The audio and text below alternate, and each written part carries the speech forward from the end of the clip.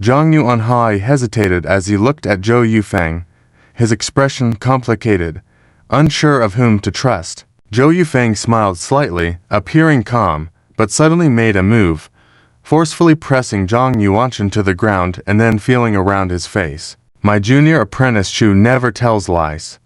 If he says you're fake, then you're definitely fake, daring to manipulate others to attack me, nearly causing me to lose my life and money.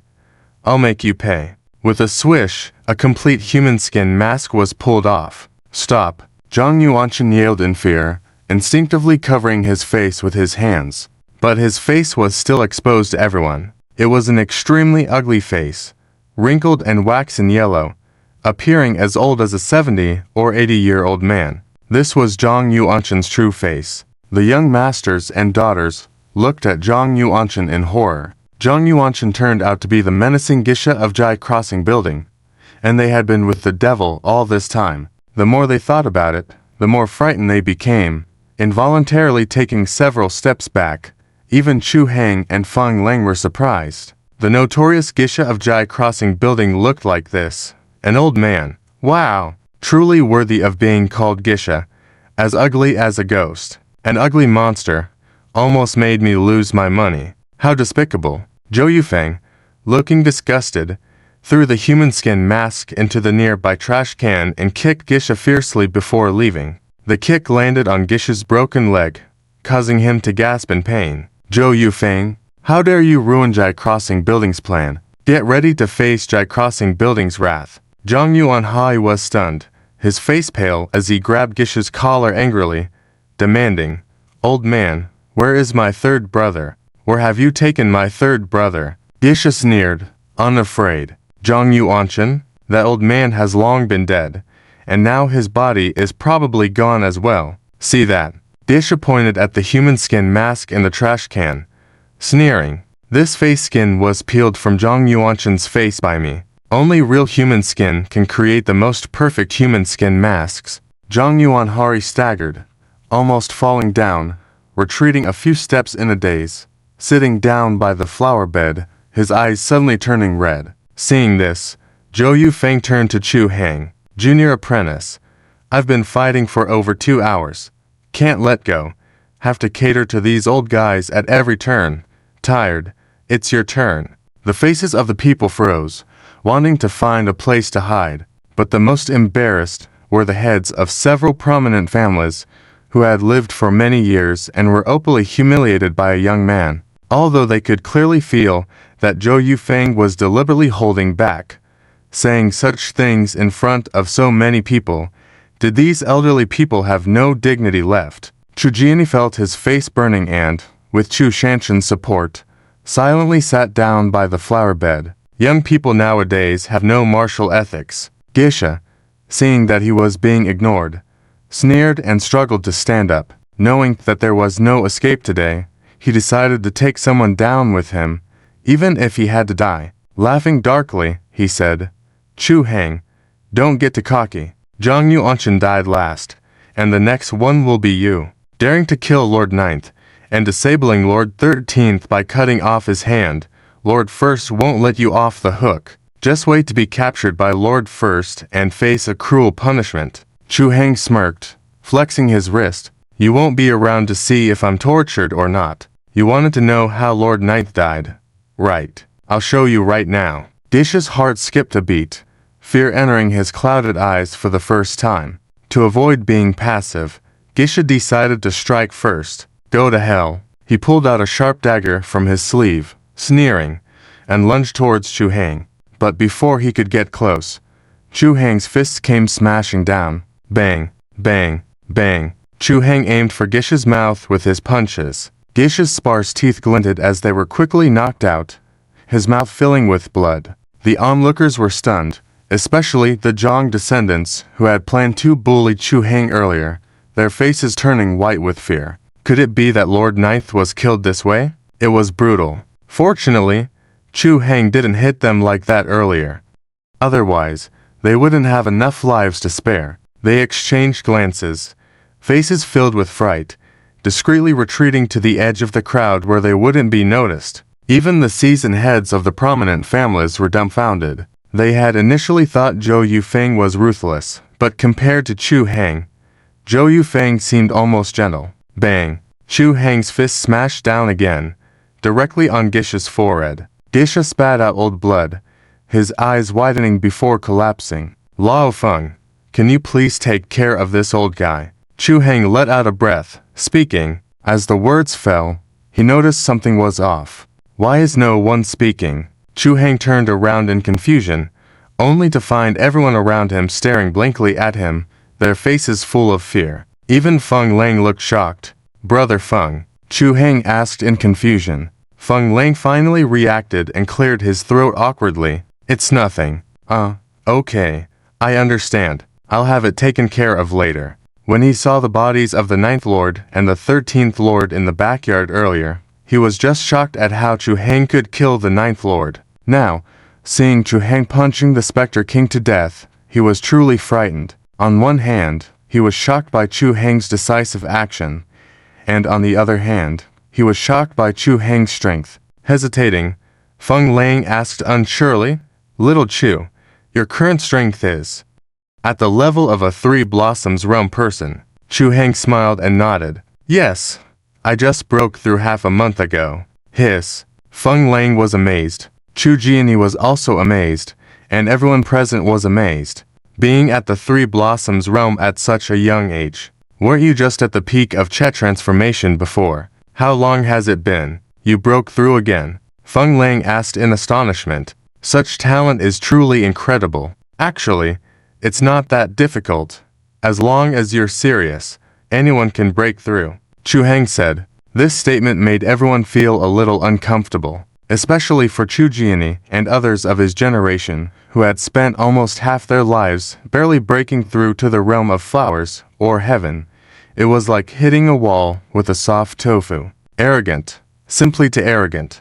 Can't these young people give these old guys a chance to survive? Little Chu, if you were so powerful, why didn't you say so earlier? You made me work so hard just now. Zhou Yufeng approached, shocked. Chu Heng smiled faintly, then suddenly punched Zhou Yufeng in the stomach, looking a bit annoyed. Senior Zhou, I just had a dream that you stole my Bing Bang. Zhou Yufeng grabbed the incoming fist, a little bewildered. Little Chu, are you crazy? You bring a dream into reality. Your Bing Bing is indeed beautiful, the big beauty of our school, but she's already married and has children. A handsome man like me. Would I covet asterisk? Zhou Yufeng said, his eyes drifting and his expression slightly unnatural as he muttered to himself. Besides, I have someone already. Chu Heng heard him clearly, observing Zhou Yufeng from head to toe, looking oddly at him. With that odd look on your face, what girl would like you? Zhou Yufeng was angry. What do you know? This is called being handsome. This is called having class. Do you have any of these good qualities? Do you? A handsome man like me has plenty of girls who like him. Just wait. I'll go back and confess to her and ask her out. Chu Heng was satisfied to learn that Zhou Yufeng had someone he liked. He didn't know who this girl was, but she must be unlucky. So, Senior Zhou plans to confess. I wonder where and when. So I can bring Bing Bing to liven things up. Zhou Yufeng glared at Chu Heng. At Shenda, the day after tomorrow. Hold on. The scene will be grander than when you proposed, and I'll use the 10,000 you gave me. Zhou Yufeng finished, then put a bill on Zhang Yuanhai's face, who was quietly wiping tears. Old man, crying for what? What a waste of my time. Hurry up and settle the bill for me. I still have to go back and confess to the person. Zhang Yuanhai stopped wiping his tears and felt like crying even more, but he dared not say anything, so he quickly had the steward bring the money over. Mr. Zhou, I really apologize for today. It's this old man being deceived by a female worker. Thank you for not going all the way in just now. This is 10,000 more, a little token of apology from my family, hoping you can accept our family's apology. Zhang Yuanhai handed Zhou Yufeng a bank card, looking apologetic. Zhou Yufeng arrogantly took it. In light of the money, let's call it even today. Old man, practice well in the future. Your strength is really too weak. And several times I almost killed you. Zhang Yuanhai felt a chill all over his body, feeling even sadder. After Zhou Yufeng left in strides, the atmosphere suddenly quieted down and became a bit awkward. Chu Jiani glanced at the bodies on the ground, then at the dejected Zhang Yuanhai, sighing. It seemed that Jiang's family had no intention of hosting the gathering of heroes today, so he overstepped a bit. Everything that just happened was instigated by Jai Crossing Lu. Now that it's resolved, the gathering of heroes will continue as scheduled. First of all, we must discuss countermeasures and root out the spies planted by Jai Crossing Lu in various noble families, and retaliate against Jai Crossing Lu. Chu Jiani said loudly, with 2 deaths and 1 injury at Jai Crossing Lu today. Given their vengeful nature, they will certainly retaliate fiercely against our noble families. We must quickly come up with countermeasures. We cannot afford to be manipulated like today. His words were impassioned and resounding, awakening everyone present as if from a dream. Light shone in Zhang Yuanhai's dim eyes, and he suddenly stood up, full of hatred. Senior Chu is right. We must fight back. Today, Jai Crossing Lu dared to kill my 3rd brother, dared to sow discord between our noble families and Zhou Yufeng, dared to use our noble families as pawns. Tomorrow, Jai Crossing Lu will dare to wipe out our entire clan. We must unite and stand together against outsiders. Zhang Yuanhai immediately became spirited, had the aftermath cleaned up, and invited the heads of all the noble families into the reception room. Chu Heng looked around, thinking that he had nothing to do, and the people who needed to be dealt with had already been taken care of. Even if there were spies from Jai Crossing Lu in Penglai Villa, there would be no trouble. Brother Feng, I'll leave the rest to you. Let me know if you need anything. I'm heading back now. Chu Heng bid farewell to Feng Lang and was about to leave. Wait, Mr. Chu. But before he could go, he heard Chu Jiani and Zhang Yuanhai speak in unison. Do you have something else? Chu Heng asked in confusion. Chu Jiani touched his nose and looked a little embarrassed. Mr. Chu, I'm ashamed. You solved everything by yourself today, and we old folks each contributed a little effort. We are already old. Without Mr. Chu's wisdom, the upcoming discussion is very important to our noble families. I hope Mr. Chu can provide us with some advice. Zhang Yuanhai nodded and requested, Mr. Chu, I apologize for Han Yun's earlier rudeness and my impetuosity just now. I was blind. I hope Mr. Chu can overlook the past and give us some advice. This gathering cannot proceed without Mr. Chu. Chu Heng remained calm. Let's forget about this matter. Dealing with the star-picking tower is of great responsibility, and I am, thus a small voice, unable to provide any good advice, he said. You are all veteran clan leaders, experienced and wise. I suggest you discuss this matter amongst yourselves. Besides, I am covered in blood, which is inconvenient and would also avoid scaring others, Chu Heng added, glancing at the noble youths around him. Wherever his gaze landed, everyone's eyes flickered, hesitant to meet his gaze. Seeing this, Chu Jiani frowned disapprovingly. All of you have been spoiled. It's just a matter of killing someone. What's there to fear? It's just a chicken. Let me tell you the truth. My Chu family's ancestors crawled out of piles of dead bodies. Today, Chu Heng exposed the conspiracy of the star-picking tower and saved us. How can you treat your benefactor like this? After hearing this, everyone felt ashamed. Indeed, if it weren't for Chu Heng, they would either have died at Zhou Yufeng's hands or at the hands of the star-picking tower. However, they were all pampered noble youths, unaccustomed to such situations. They feared that Chu Heng might also turn against them like this. They were not like the desperate characters of the star-picking tower, who would die miserably. Old Chu, weren't you scared just now too? And you're talking about us, a young man in the crowd said softly. Chu Jiani's expression stiffened. He pretended to be angry. Anyway, Chu Heng is your savior and a role model. You should all learn from him. Reluctantly, everyone nodded. It was true.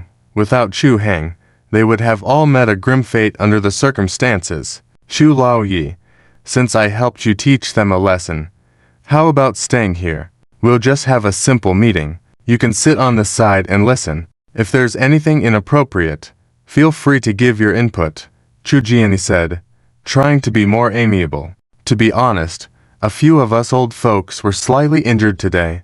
With you here, we can be more at ease. Gesturing camaraderie, Chu Jiani persuaded Chu Heng to stay. Chu Heng hesitated for a moment, but decided to decline. However, before he could speak, Chu Jian approached him and whispered something in his ear. Chu Heng's expression changed slightly. After a moment of contemplation, he nodded. In that case, I'll trouble Elder Zhang. Zhang Yuanhai, feeling delighted, immediately took Chu Heng to change clothes and clean the bloodstains from his body. Half an hour later, Chu Heng reappeared in the front yard reception room in a casual gray outfit. The clothes weren't branded, but Chu Heng knew they were certainly valuable. They seemed to be meticulously handmade by a renowned design studio, and he had worn similar outfits before, each costing nearly 1,000,000 yuan. Zhang Yuanhai was willing to splurge for Chu Heng's attire. In the reception room, 7 or 8 old men sipped tea calmly, but their eyes couldn't help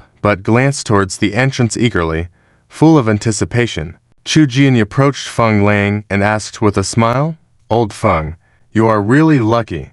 How did you meet Chu Heng? Can you tell us? So, we can share some of the luck." Others showed some contempt as Chu Jian shamelessly tried to flatter Feng Lang, attempting to uncover connections.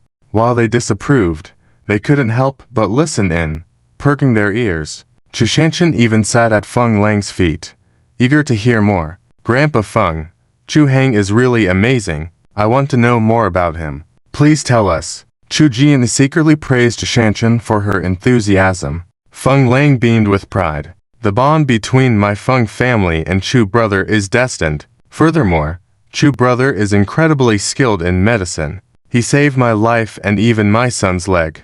Without Chu brother, there would be no Feng family today. Chu Lao too. Your mind is known to me, but the decision ultimately lies with Chu brother." Feng Lang wisely acknowledged that Chu Heng was extraordinary and wouldn't be easily swayed. Zhang Yuanhai joyously laughed. "Thank you, Feng brother. I genuinely appreciate Chu Heng. He is powerful and reliable. If he weren't already married, I would consider marrying Shanshan to him." Chu Shanshan interjected, "Grandpa, what are you saying? I only treat Chu Heng as a real brother. I have no other intentions." She was speechless. Were the elders always looking to match their daughters or granddaughters with such excellent men these days? Shouldn't familial influence and heritage play a role in alliances now? Ha ha, I am behind the times. Chu Jian laughed heartily, pleased. "What are you all chatting about so happily?" At this moment, Chu Heng entered and sat beside Feng Lang. Energized by Chu Heng's presence, the group engaged in light conversations before transitioning into the day's main topic. "Mr. Chu, how do you view today's events?" Zhang Yuanhai was the first to inquire. He was deeply shaken by the day's events, slumping tiredly in his chair, looking visibly aged and fatigued. Despite this, he pushed through to participate in the discussion, driven solely by a desire to seek revenge for Zhang Yuanshan. Chu Heng looked at Zhang Yuanhai and the others. "To be honest, I have only recently encountered the star-picking tower. I don't know much about it. How about letting everyone else speak first?" With a collective glance, all eyes turned to Zhang Yuanhai. Today, the biggest sacrifice should be the Zhang family. At this moment, it is most appropriate for the Zhang family to speak first. Zhang Yuanhai wiped his crimson eyes and said, "To be honest with everyone, from now on, my Zhang family and the Jixing Tower have formed an unending private feud. I will lead all the Zhang family members to dismantle the Jixing Tower and seek revenge for my third brother. If you are willing to assist, my Zhang family will be endlessly grateful. But if you choose to stand by and watch, my Zhang family will not blame you. This is the feud between my Zhang family and the Jixing Tower." The expressions of the people present became solemn for a moment. After a while, the head of the Li family spoke in a deep voice. "What Elder Zhang said is true. We are all major families and are united. Today, if the Jixing Tower dares to act against the Zhang family, tomorrow we'll dare to act against all of our major families. Helping you is also helping ourselves. We have no choice but to take action and will not stand idle by." The others nodded in agreement. So, how do we eliminate the Jakesing Tower? Since its establishment, the Jakesing Tower has had unpredictable movements. We know very little about them. How can we deal with them? Chu Jianyi asked. The room fell silent at these words. This was indeed the primary challenge they faced. The Jakesing Tower was like a monster lurking in the darkness, ready to strike when you least expected it. Over time, the major families had been repeatedly ambushed and thwarted by the Jakesing Tower. Despite numerous investigations, they had yet to find any valuable information. If the Jakesing Tower continued to grow, the major families might find it difficult to establish a foothold in the future. There is one thing I think everyone should know, suddenly said Chu Heng. The members of Bai Kuje looked at him in confusion. Chu Heng then recounted his experience of falling into a trap at Penglai Villa earlier that day and inadvertently entering an ancient formation. After hearing this, their faces changed. Mr. Chu, are you suggesting that collusion between the Zhang family and the Jakesing Tower led to today's events? Asked Elder Li with a stern expression, leaving no room for doubt. Zhang Yuanhai became anxious. It's impossible. Absolutely impossible. My Zhang family has an irreconcilable hatred with the Jakesing Tower. It is inconceivable that the members of my Zhang family would collude with them. I wish to personally destroy the Jakesing Tower. The expressions of the others were complex, but they also knew that Zhang Yuanhai's words were true. Elder Li realized he misspoke and quickly clarified. Please forgive me, Elder Zhang. That's not what I meant. Penglai Villa belongs to the Zhang family, their people are everywhere, and this year, they are hosting the Gathering of Heroes. For the Jakesing Tower to set up such a huge trap at Penglai Villa, it must have required a significant amount of manpower and resources. Before Elder Li could finish his sentence, his expression changed. To set up an ancient formation under the Zhang family's noses indicated that the Jakesing Tower had long embedded a large number of personnel in the Zhang family. Not just in the Zhang family, but there were likely a significant number of Jakesing Tower sympathizers within all the major families. The group exchanged glances, their expressions turning fearful. Our immediate priority is to quickly identify the traitors within the family, Feng Lang said sternly. The almost overthrow of the Feng family in the past was still fresh in their minds. They hadn't expected a similar situation to occur within the Zhang family so soon. Chu Heng nodded. Brother Feng is right. Our first step is to root out the traitors. The Jakesing Tower has suffered a severe setback this time, and retaliation is imminent. We must root out the traitors before retaliation occurs, and it must be done in secret to avoid alerting the Jakesing Tower. But how do we identify the traitors? Asked Shishanshan, puzzled. Zhang Yuanhai snorted. Any traitor will show their true colors. There's no need to worry. My Zhang family has a way to identify the traitors. The others nodded in agreement, expressing their readiness to secretly weed out the traitors. Perhaps we can use the traitors to give a big gift to the Jakesing Tower. Chu Heng suggested softly. Following that, Chu Heng and the others discussed their plan. Their eyes lit up after hearing it, indicating they would follow Chu Heng's plan. After the meeting, Chu Heng went to a pavilion in the backyard of Penglai Villa, accompanied by Feng Lang. Initially planning to leave, Chu Heng changed his mind after a word from Chu Jianyi. Chu, you're not being deceived by that old man, Chu Jianyi. Are you? You've only met him today. How could he pass on the Chu family's heritage to you? Feng Lang said discontentedly as they sat in the pavilion awaiting further developments. Chu Heng understood the point. He knew that something valuable like the Chu family's heritage wouldn't be handed over easily. His branch of the Chu family was a peripheral branch of the Southern Chu family. He wondered if the Southern Chu family's legacy had any connection to the Chu family's heritage he possessed. Perhaps Chu Jianyi would know the secret within the bronze plates. Before departing for the Gathering of Heroes, Chu Heng had studied the bronze plates multiple times, but had yet to comprehend their significance. Maybe this was an opportunity. Brother Feng, don't worry. Let's wait for Elder Chu to explain, Chu Heng said. HMPH. Feng, it seems you, an old man who's lived more than half a century and is almost in the grave, lack patience. Chu Jianyi closed his eyes and said, I am the head of the Chu family and, strictly speaking, Chu Heng's elder. Would I deceive a junior? Chu Heng not only saved my granddaughter, but also saved me. Am I such an ungrateful person? It's preposterous. An angry voice came from behind. When they turned around, they saw Chu Jianyi walking over with the help of Chu Shanshan, his face filled with anger. Feng Lang felt embarrassed. As the proud head of the Feng family in the northeast, he couldn't bow down to Chu Jianyi. He snorted and replied discontentedly, "Who knows if you, this old man, are exactly that kind of person." Almost enraged, Chu Jianyi glared at Feng Lang before sitting down. Chu Shanshan looked helplessly at the stubborn old man. "Grandpa, didn't you say you had something to tell Chu Heng? Hurry up. Chu Heng still needs to return." After a brief interaction, Chu Shanshan learned that Chu Heng already had a beautiful wife in their family. Perhaps his sister-in-law was waiting for him to return. She stole a glance at Chu Heng, feeling a bit guilty. Without her brother's permission, she had already called his sister-in-law. Wouldn't Chu Heng be upset? Right.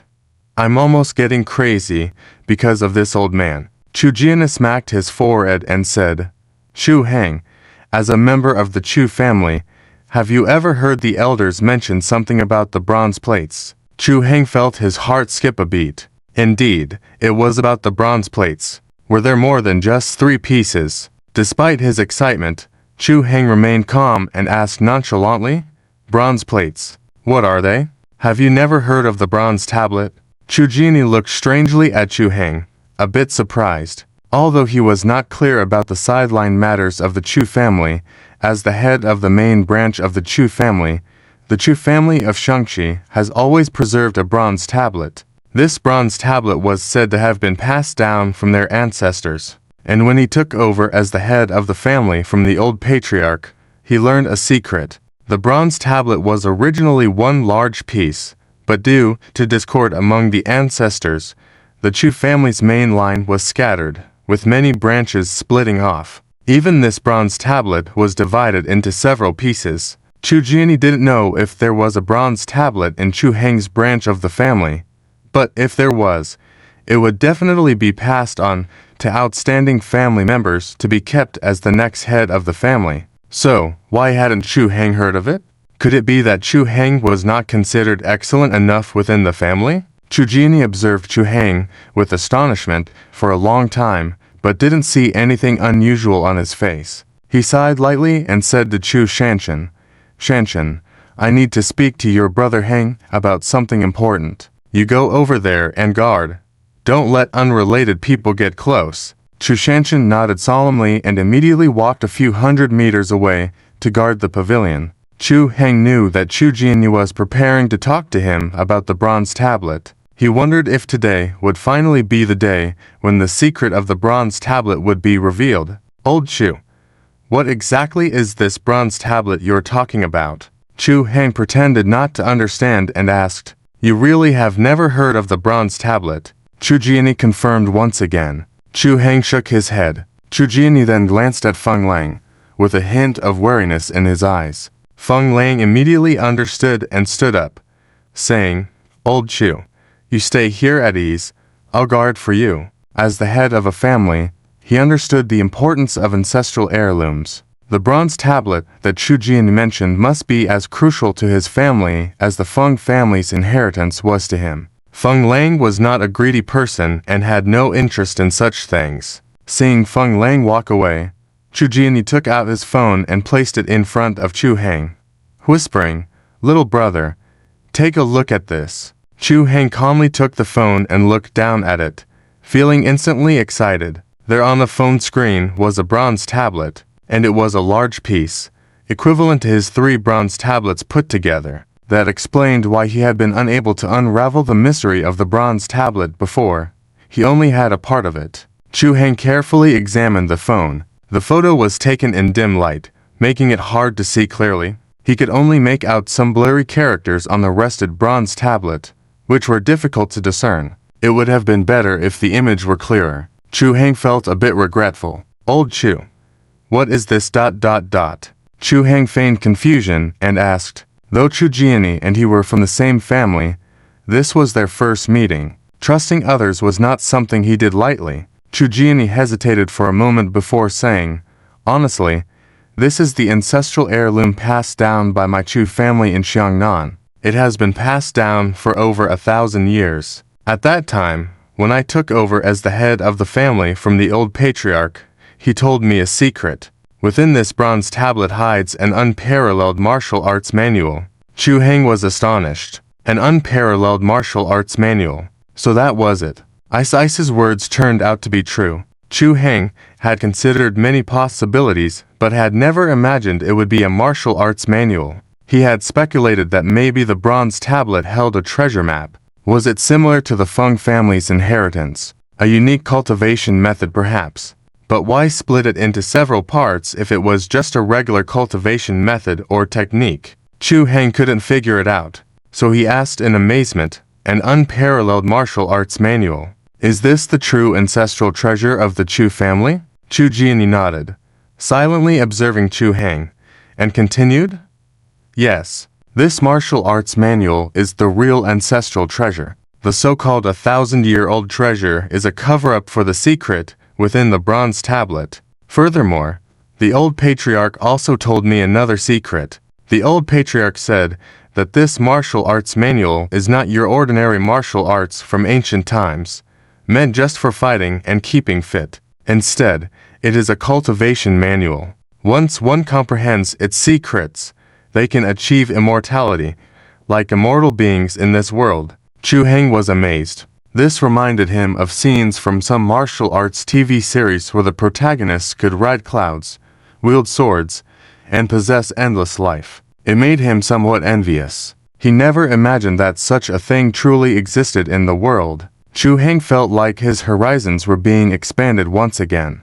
However, Chu Jianyi had shared such an important matter with him during their first meeting. "Old Chu, why didn't you just say what you wanted to say from the beginning?" Seeing Chu Heng's shocked expression, Chu Jianyi was sure he truly didn't know about the bronze tablet. He felt a bit disappointed. He had told Chu Heng about the bronze tablet for his own reasons. Chu Jianyi sighed and said, "Originally, I thought you would have fragments of the bronze tablet, and I wanted to collaborate with you to gather all the pieces and comprehend the cultivation secrets within, to live a long life.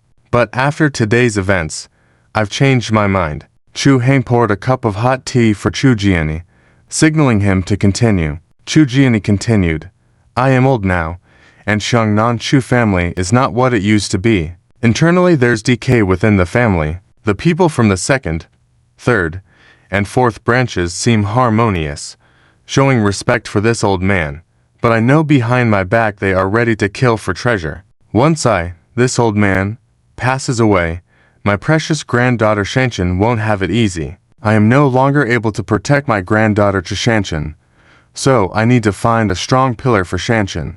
Before today, I thought I could fight a little longer, but seeing you and Zhou Yufeng today, I understand that some things are already destined. I reached the Three Flowers summit after a lifetime of practice, while you and Yufeng have already achieved great success at a young age. That's fate. I'm already 76 this year and don't have many years left. If you are willing to take care of Shanshan after my passing, shoulder the heavy responsibility of our Xiangnan Chu family, I am willing to hand over the bronze tablet to you, rather than entrust the bronze tablet to those damn family members.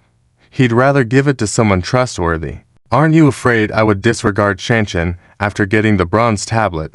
Chu Heng questioned, his mind stirring. Chu Jianyi chuckled softly. "I have lived a long life and have never been wrong about people. I believe you won't disappoint me. Shanshan also trusts you. Entrusting Shanshan to you, I can rest assured. But you can also rest assured, I won't let Shanshan burden you. When the time comes for her to meet the right person, you only need to be her maternal family and see her off when she gets married." Chu Heng glanced at Chu Shanshan playing with ants boredly, sitting cross-legged on the grass not far away. He then looked at Chu Jianyi, who had turned pale, hesitated for a moment, then smiled and refused.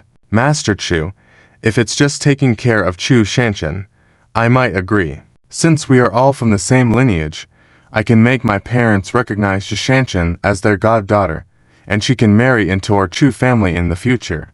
But the burden of the Chu family in Xiangnan is too heavy.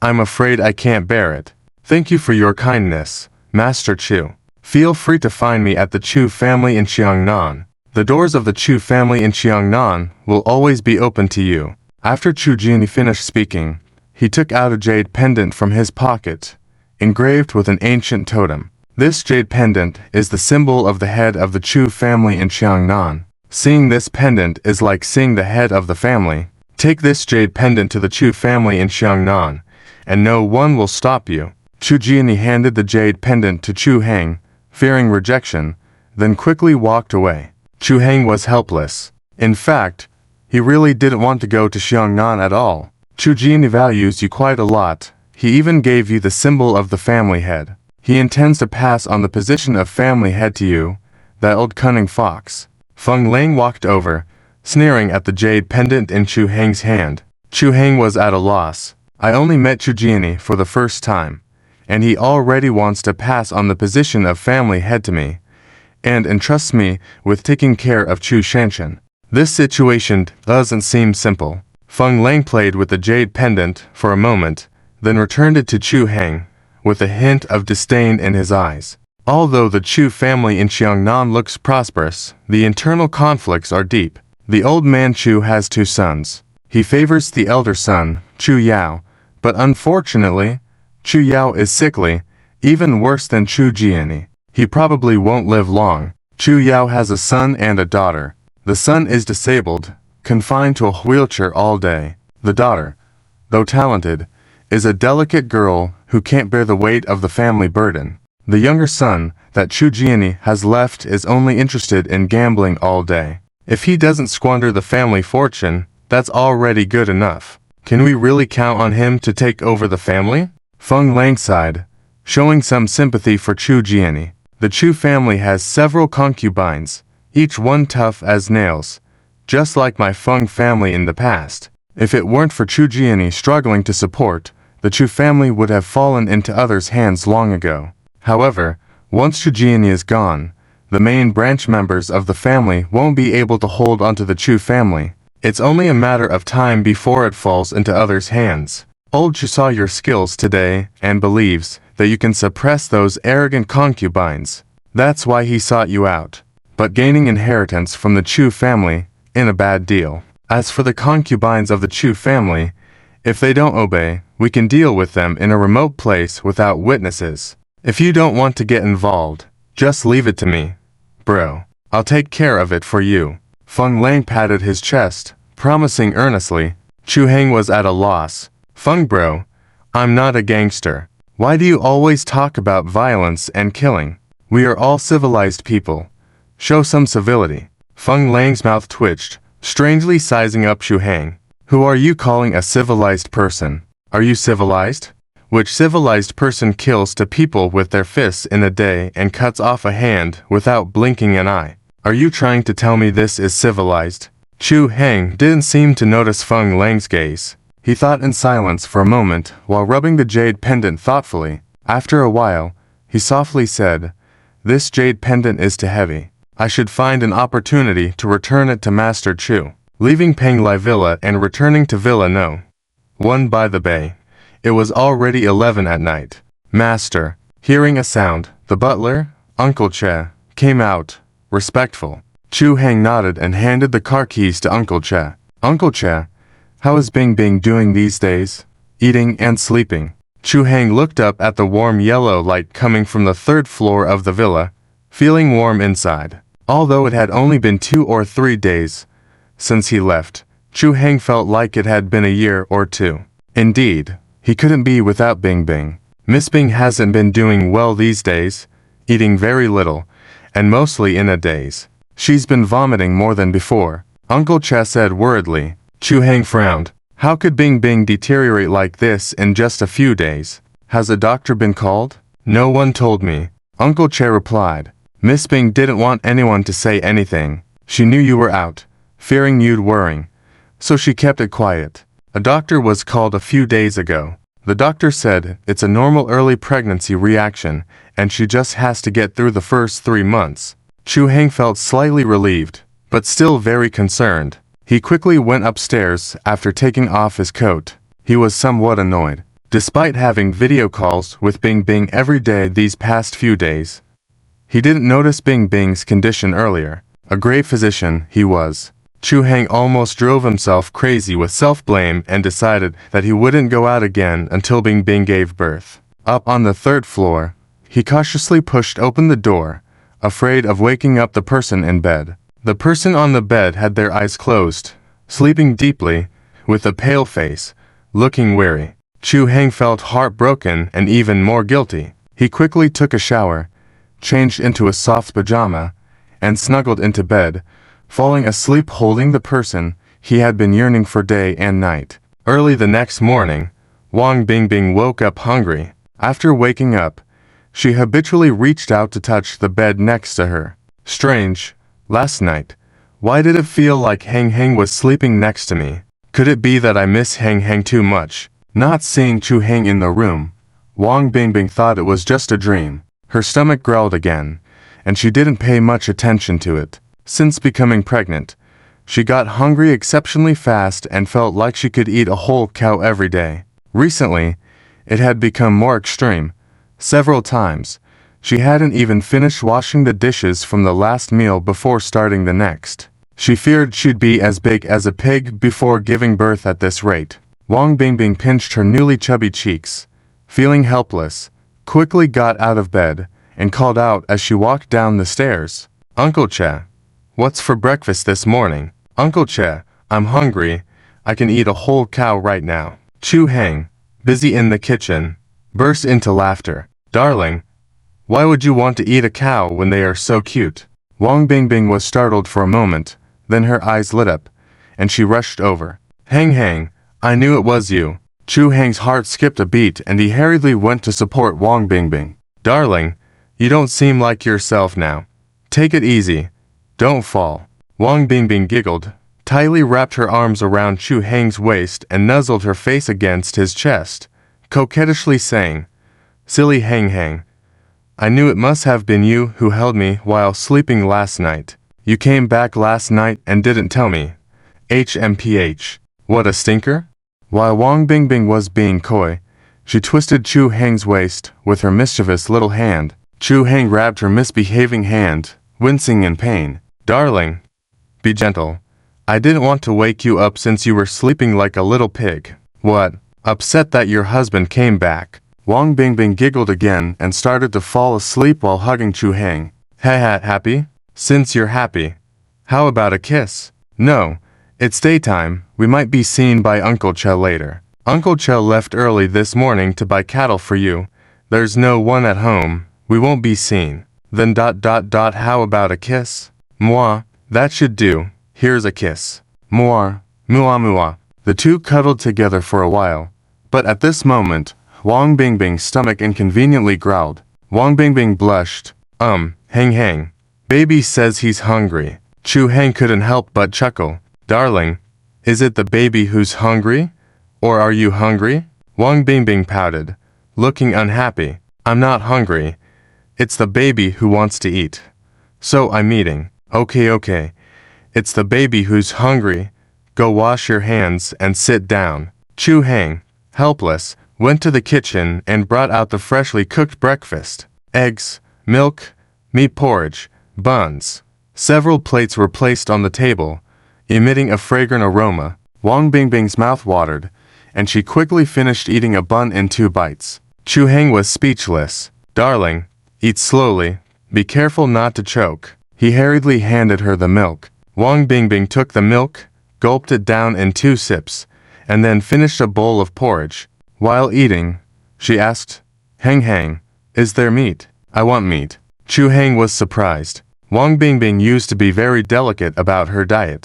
"Bingbing, your health has always been a big deal to me, and severe morning sickness needs to be checked by a doctor." Chu Heng felt something. His face slightly changed, and his brows furrowed. "Bingbing, you seem to be eating more lately, and you're more tired than before, right?" Wang Bingbing nodded blankly. Yes. Why, is it important?" Wang Bingbing was frightened by Chu Heng's stern expression, her face turning pale. Chu Heng shook his head, stood up, stared at Wang Bingbing for a moment with a solemn expression, and didn't say a word. Hang, what? What is it? Don't scare me. Wang Bingbing panicked, her voice trembling, already imagining the worst outcome. Could it be that there's something wrong with the baby? Wang Bingbing's mouth curved, tears ready to fall. Darling, wait here for a moment, I'll make a call. Chu Heng patted Wang Bingbing on the shoulder, then walked heavily to the kitchen. Wang Bingbing cried, her eyes rolling in her sockets, but before she could start blaming herself, she heard Chu Heng loudly on the phone. Mom, let me tell you some good news. You're going to be a grandmother again. Woohoo! Chu Heng clenched his fist tightly, excitedly jumping in place like a chubby child. Wang Bingbing looked puzzled. Her tearful eyes turned back to look at Chu Heng in astonishment. On the other end of the phone, Hozuking was momentarily stunned, then scolded. What nonsense are you talking about? Didn't you already know that Bingbing is pregnant? Early this morning. Are you still half asleep? No, Mom. I mean, you're going to be a grandmother again. No, I mean you'll be the grandmother of 2 babies.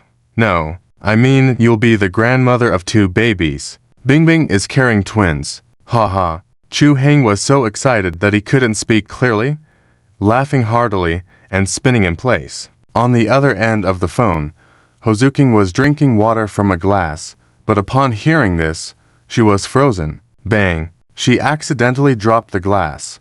Luckily the water was cold and didn't scald her. What's wrong? What's happening? Hearing the commotion, Chuzhong looked over in confusion, then suddenly felt a pang in his heart. Could something have happened to Bingbing? Why is this rascal Chu Heng taking care of Bingbing? Give me the phone. Hozuking directly hung up the phone, full of excitement. Chuzhong was getting anxious. Oh dear, what happened to Bingbing? Hurry, tell me. Forget it. Come with me to the mall. Let's go buy something. Without saying another word, Hozuking grabbed Chuzhong and left. Chuzhong was left bewildered. He shook off Hozuking's hand, scolding her. What's wrong with you, going shopping when Bingbing is in trouble? How can you be a mother-in-law like this? If you want to go by yourself. I'm going to see Bingbing. With that, he left for Haiguan No. 1. Hozuking was both angry and amused, and her final palm landed on Chuzhong's back. Do you plan to go see your 2 grandsons empty-handed? Chuzhong froze. What 2 grandsons? Where did the 2 grandsons come from? It seemed like he remembered something, and Chuzhong suddenly gasped. Are you saying? Hozuking nodded with a smile. That little rascal us called, saying Bingbing is pregnant with twins. Should we buy another gift? Chuzhong couldn't catch his breath, his face turning red. After a moment, he burst out laughing excitedly. Ha, that little rascal is really something. Truly worthy to be my son. Let's go to the mall to buy gifts for my grandson and granddaughter. We can't forget Bingbing's gifts and supplements. With that, he laughed heartily, wrapping his arm around Hozuking's shoulder, striding towards the parking lot. In the living room of the Wang family villa, Wang Enfu was lying on a lounge chair, soaking up the sun, contemplating whether to allocate 2/3 of Wang family company's shares to the unborn baby when his phone suddenly rang. Hey, Chu buddy, I was just thinking about you guys. Let's chat about allocating shares to the babies in Bingbing's belly. Wang Enfu chuckled. Suddenly, he was stunned and almost jumped from the chair. What? Chu buddy, don't fool me. Is this true? Ha. Okay. That's great. It's a huge joy. Wang Enfu chuckled heartily. You are really lucky. Yes.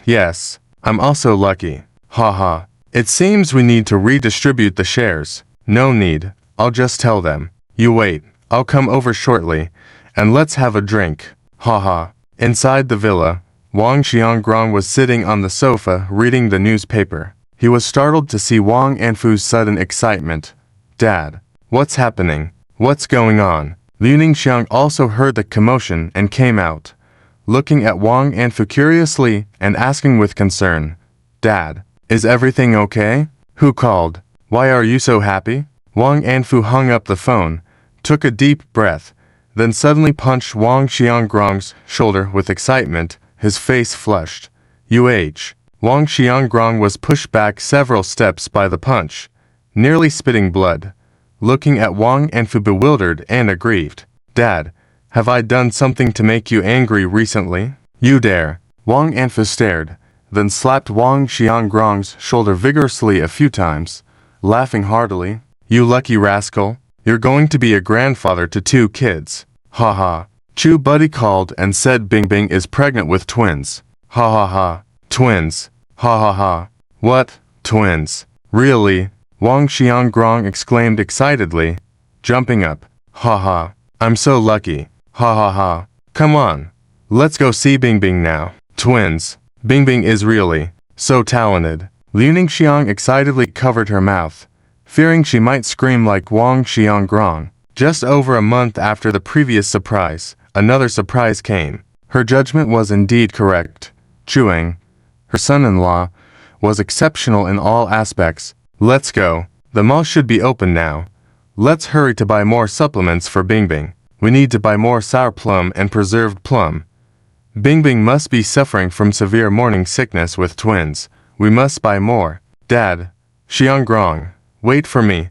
I'll change into something else. Liu Ningxiang left a hurry and rushed to change her outfit in the room. Wang Anfu and Wang Xiangrong, seeing this, hurried back to change into a custom-made suit, radiant and eager, their faces filled with anticipation, as if the 2 children were about to be born today. Hearing the commotion, Wang Yaozu gradually came downstairs and saw the 3 of them standing at the door in their custom suits, eyes shining brightly. Mom, Dad, Grandpa, are we going to a party this early? Wang Yaozu asked dazedly.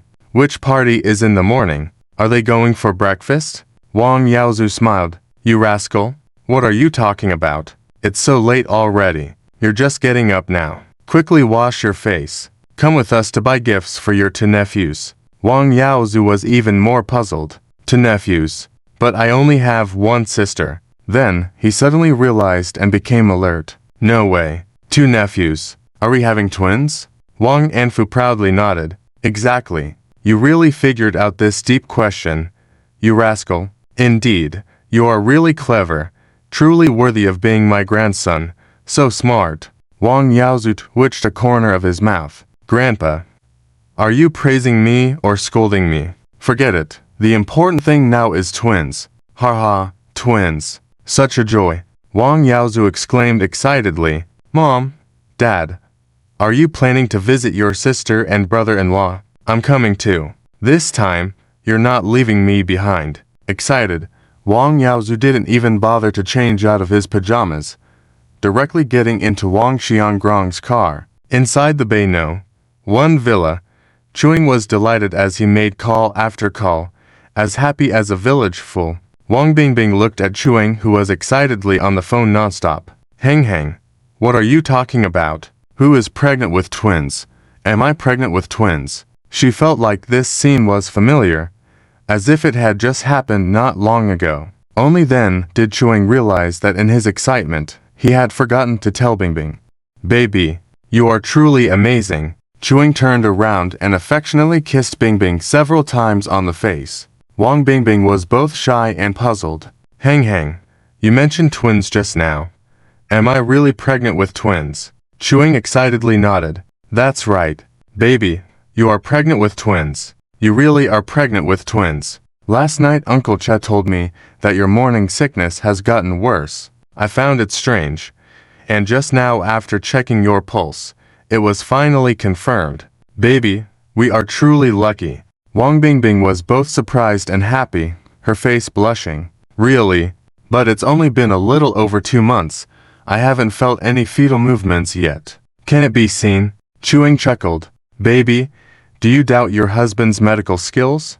Wang Bingbing recalled the time when he was staying with the Feng family in the northeast. Chu Heng helped heal a large group of people from the Feng family's ailments. Within a few months, Feng Lang's young son Feng Feng was able to stand up again. It's worth noting that Feng Feng had broken his leg at a very young age, and many doctors had said it was incurable. In the end, it was still Heng who healed him. Even Feng Lang's poison was cured by Hang Hang. What Hang said about twins must be true. Wang Bingbing's eyes teared up with joy. She gently touched her still flat stomach, her expression gentle and full of love. I never thought I could be the mother of 2 babies. I'm so fortunate. Hang, all this luck is because of you. Seeing Wang Bingbing like this, Chu Heng's heart softened.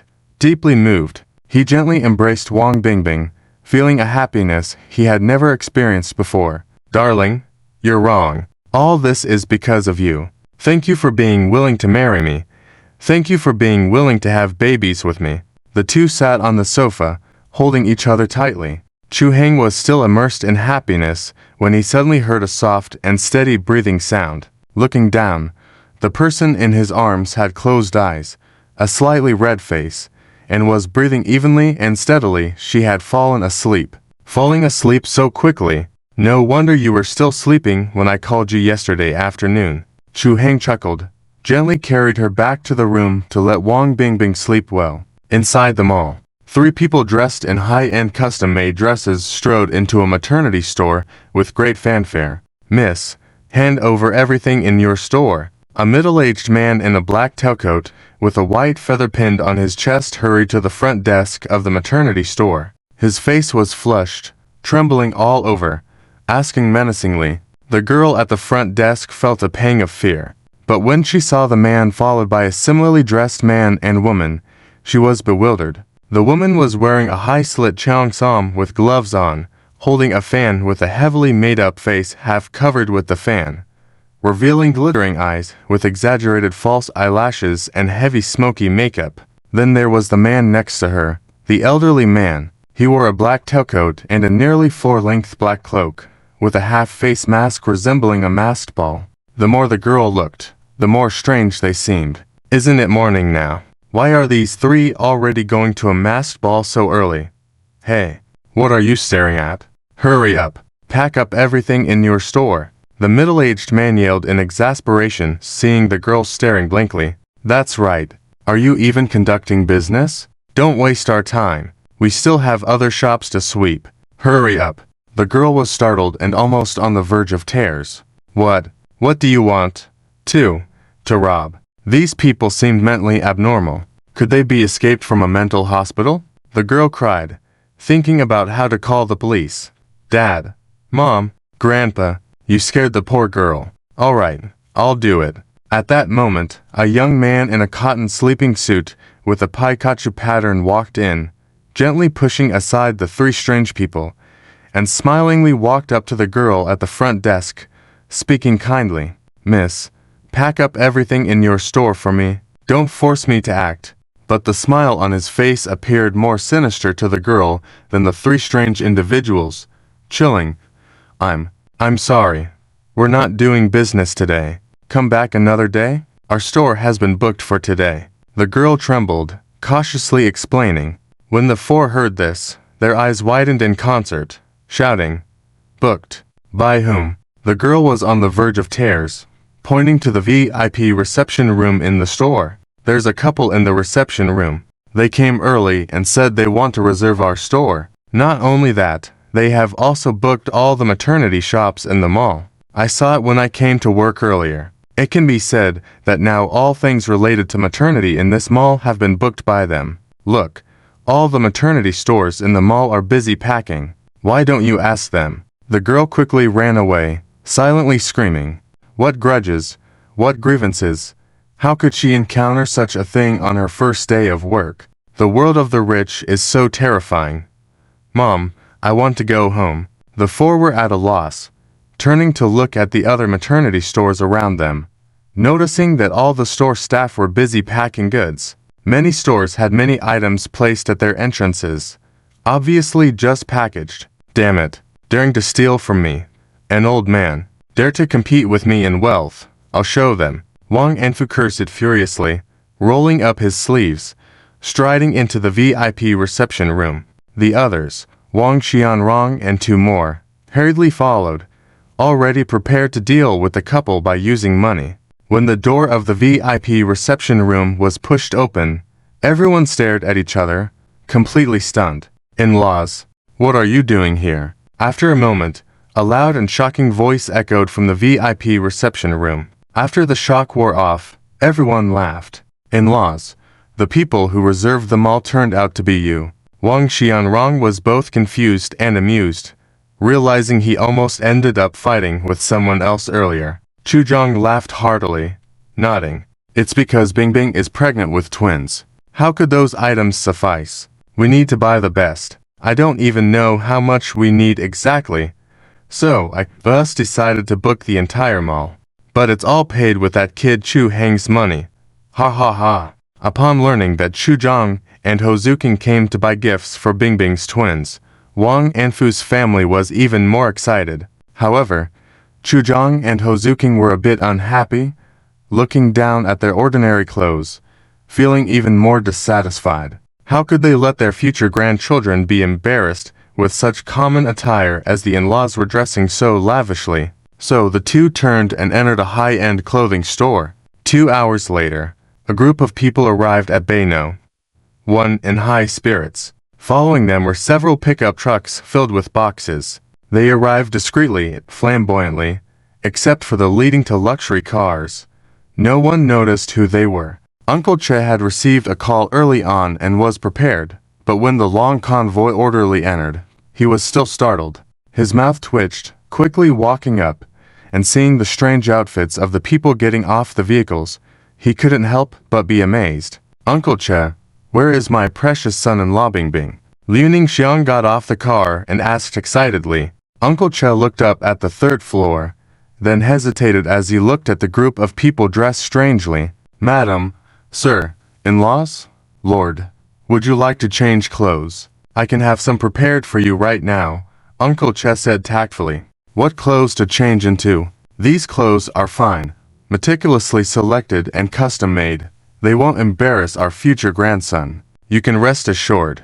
Wang Anfu patted Uncle Qi's shoulder and walked in with a smile. Uncle Che hesitated but ultimately didn't say anything. Just then, with a groggy mind, Bingbing, who had just woken up, walked down from upstairs. When she saw the group of people, she gasped and was stunned. Oh my goodness, what is going on here? She exclaimed, completely dumbfounded. Darling, what's happening? Chu Heng heard the commotion and rushed downstairs from the study. When he saw the group of people standing in the living room in their various bizarre costumes, he was also taken aback. A sea captain with a dark complexion, wild hair, and a black eye patch, a plump Batman. A slightly overweight Captain America carrying a shield and wearing a mask. A girl with smudged makeup but dressed in a schoolgirl's outfit, and, well, this one seemed relatively normal, just wearing a Pikachu-themed cotton autumn outfit, messy hair, unwiped sleep from the corners of their eyes, bloodshot eyes indicating they had stayed up all night. Chu Heng opened his mouth, but it took him a while to find his voice. Are you cosplaying? The group of people looked down at their own costumes, then back at Bingbing, who was both stunned and shocked, before realizing how they were dressed. They felt a bit regretful. It's all your fault. You started it?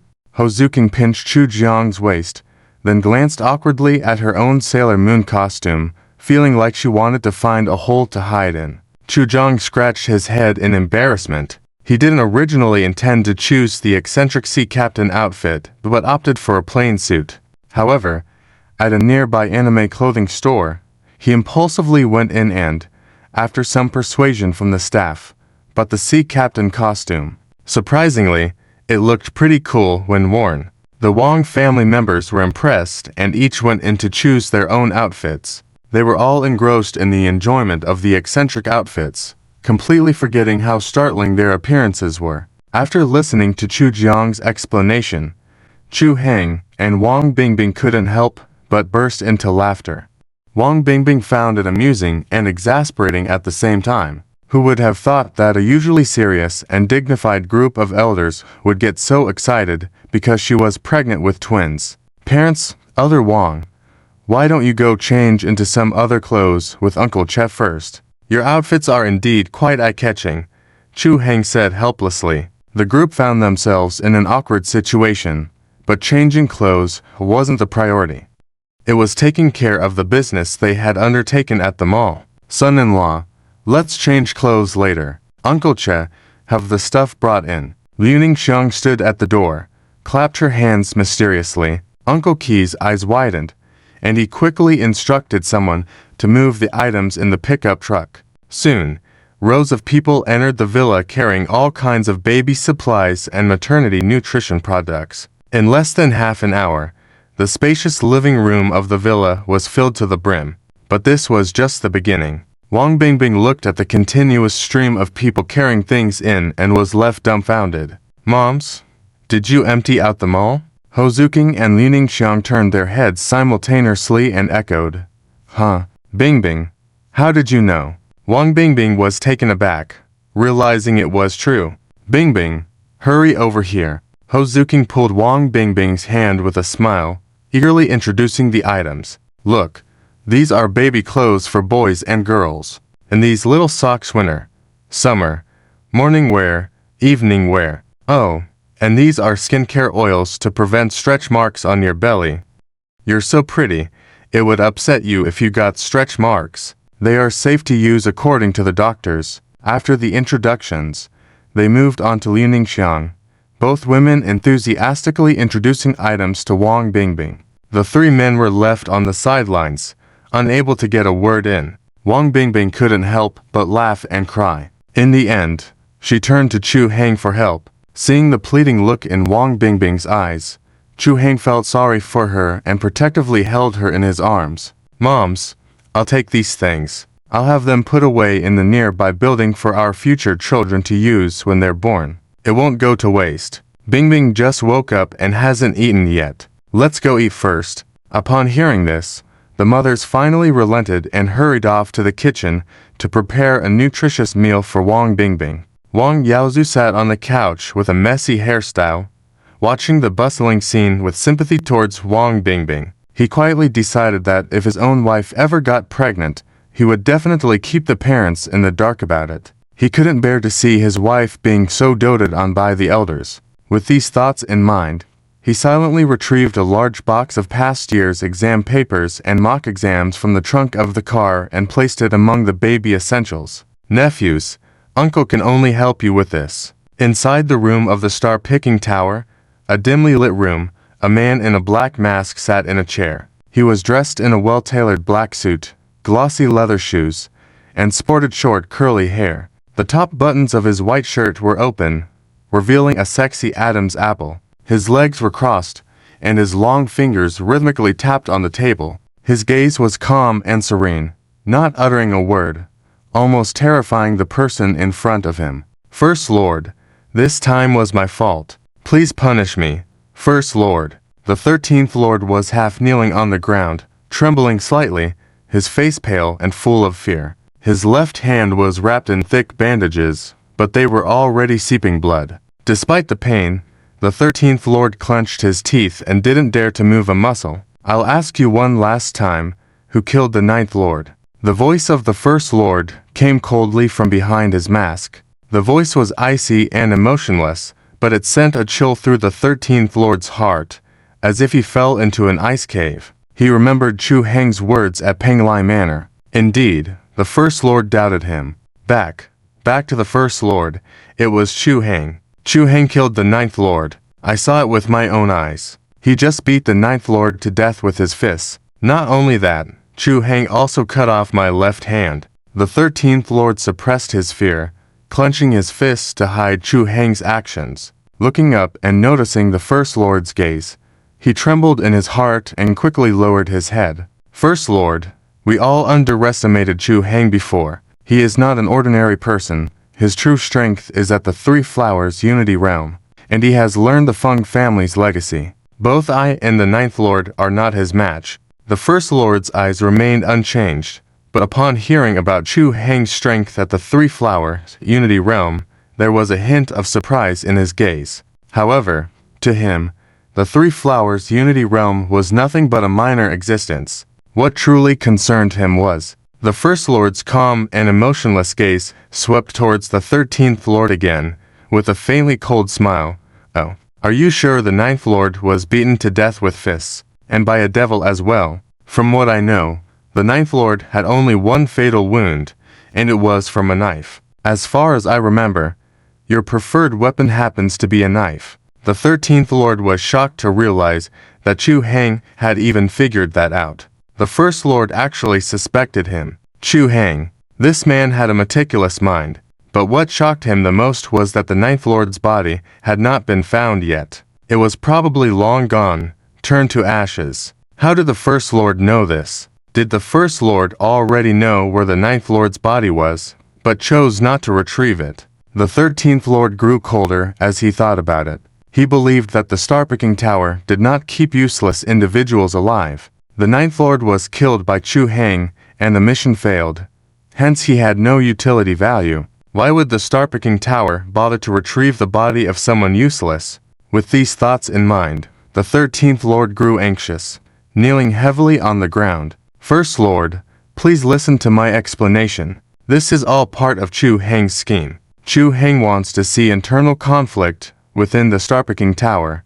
That's why he deliberately did this. I really did not kill the Ninth Lord. Just think, with my peak cultivation level, how could I have possibly killed the Ninth Lord? Perhaps the 13th Lord's words had an impact, as the First Lord, after observing him for a moment, suddenly chuckled. Your words make some sense, but it doesn't mean you are completely free from suspicion. After all, the fatal wound on the Ninth Lord was caused by you. I know that you are innocent, and everything was orchestrated by a female infiltrator. However, if I were to do this, and others in the Star-Picking Tower found out, wouldn't everyone start imitating? The First Lord tilted his head slightly, his hand against his temple, looking troubled. 13th Lord, how do you think this matter should be handled? The 13th Lord raised his head abruptly, only to see the boundless chill in the First Lord's eyes, shattering his only hope. I understand.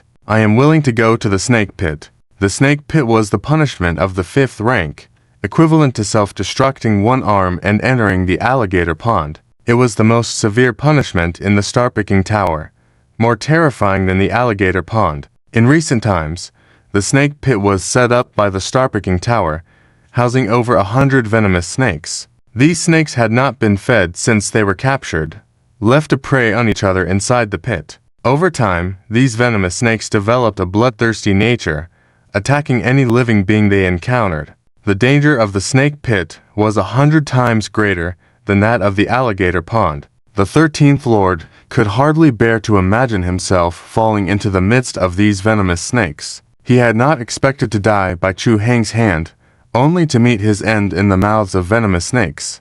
But no, I cannot accept this fate. I have yet to claim the highest position.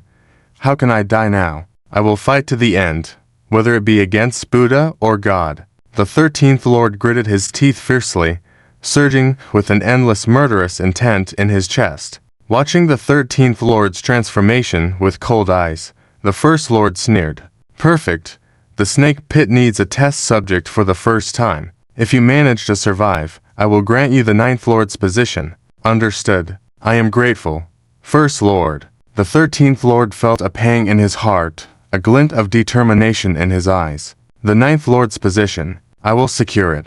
After the 13th Lord departed, a dark figure emerged from the shadows behind the First Lord, half kneeling on the ground. The figure kept its head low, the features indiscernible, but exuding great respect. Ghost Shadow. What do you think of Chu Hang's actions? The First Lord played with a jade ring on his finger, casually asking, Kill him. Ghost Shadow did not raise his head, but his voice was chilling and relentless. The First Lord paused, chuckling lightly. Young man, don't rush into judgments of life and death. How do you feel about having Chu Hang replace the Third Lord's position? Go and deal with it. Ghost Shadow trembled all over, lifting his head in astonishment. The Third Lord is not. He then slowly lowered his head. I understand. I will take care of it right away. In the villa of Beino, 1, this morning, before Wang Bingbing woke up, her phone was vibrating repeatedly, as if bombarded crazily. She gradually picked up her phone, thinking it was a call. However, it turned out to be a WeChat group. It was a private group among the ladies in their dormitory. usually used for gossip and sharing personal thoughts. But it was only 7:30 a.m. Why were these folks up so early? Wang Bingbing opened the group and saw a dozen messages from Lin Xiaowei alone. Allah, I'm doomed. I'm doomed. Sisters, help me. Allah, I slept early last night and only saw the messages this morning. My crush wants to confess to me. Oh my God, what do I do? I'm actually going to meet my crush. Save me. Save me. Bingbing. Bingbing. Come save me. How did you handle meeting your husband back then? At cute a little bunny. At cute a little bunny. Ladies, wake up. Don't sleep anymore. Something big is happening. Come help me. At cute a little bunny. At well fixingson. At I Saidman. Wang Bingbing woke up in an instant, her eyes wide open. What situation is this? When did Xiaowei have a partner? I've never heard about it before. Quickly, her phone started vibrating, and the sisters in the group gradually came online, messages popping up one after another. Xinshin is a wealthy woman. What? Xiaowei, when did you get a partner? How come we didn't know? Xinshin is a wealthy woman. Xiaowei, what's going on with you? Do you also want to get married at the drop of a hat like Bingbing? I said Keyman. Oh my, no way. Could it be an online romance too? Xiaowei, you're amazing. I said Keyman. Who is it? Quickly bring him out. To secretly hide from us and steal someone's man. You're finished. Xiaowei, you're finished. I said Keyman. Xiaowei is ours. I will never allow Xiaowei to be taken away. We've already lost one Bingbing. We can't lose Xiaowei too. We agreed to be single dogs together. How could you secretly get a man? Oh. Wang Bingbing's face turned red, pouting in discontent. These guys are really something. Messages in the group kept flooding in. Xinshin is a wealthy woman. HMPH humph. That's right. But what's going on? Speak up quickly. My gossip-loving heart can't wait any longer. I said Keyman. That's right. Speak up quickly. I've already prepared sunflower seeds and potato chips. I'm not going to work today. Taking a day off. Share your stories quickly. Only then did Wang Bingbing remember that her dorm sisters had already started internships. No wonder they had to discuss through the group chat. Wang Bingbing touched her still flat belly and felt a mix of happiness and worrying. If she wasn't pregnant, she could have gone for an internship with her sisters. At the moment, she was on a break from school, but not worried about not graduating. She only needed to make up the credits after giving birth to the baby. While Wang Bingbing was lost in thought, a message from Lin Xiaowei popped up. Gentle breeze. Oh dear. It's really nothing much. I just added an online friend on WeChat before. Chatting was going well, and there was no mention of marriage. What do you all think? Gentle breeze. It's just that he wants to meet me at school tonight, he said. He said he wants to confess to me. Gentle breeze? Sisters, what should I do? I'm so nervous. Help me. Please help me. I said Keyman. Oh my. Oh my oh my. This is a big deal. No way. Confessing. Going big right from the start. Xiaowei, you're brave. Xinshin is a wealthy woman. Xiaowei, you're moving so fast. I'm dumbfounded. Xinshin is a wealthy woman. Xiaowei, wait for me. I'm taking immediate leave and heading back to school. Wait for me to support you. Don't panic. I said Keyman. Count me in. Such an exciting thing can't happen without me. I'm heading back immediately. Gentle breeze. Sisters, having you all is truly wonderful. What about Bingbing? Can Bingbing come back? Xinshin is a wealthy woman. Bingbing is pregnant now. It might be inconvenient for her to go out. But with us here, Xiaowei, what do you have to fear? Remember, Bingbing managed to win Chu Heng back then, and we played a significant role. We have experience in these matters. Gentle breeze, that's true. Let Bingbing have a safe pregnancy. Upon seeing this, Wang Bingbing's heart stirred, silently typing a sentence in the conversation box. Cute little bunny, I'm going too. This sentence caused a burst of cheers in the group. The three girls were all excited, but Wang Bingbing was conflicted. She had confirmed she was pregnant with twins a few days ago, and she was currently experiencing severe morning sickness. She worried that Chu Heng wouldn't allow her to go out. Or going to a place with such a large crowd at school? What if she got bumped into? Thinking about these, Wang Bingbing sighed quietly, regretting. But she really wanted to go. Wang Bingbing turned off the phone screen, turned to look at Chu Heng somewhat guiltily. Unexpectedly, as soon as she turned her head, she saw Chu Heng's bright eyes. Wang Bingbing was startled. Chu Heng, when did you wake up? Did you see the messages from the group just now too? Wang Bingbing felt even more guilty. Chu Heng, seeing Wang Bingbing's conflicted look, smiled. He pulled her into his arms, sniffed her hair, and said, I woke up when you woke up.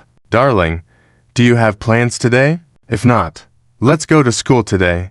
Wang Bingbing suddenly looked up, pleasantly surprised, nodding like a little chicken pecking at grains. Yes, yes, yes. I want to go, Chu Heng said. But Heng, you don't need to go to school now. Do you have something to do? Actually, there's nothing much. I've noticed you've been bored at home these past few days.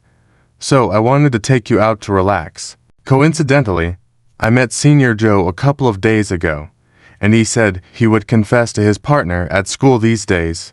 Counting the time, it should be today. Let's go join in the fun. Be careful. It'll be all right. Wang Bingbing was even more excited, kissed Chu Heng's face, then got up immediately to get ready. At noon, in the female dormitory of Shenda University. Xiaowei, what's going on? Quickly tell me.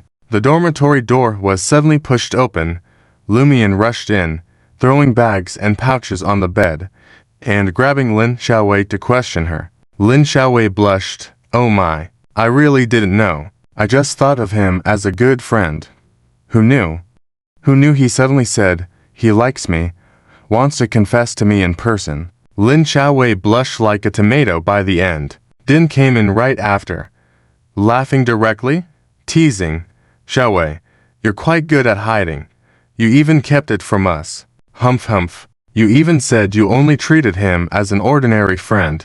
Dare you say you don't like him? Lin Xiaowei's head hung low in embarrassment, gently nodding. If she didn't like him, could she talk to him for so long? Oh, stop it. It's really embarrassing. He asked me to meet him at the playground tonight at 8. Hurry, help me get ready. After teasing a bit more, Lita took out a bunch of cosmetics, clothes, and dresses from the bags to get Lin Xiaowei ready in a rush. Sisters, I'm back. As they spoke, Wang Bingbing pushed the door open, followed by Chu Heng carrying 2 bags. Bingbing, the 3 of them exclaimed in surprise, full of joy on their faces. They had thought Wang Bingbing was just talking, but they didn't expect her to really come. The 4 sisters hugged each other, calling out in excitement. Chu Heng's eyelids twitched, quickly protecting Wang Bingbing. My little ancestor, you can't jump now.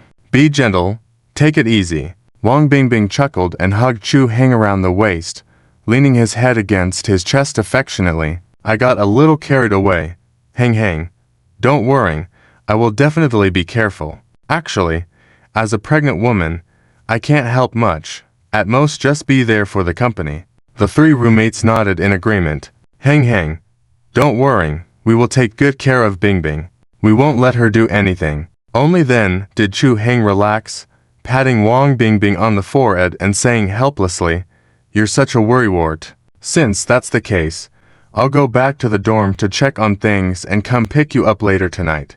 With that, Chu Heng placed his bags on the table. Thank you for taking care of Bingbing. These are fruits bought on the way, for everyone to enjoy and relieve boredom. When the 3 of them opened the bags, their eyes widened.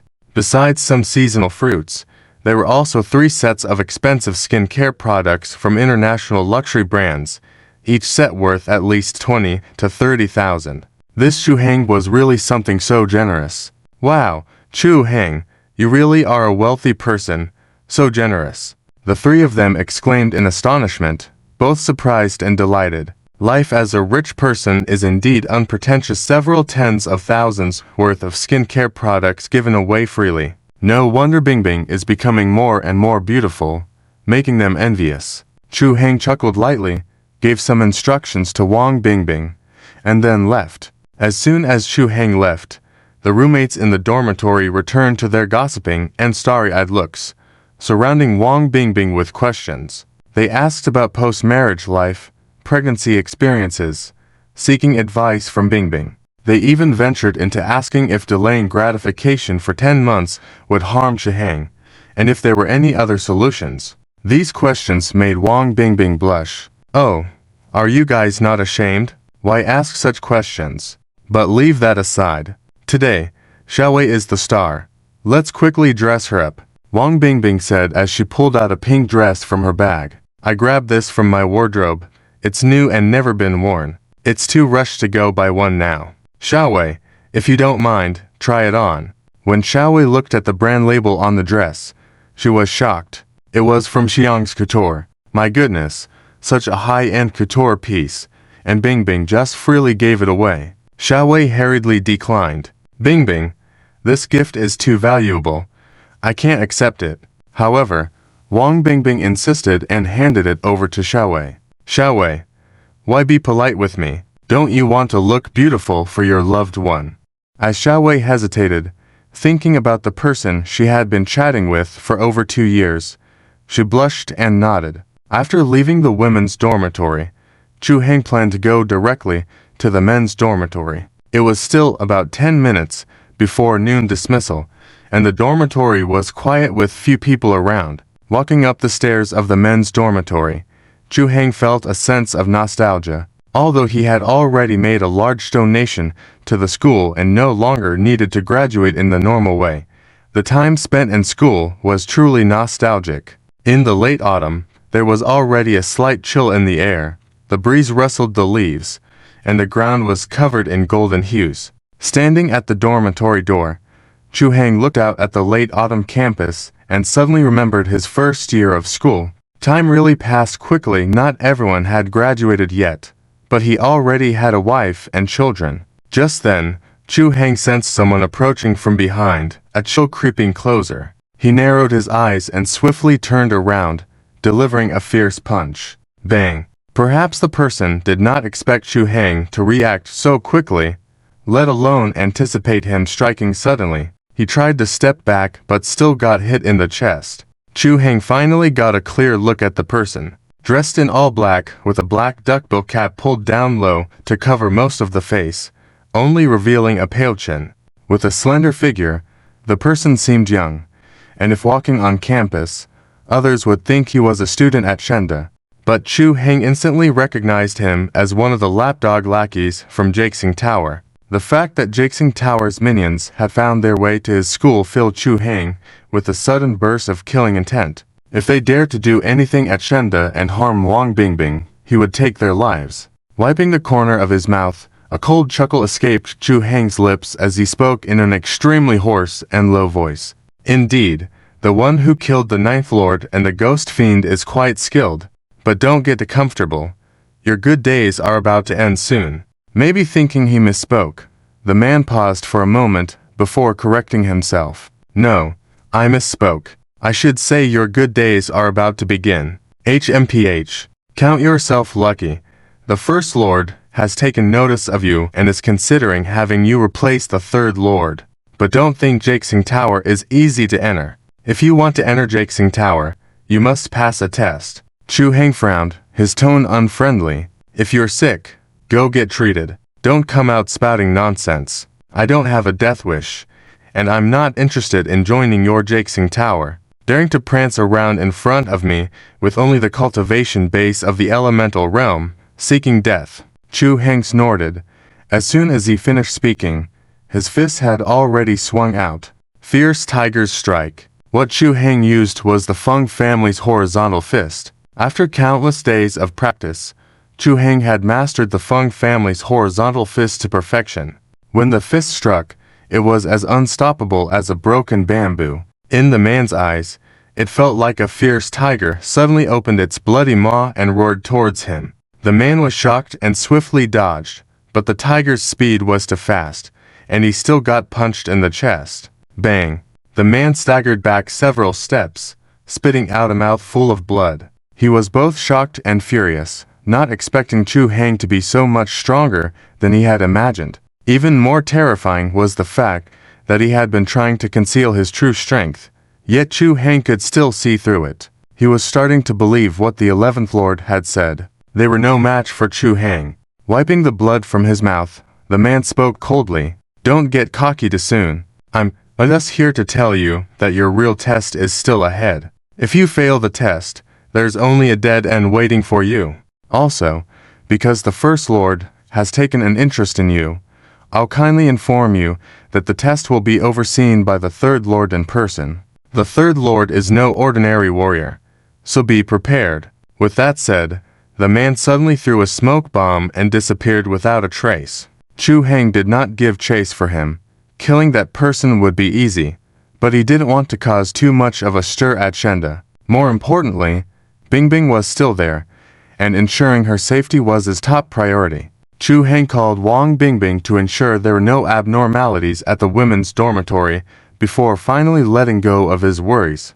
But the words of this person still made Chuing somewhat concerned. Originally thought the Jaxing Tower would continue to send people to hunt him down, but unexpectedly, the First Lord actually wanted to recruit him into the camp.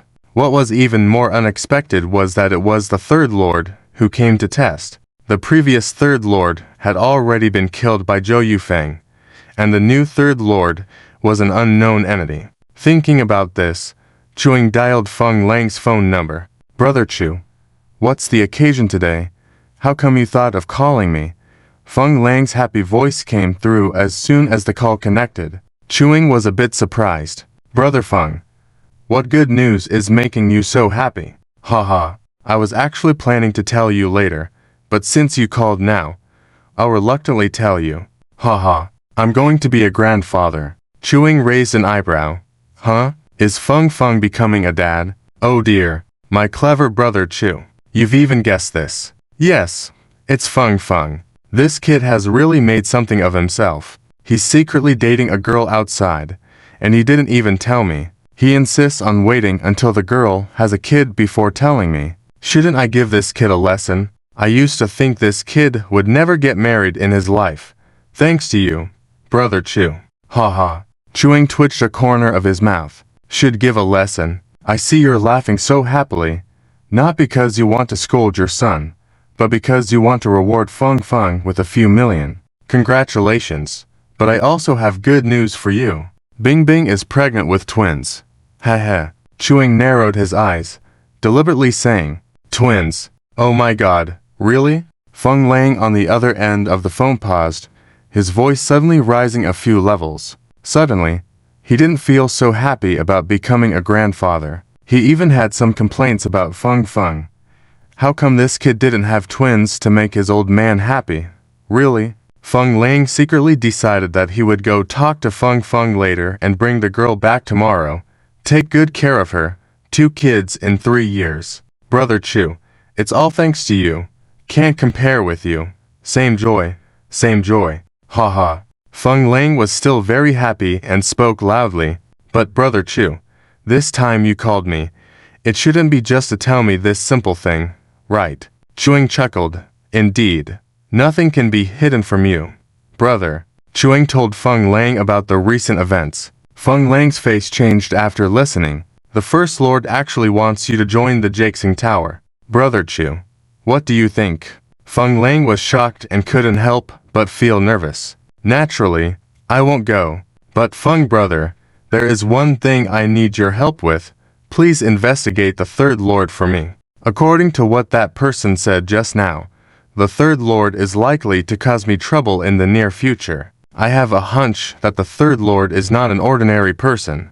Feng Lang nodded solemnly. Brother Chu, rest assured, I'll definitely investigate this matter for you. And also, you are now being heavily targeted by the Jaxing Tower.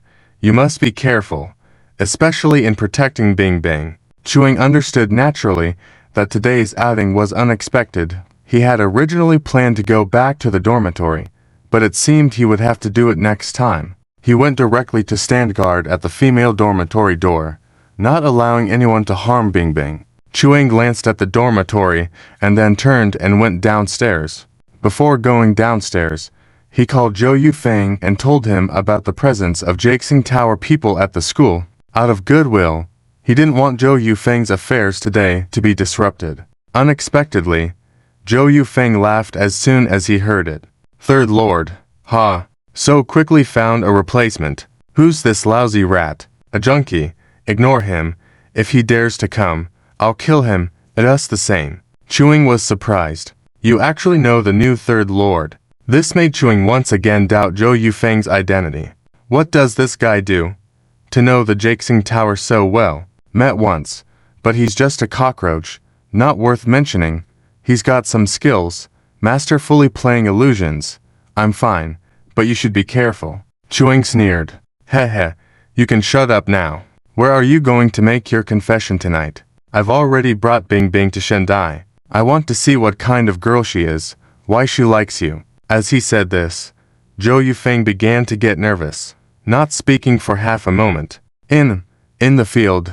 Quick. Stop talking. I'm so nervous now. You have experience in this. Give me some advice. What flowers should I bring? I'm wearing a white shirt today. Even specially did my hair. Do you think she won't like this? Should I go change again? On the other end of the phone, Zhou Yufeng's nervous voice kept coming through.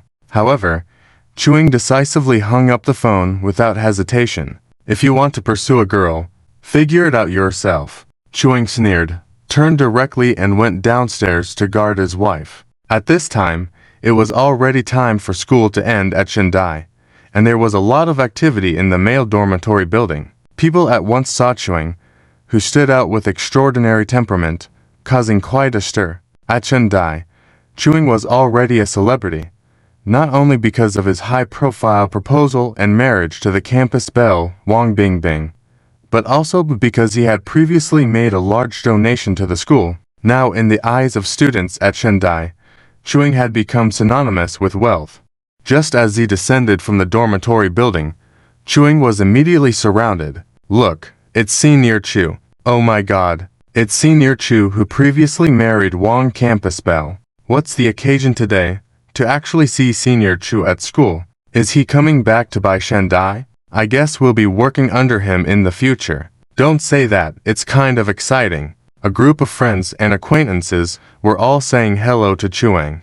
Instantly, Chuing felt like a monkey in a cage. After exchanging a few greetings, he decisively escaped. But, as he watched the continuous stream of girls going into the female dormitory, Chuing hesitated.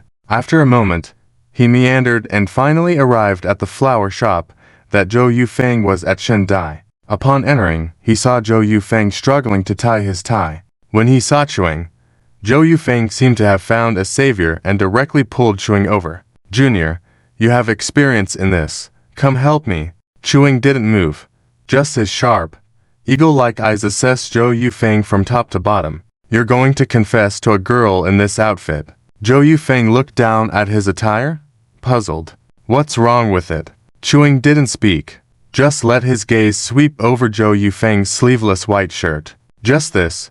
Do we still need to wear a tie? Chu Heng's expression was a bit strange. Looking at Zhou Yufeng's pants again, a pair of black dress pants, wearing a pair of white canvas shoes. No matter how you look at it, it's strange. And then looking at his hairstyle, Chu Heng noticed that Zhou Yufeng's perm seemed even fluffier. Is this what you swindled me out of 100,000 yuan for? And another 500,000 from Zhang Yuan Hai? Chu Heng's expression became even more strange. Zhou Yufeng was somewhat unhappy, saying seriously, "What's the problem? Don't you think I look handsome today?" Chu Heng shook his head without hesitation. Oddly ugly. Zhou Yufeng's hand, tying the tie, paused, feeling as if his heart was about to break, tears welling up as he looked at Chu Heng. Really? Am I really ugly? What do I do? You have to help me. For the sake of our acquaintance, you have to help me. If you don't help me, I won't get up. Chu Heng lowered his head, hugging his own shins as he cried next to the man who was weeping, his face turning black. This guy, why does he seem mentally abnormal? Did he really defeat so many children from prestigious families at Penglai Manor before? Chu Heng had to doubt if he had misjudged the person back then. Forget it, I'll call someone to bring some clothes over. Chu Heng sighed and made a call. Soon, a man in a black suit entered with a bag. General Chu, here are the clothes you requested.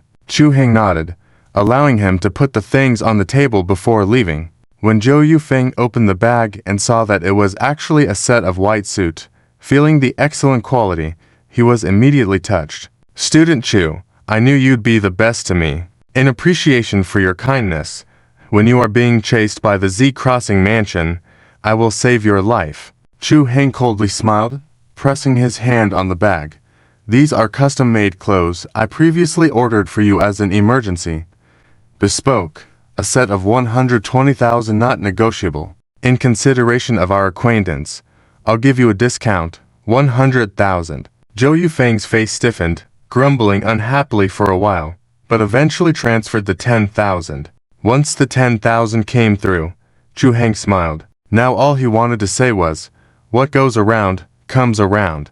With Chu Heng's help, Zhou Yufeng changed into the custom-made white suit. As soon as he put on the suit, Zhou Yufeng suddenly felt different, standing in front of the mirror, carefully observing himself, feeling more and more handsome. Looking at the smooth lines, the small necktie, and the handsome hairstyle, he truly looked like a Prince Charming. Zhou Yufeng was satisfied, feeling that the 10,000 he spent was truly worth it.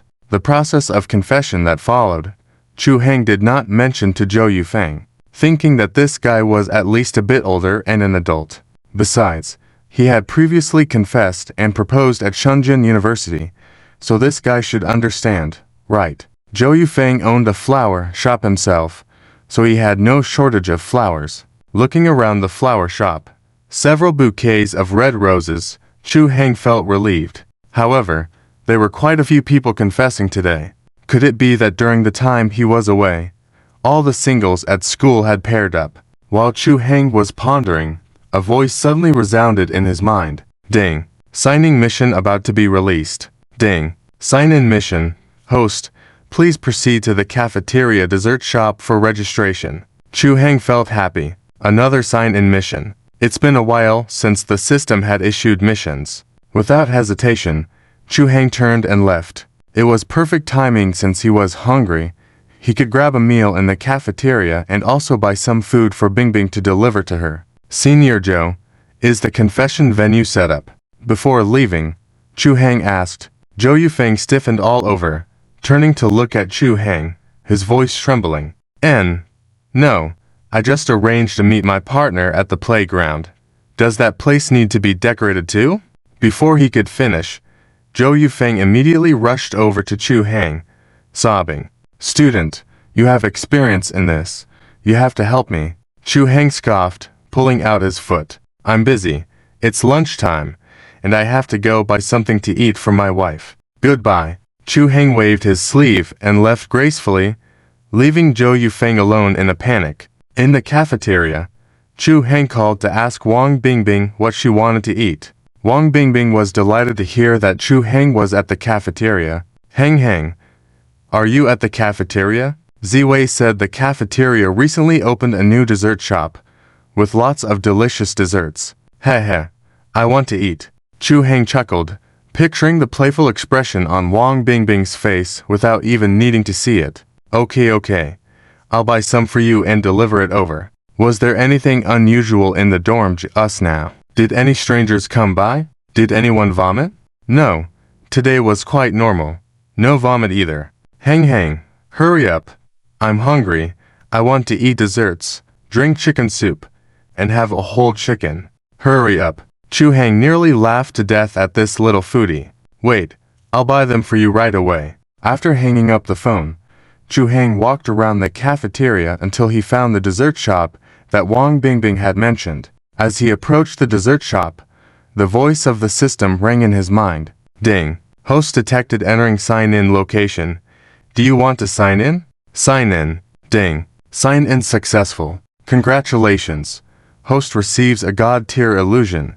Chu Heng was puzzled. The reward this time was an illusion. Was it one of those ancient magic tricks? Chu Heng had seen a popular movie in recent years, Legend of the Demon Cat, which had illusions in it. The illusions in the movie were magnificent. Could it be something like that? However, what was the purpose of this illusion? Chu Heng looked at the skill description. God-tier illusion? Utilize everything around to transform into what the host desires. Note: the transformed objects are only illusions, fantasy items, effective for 15 minutes. Chu Heng understood, so this was how it worked. Although he didn't know what specific use it had yet, he decided to keep it for now. Didn't Zhou Yufeng say the third prince of the Z Crossing Mansion was skilled in illusions? If he encounters him, perhaps he could have a showdown. Boss, one serving of the special dessert.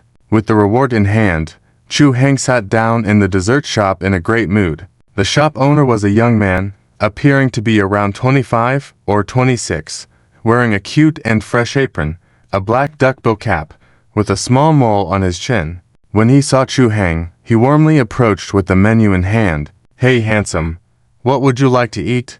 These are the special desserts we have here. Eat one in and take one out. I guarantee you'll be satisfied. Chu Heng looked at the menu and ordered a large bowl of broad-flavored clear supplement. After tasting it and finding it quite good, he decisively bought a few more to go. The shop owner looked on with a smile. Later, Chu Heng also bought a large bowl of chicken soup and a nutritious stewed chicken before going to the female dormitory. At noon, Chu Heng had already greeted the dorm auntie when he arrived, easily entering the girls' dormitory this time.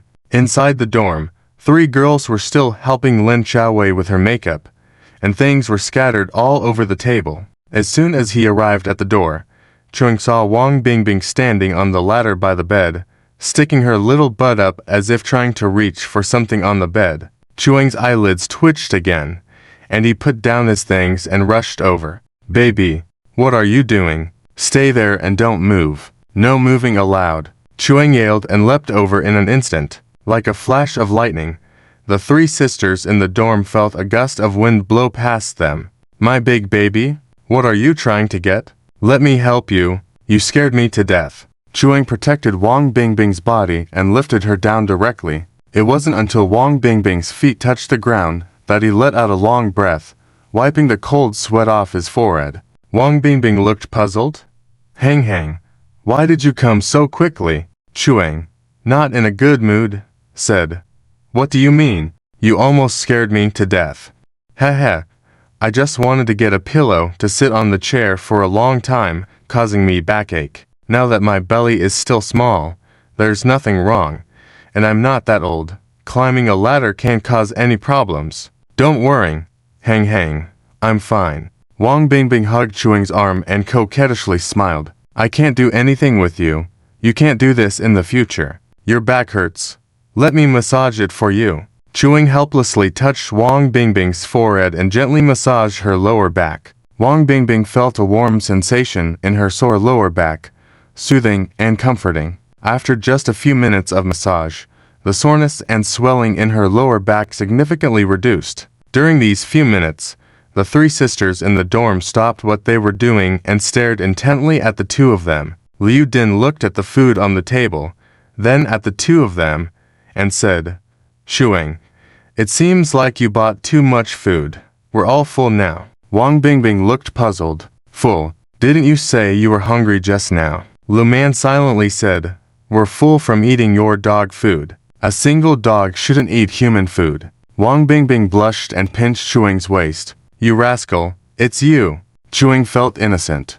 What did he do wrong? Is it wrong to take care of his wife? After eating and tidying up a bit, it was already after 7 in the afternoon. As the agreed time approached, Lin Xiaowei appeared very nervous and tense, standing in front of the mirror, checking her reflection repeatedly, her face all red.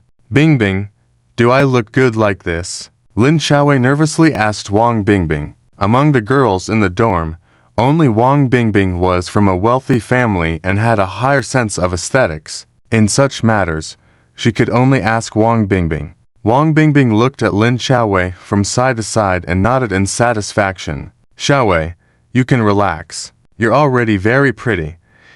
And after the 3 of us have helped you dress up, you look like a fairy. I guarantee your online date will fall in love with you at first sight. Lin Xiaowei was skeptical and looked at the other 2 girls. It wasn't until the 2 of them nodded meekly that she finally relaxed, holding a light blue orchid in her hand as she left the room.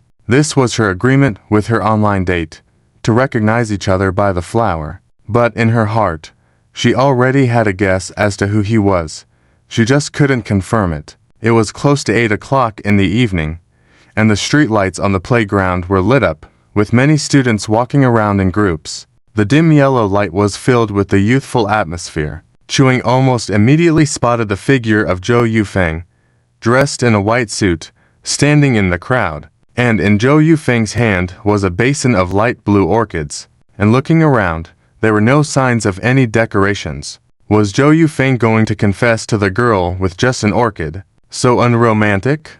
Ha! Senior Zhou, him. Several girls also noticed Zhou Yufeng, saw the orchids in his hand, then looked at the orchid in Lin Xiaowei's hand, and they all stared at Lin Xiaowei in shock. No way. Hang.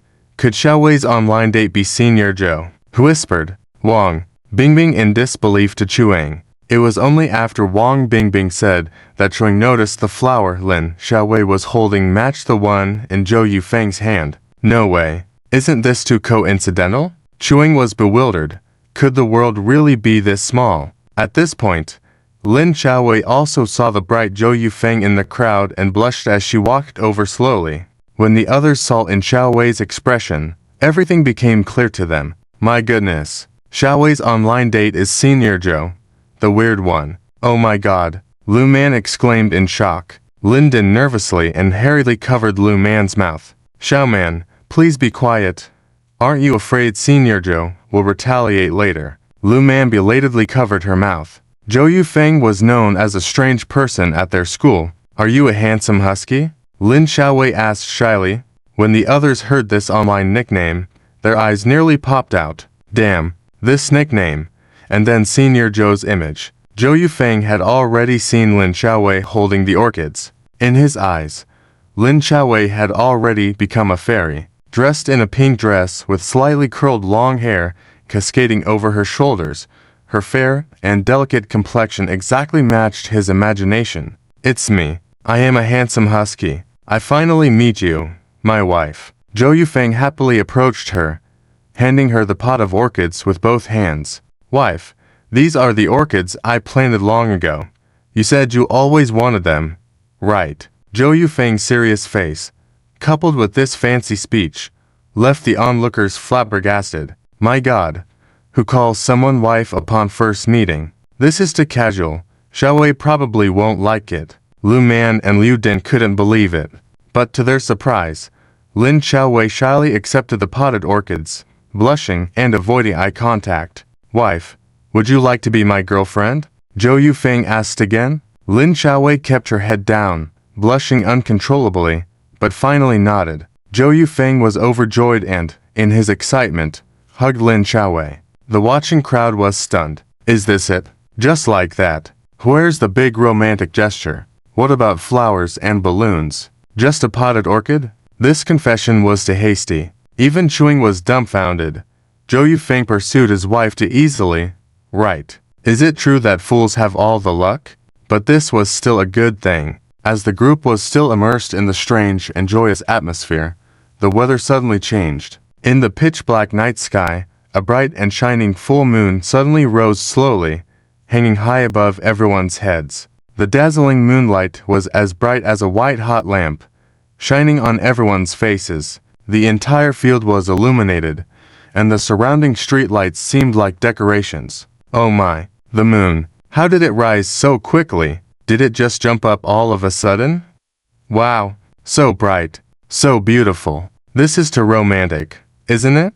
But wasn't it just a crescent moon yesterday? How come there's such a full moon today? It feels so strange. The students on the field all looked up at the sudden appearance of the moon, talking loudly and taking out their phones to record videos. Hang, look, this moon. It's so beautiful. Let's take a photo together. I want to post it on my moments. Wang Bingbing pointed at the moon with excitement on her face, hugged Chu Hang, took out her phone, and started taking selfies randomly. In the moonlight, Wang Bingbing's little face was blushingly red, like a ripe apple, very charming. Chu Hang pinched her cheek and laughed, taking the phone from her. Indeed, it's quite beautiful. But darling, Photos shouldn't be taken randomly. Let your husband handle it. Chu Heng held the phone in front of them, tightly embracing Wang Bingbing. Click. The picture froze. In the picture, Wang Bingbing was nestled on Chu Heng's shoulder, her face blushingly red, both cute and lovely, while Chu Heng remained handsome as ever. Above them, the moon shone brightly, creating a picturesque scene. The moon was truly bright, almost like a giant light bulb. Chu Heng stared at the moon for a while, feeling puzzled. Was this really the moon? He hadn't heard of any astronomical phenomena lately. The moon looked so strange, but he couldn't pinpoint exactly why. Turning to look at others, Chu Heng noticed almost everyone was immersed in taking photos. Even Zhou Yufeng and Lin Xiaowei were taking photos together, showing affection. Seeing this, Chu Heng's heart slightly calmed down. Even Zhou Yufeng didn't notice anything abnormal, probably just a typical astronomical phenomenon. However, to protect Wang Bingbing, Chu Heng still held her hand tightly, not leaving her side. Just as everyone was engrossed in the bright moon, suddenly a loud bang rang out. In the sky, numerous fireworks appeared out of nowhere. Bang, bang. They exploded one after another. Incredibly dazzling. Wow, so beautiful. Hang. Did Senior Zhou do all this for Ziwei? This is so beautiful. Wang Bingbing broke free from Chu Heng's hand, jumping excitedly. Chu Heng looked at Zhou Yufeng and felt some doubt. Was it really this guy's doing? At that moment, Zhou Yufeng held Lin Xiaowei tightly, looking up at the moon and fireworks in the sky. His brows furrowed slightly, a hint of seriousness on his face. But the abnormality in the sky was far from over. After the fireworks had continued for over 10 minutes, they gradually faded, and then, suddenly, countless stars emerged in the sky, one after another, without warning, as large as light bulbs, almost brighter than the moon, twinkling brightly. It felt as if in a huge black curtain, countless eyes were peering, extremely eerie. Chu Heng watched all of this, his face turning serious. Junior, have you also noticed? Zhou Yufeng walked over with Lin Xiaowei, asking. Chu Heng nodded. I've noticed, but still a bit puzzled. How was this done? Projection. Zhou Yufeng shook his head, his face expressionless. Remember the call you made to me at noon? I told you, that idiot loves playing these things and his illusions are so elaborate. He's a genius at it. But it's fine. I wasn't ready for something this romantic. That idiot saved me a lot of money. Zhou Yufeng said, looking at Lin Xiaowei sweetly, a hint of a smile on his serious face. However, Chu Heng was shocked. Illusions. Was it the Third Lord from the Stardust Tower? The Third Lord acted so quickly, and it was at Shenda University. Chu Heng stood in front of Wang Bingbing, an inexplicable tightness in his heart. Darling, hold my hand tightly. Don't move. He was just afraid the Third Lord would act in the chaos and harm Wang Bingbing. Wang Bingbing was puzzled, but still clung closely to Chu Heng, happily playing with her phone, taking photos left and right. Senior Zhou, do you understand illusions? Chu Heng asked. It's just some low-level stuff. Zhou Yufeng sneered, with a disdainful look on his face. In ancient times, illusions were used to perform magic tricks. Ancient magic tricks. However, this idiot, the Third Lord, seems to have some talent. He's mastered illusions to the extreme. In his illusions, everyone can see what they most want to see. At the same time, they can also see their worst fears. If they can't wake up in time, they might be immersed in it for life, gradually becoming walking dead. Chu Heng was shocked. How do you break free from illusions? Zhou Yufeng looked at the students around immersed in the spectacle, shaking his head. This idiot's skills are quite high. To break free from illusions, your illusion skills need to be higher than his. But with the extensive coverage he has this time, it might be difficult to completely break free. Zhou Yufeng exhaled a long breath. On a previous occasion, my encounter with this idiot, he was as cunning as a sewer rat, very crafty, and managed to escape from me. How did you break free from the illusion dilemma last time? Chu Heng asked curiously. Zhou Yufeng looked at Chu Heng as if he were a fool, and said seriously, Am I so amazing that I'd fall into that stinking rat's trap? I definitely went all out from the start. Would I give him a chance? Chu Heng's mouth twitched. It made sense. I couldn't even argue back. However, illusion skills higher than the third lord. Chu Heng remembered the system reward he received at noon, looking pensive. Quick, look. These stars are moving. Oh my god, are these shooting stars? Suddenly, a surprised cry rang out from the crowd. Everyone looked up, and the moon and stars in the sky suddenly started twisting. The scene was like Vincent van Gogh's famous painting, distorting, spinning. The speed increased, everything around them spinning faster and faster, as if even the ground beneath their feet was spinning too. What's going on? Why do I feel so dizzy? Hang, I feel dizzy. Wang Bingbing clung tightly to Chu Heng, then suddenly slumped down softly. Bingbing. Chu Heng was startled and quickly lifted Wang Bingbing, only to find her eyes closed, completely passed out. Chu Heng's expression suddenly turned cold as he quickly checked the surroundings. Wang Bingbing's face was peaceful, with a faint smile at the corner of her mouth. She was merely asleep. Looking at the other people around, they had all collapsed. The vast playground was filled with sleeping figures, snoring and breathing sound heard intermittently, everyone's faces adorned with a hint of smiles, as if they were immersed in a sweet dream. Looking at Zhou Yufeng and Lin Xiaowei, Lin Xiaowei had already fallen into Zhou Yufeng's arms, sleeping soundly, while Zhou Yufeng was sitting on the ground, had slightly lowered, brows furrowed, his expression unpleasant. Junior, are you really okay? Zhou Yufeng looked at Chu Heng in surprise. He never expected this little brat to improve so quickly, even making himself a bit dizzy. Chu Heng shook his head. I only felt a slight dizziness. Nothing else affected me. What's going on? I thought you were powerful. How did you also fall victim? Zhou Yufeng's expression turned even darker, his tone unfriendly. I might be powerful, but not in everything. This stupid thing excels in areas I don't, after all. But it can't harm me. I'll recover in a moment. As for these people, you can rest assured, they've just fallen asleep. Nothing serious. They'll wake up as soon as the illusion is broken within an hour. Chu Heng explained calmly. What about you? You're obviously weak. How did you manage not to be affected? Chu Heng touched his nose and responded seriously.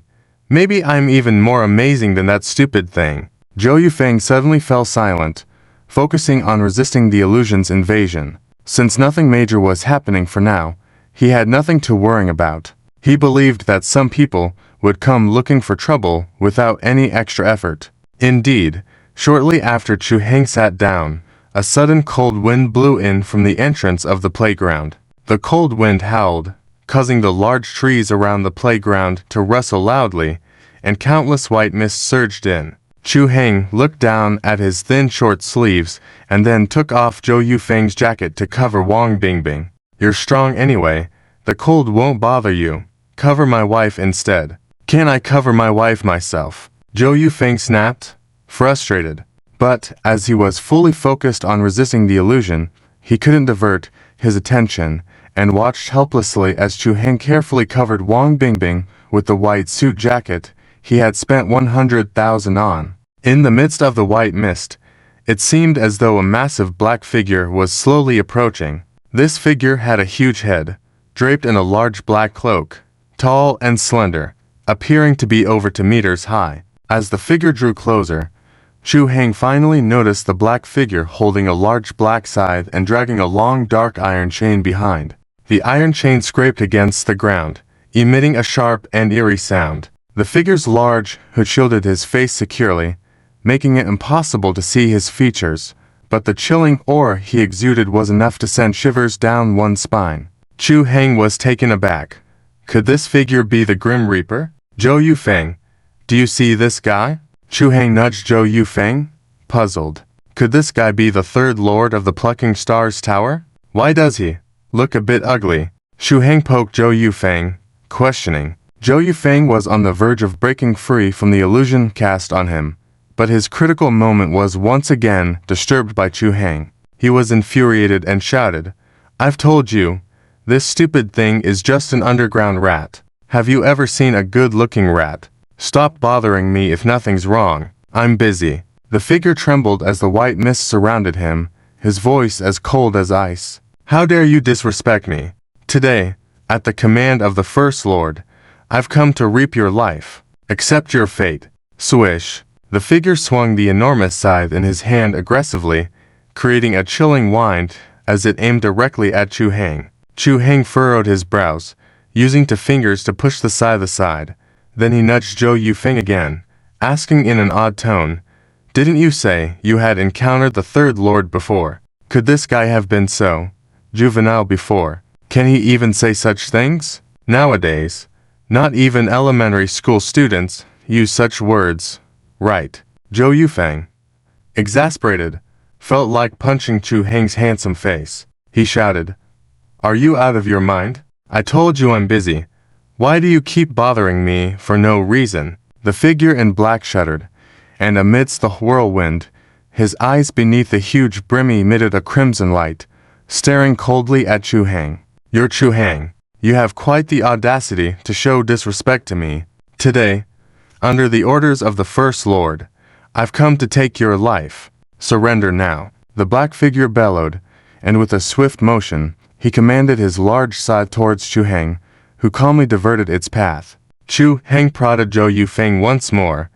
"Didn't you say you had crossed paths with the Third Lord? Did he always act so edgy? Who taught this idiot these phrases? Probably the First Lord, that lunatic." The black figure, trembling all over and surrounded by mist, spoke in a chilling voice. "You dare to ignore me? Die! All of you, die!" The figure roared, and suddenly, a fierce wind swept through, causing his cloak to flutter noisily. Within the wild wind, numerous shadows slowly advanced. They were countless wandering souls and ghosts. "Hey, Gagaga, long time no see, Third Lord. Hey, so many delicious humans here." The black figure, surrounded by eerie voices, gazed fiercely at the people lying on the ground. Their eyes looked hungry, as if they had long starved. Chu Heng was slightly surprised and nudged Zhou Yufeng. "This stupid thing can even summon wandering souls and ghosts. He does have some tricks up his sleeve." Zhou Yufeng was close to exploding with anger, glanced at Chu Heng and decided not to say anything more. He had mentioned before that this rat was skilled in illusions, so conjuring up these monsters wasn't all that surprising. Moreover, illusions were illusions, and he would recover in a few minutes. He could take down 10 of them with a single punch. The dark figure sneered. "Little ghosts, do not hurry. Kill these two first. Once these two are dead, all of the souls here will be yours. Now, obey my order and kill these two." Following the dark figure's command, all the shadows around them began to move. In an instant, ghostly figures emerged from the mist, crying out and attacking Chu Heng and Zhou Yufeng. Zhou Yufeng was in a critical breakthrough moment. Faced with so many ghostly figures, he felt a hint of nervousness. These ghostly creatures might not harm him directly, but if he was knocked down, all his efforts would go to waste. More importantly, while these ghost shadows might not pose a major threat to martial artists like him, they could be deadly to ordinary people. If attacked by ghostly figures, ordinary people would surely be trapped in a nightmare, tormented by evil spirits, dragging their souls into hell. He didn't want his newly acquainted wife to get into trouble. "Ah, ghosts, ghosts, help, someone, save me. Ah, don't bite me." At that moment, a male student on the ground suddenly screamed in terror, his eyes tightly shut, his face filled with fear, turning paler by the second. Upon closer inspection, a ghostly figure was squatting beside the terrified male student, grinning eerily. "What is this?" Chu Heng looked puzzled and asked. "This is the Third Lord using illusions to indiscriminately attack ordinary people, which is equivalent to us martial artists randomly hitting regular people with our fists. Although these ghost shadows are fake, in the illusion, they become real.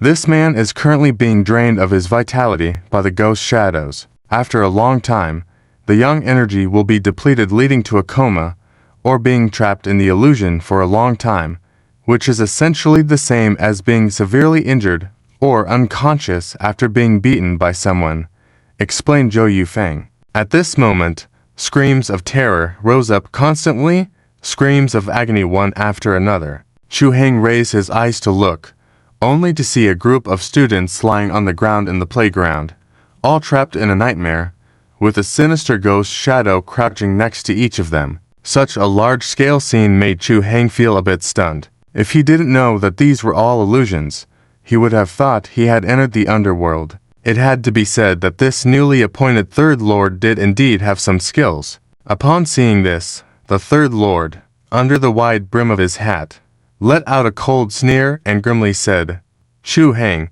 Zhou Yufeng, only now you realize fear. Too late. Little ghosts, kill all these people for me."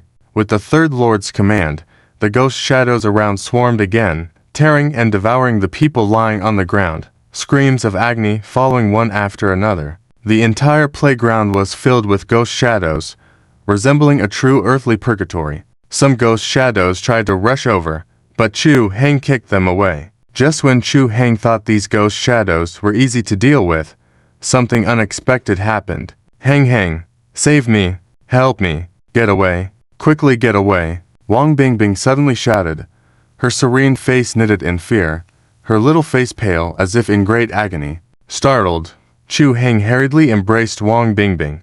But Wang Bingbing's condition showed no signs of improvement. She still looked terrified. What's going on? Despite having dispersed the approaching ghost shadows and keeping them away, and no ghost shadows around them, why was Bingbing still experiencing nightmares? And why were the other girls, like Lu Man, unaffected, only Bingbing trapped in a nightmare? Chu Heng tightly held Wang Bingbing's hand, feeling distressed. Zhou Yufeng looked up deeply at the Third Lord, his face showing a hint of seriousness. "I have to say, this damn rat's power has increased again. Even without approaching, within the range of the illusion, he can launch indiscriminate attacks. Moreover, Bingbing Jr.'s sister has a child in her belly, her essence weaker than normal people. This made the damn rat find an opportunity. Damn, bullying my wife, seeking death." Chu Heng clenched his fists tightly, his face full of frost. "Zhou Sr., please watch over Bingbing. I'll be back soon." Zhou Yufeng was surprised. Unable to focus at this critical moment to escape the situation, he reached out and grabbed Chu Heng. "Junior brother, don't be hasty. Wait a moment. You are no match for the damn rat. If you rush over and get attacked by the ghost shadows, you could be severely injured, even killed with your weak current state. Wait a little longer. In about 10 minutes, I'll be ready. Then I'll help you deal with this damn rat." Chu Heng cast a disdainful glance at Zhou Yufeng. "Zhou Sr., you've been sitting here for over 10 minutes, without any signs of recovery. Don't worry. I don't care about a damn rat. Daring to bully my wife, I won't let him off easily," Chu Heng said firmly, moving towards the Third Lord. Zhou Yufeng looked at the Third Lord, then at Chu Heng, sighed quietly, and shifted a few inches closer to Wang Bingbing. Chu Heng swiftly crossed through the ghost shadows, striding towards the Third Lord. Standing before the Third Lord, he looked down at the man with the Grim Reaper appearance, his eyes filled with killing intent. "Chu Heng, I heard that you caught the eye of the Lord of the First Rank. What, did you think I came today just for your test? HMPH, a despicable insect daring to vie for my position. You seek death." Faced with Chu Heng's approach, the Third Lord raised a black iron scythe high and swung it fiercely towards Chu Heng. Snap! Before the scythe could strike, a slap sound echoed. The Third Lord was dumbfounded, looking at Chu Heng in disbelief. You can actually hit me. How is this possible? I am the Grim Reaper, Reaper of all lives. I'll have you die. Die for me." The Third Lord roared in anger. Along with his roar, a mad wind swept through the playground. In the whirlwind, all the ghost shadows quickly gathered together and formed a giant ghost head. Floating high in midair, the ghost head's crimson eyes emitted eerie lights. Leaning against the dark night sky, exuding waves of deathly aura. "Chu Heng, you can still beg for mercy now," sneered the Third Lord. Chu Heng also smiled, but it was a scornful smile. "Such a petty illusion trying to scare your uncle. Just an illusion. Who can't handle that?" Watching Chu Heng's confident eyes, the Third Lord's heart skipped a beat, a sense of unease suddenly creeping in. "What do you mean? The third sovereign roared in confusion. Chu Heng coldly smiled and immediately performed a god-level illusion. He had previously thought that god-level illusions were useless, but he didn't expect to make use of it so soon. God-level illusion? With Chu Heng's light shout, his body suddenly emitted waves of golden light. The golden light gradually gathered and formed a solemn and dignified golden Buddha statue above his head. The Buddha statue, with lowered eyes, overlooking all living beings below, exuded an incomparable sacredness, illuminating the surrounding darkness as if it were daytime. It's Buddha's light. Run, run. Under the illumination of the golden light, the ghosts' heads quickly collapsed and turned back into scattered ghost shadows. Eventually, the ghost shadows couldn't withstand the shining of the golden light and, with a tragic cry, turned into ashes in an instant. You can actually summon a golden Buddha statue. How is this possible? The third sovereign looked in horror at the Buddha statue in midair, shaking uncontrollably. He looked as if he couldn't bear to see the light, just like a true ghost. What he was most concerned about was that all the ghost shadows he had summoned had disappeared. His illusion had reached an extremely profound level. How could there be someone with higher illusion skills in this world than him? Chu Heng sneered. Indeed, this is the golden Buddha statue, but it also demonstrates the mastery of illusions. Don't just boast with half-baked skills. Today, I will let you experience what true illusion is all about. With a cold drink, the golden light of the Buddha statue flourished. Under the light, the illusions on the playground gradually disappeared, and even the students lying on the ground showed signs of waking up. I absolutely will not allow anyone to ruin my plan. The third sovereign shouted loudly, and white mist enveloped the surroundings once again. However, it couldn't get anywhere near and slowly dissipated under the illumination of the golden light. Phew! The third sovereign suddenly spat out blood, unable to maintain the large-scale illusion, and immediately reverted to a human form. All the illusions around also returned to normal. It was then that Chu Heng noticed that the so-called Grim Reaper was actually a young man wearing a black duckbill hat. You are the newly appointed third sovereign. You really do resemble a rat, Chu Heng said coldly. You can see my face. Just wait for me. I won't let you go. The third sovereign was shocked and quickly lowered his hat. Then, he transformed into a gray rat and swiftly slipped into the surrounding bushes. How come this guy feels familiar? Chu Heng stared at the direction the rat fled, pondering deeply. Hang. At that moment, Wang Bingbing suddenly called out softly. Chu Heng paid no attention to this and quickly returned to Wang Bingbing's side. Although Wang Bingbing was still asleep, she looked peaceful, with a hint of a smile on her face. Occasionally, she licked her lips, as if she had eaten something delicious in her dreams. Chu Heng smiled, gently brushed her nose indulgently, and held her in his arms. A greedy little cat. The illusion was broken, and the students on the playground gradually woke up. As they saw themselves lying on the ground, they were bewildered. Damn, what's going on? How did I end up sleeping on the ground? No, why are so many people lying on the ground? Am I dreaming? I remember seeing an extremely bright moon just now, and even stars spinning. You guys are lucky. All you did was have sweet dreams. I had a nightmare, being chased by a group of demons. I was almost scared to death. Demons are nothing compared to me. I dreamed of being chased by a group of single dogs, and those were real dogs. The people on the playground chattered, completely mistaking the recent events as a dream. For a moment, everyone was discussing dreams lively, oblivious to the reality. Chu Heng couldn't help but laugh at the situation, feeling that they had very selective memories. They would soon forget about tonight's events, and they wouldn't remember them in the future. Heng, what's happening? Did I fall asleep? Wang Bingbing woke up and saw herself lying in Chu Heng's arms, feeling confused. Chu Heng smiled and helped her up. You were probably just tired today. Let's head back early. Wang Bingbing was perplexed but nodded. She was indeed too exhausted, feeling a bit dizzy even now. Junior, my wife is hungry, so we'll have to go eat first. Next time, let's make plans again. Also, you know how to perform illusions. Zhou Yufeng walked over with Lin Xiaowei, looking at Chu Heng deeply. Chu Heng smiled without saying a word. Upon hearing this, Wang Bingbing's stomach growled, and she tugged at Chu Heng's clothes, looking pitiful. Hey, it's no big deal. Your husband has money. Let's go and book the entire cafeteria now. Let's sit right across from them and annoy them. Let's go, the four of us together. Chu Heng laughed and, holding Wang Bingbing, headed towards the cafeteria. Chu Heng is awesome. Bingbing is awesome. Lan Dong and Liu Xin cheered and followed the couple, walking confidently towards the cafeteria. They returned to the villa around 10:30 at night. Wang Bingbing was exhausted after playing at Shen University all day and fell deeply asleep before reaching home. Carefully, Chu Heng carried her back to the room, wiped her face gently, and left quietly. Sitting down heavily in the study, he let out a heavy sigh. He then called Feng Lang. Brother Feng, I had a confrontation with the third sovereign today.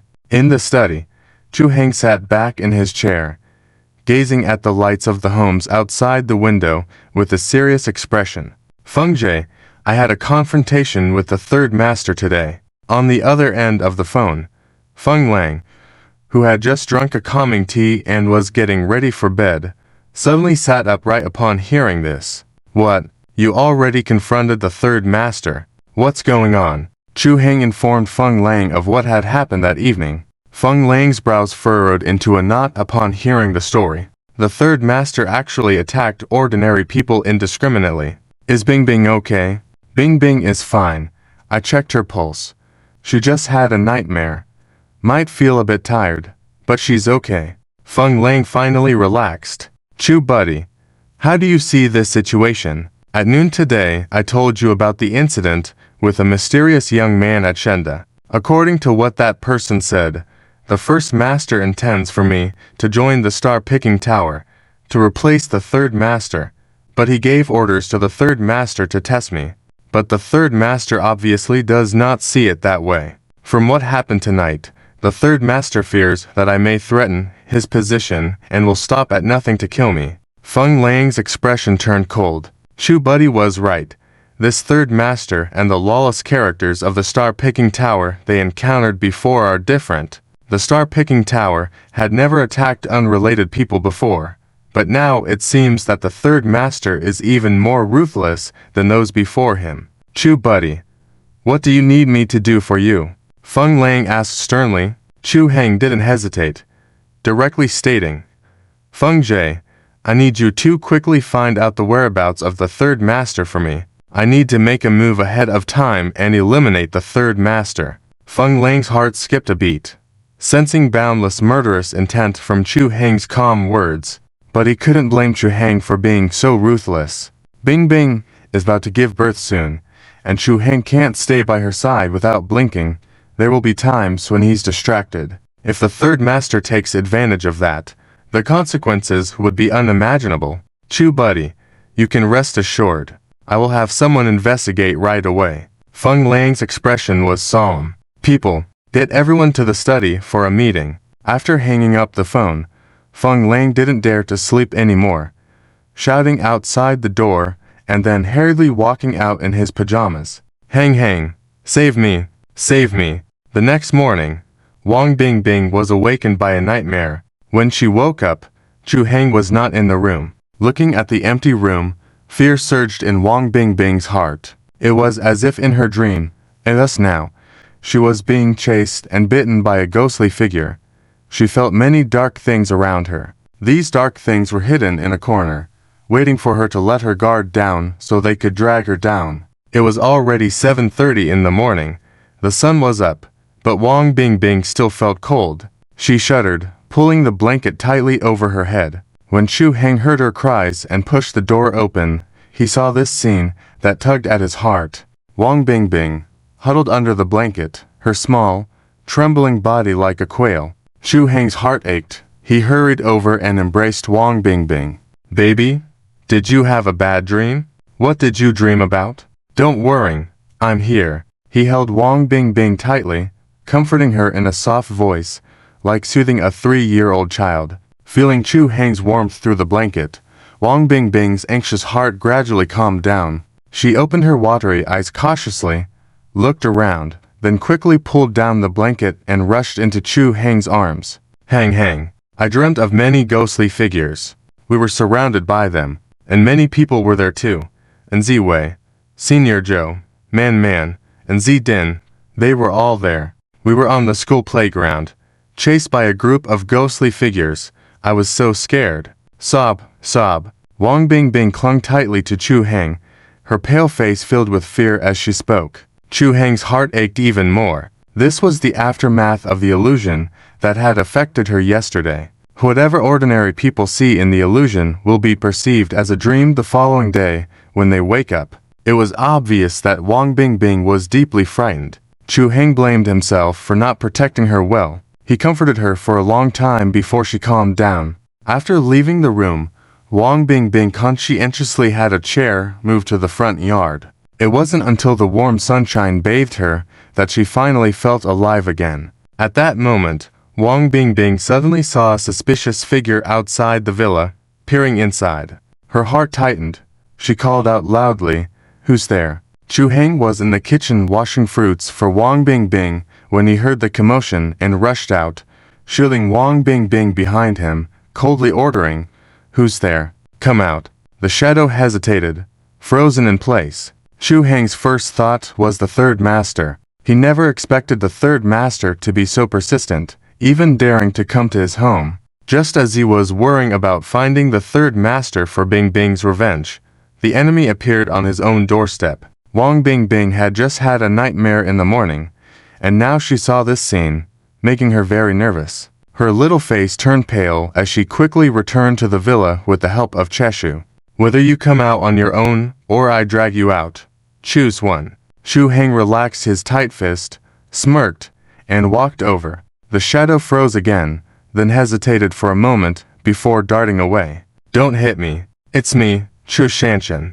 The shadow suddenly threw off the disguise, revealing a beautiful face under the black robe, and shouted in a rush. Chu Heng was taken aback. "Chu Shanshan, what are you doing here?" He was puzzled. How did this little girl end up here? And why was she sneaking around? Chu Shanshan threw her cloak on the ground and lowered her head in embarrassment. "Chu Hengjij, I was afraid you wouldn't let me in, so I wanted to sneak in to test it out. I didn't expect to be discovered as soon as I arrived." Chu Heng sighed exasperatedly, almost wanting to smack Shanshan. "And there I was, worried about you scaring my wife." Chu Heng glared at Shanshan, scolding her several times before finally opening the door to let her in. If only Wang Bingbing wasn't scared in normal circumstances, but unfortunately, she had just had a nightmare in the morning. It took him so much effort to calm her down. Half an hour later, Shanshan squatted on the ground,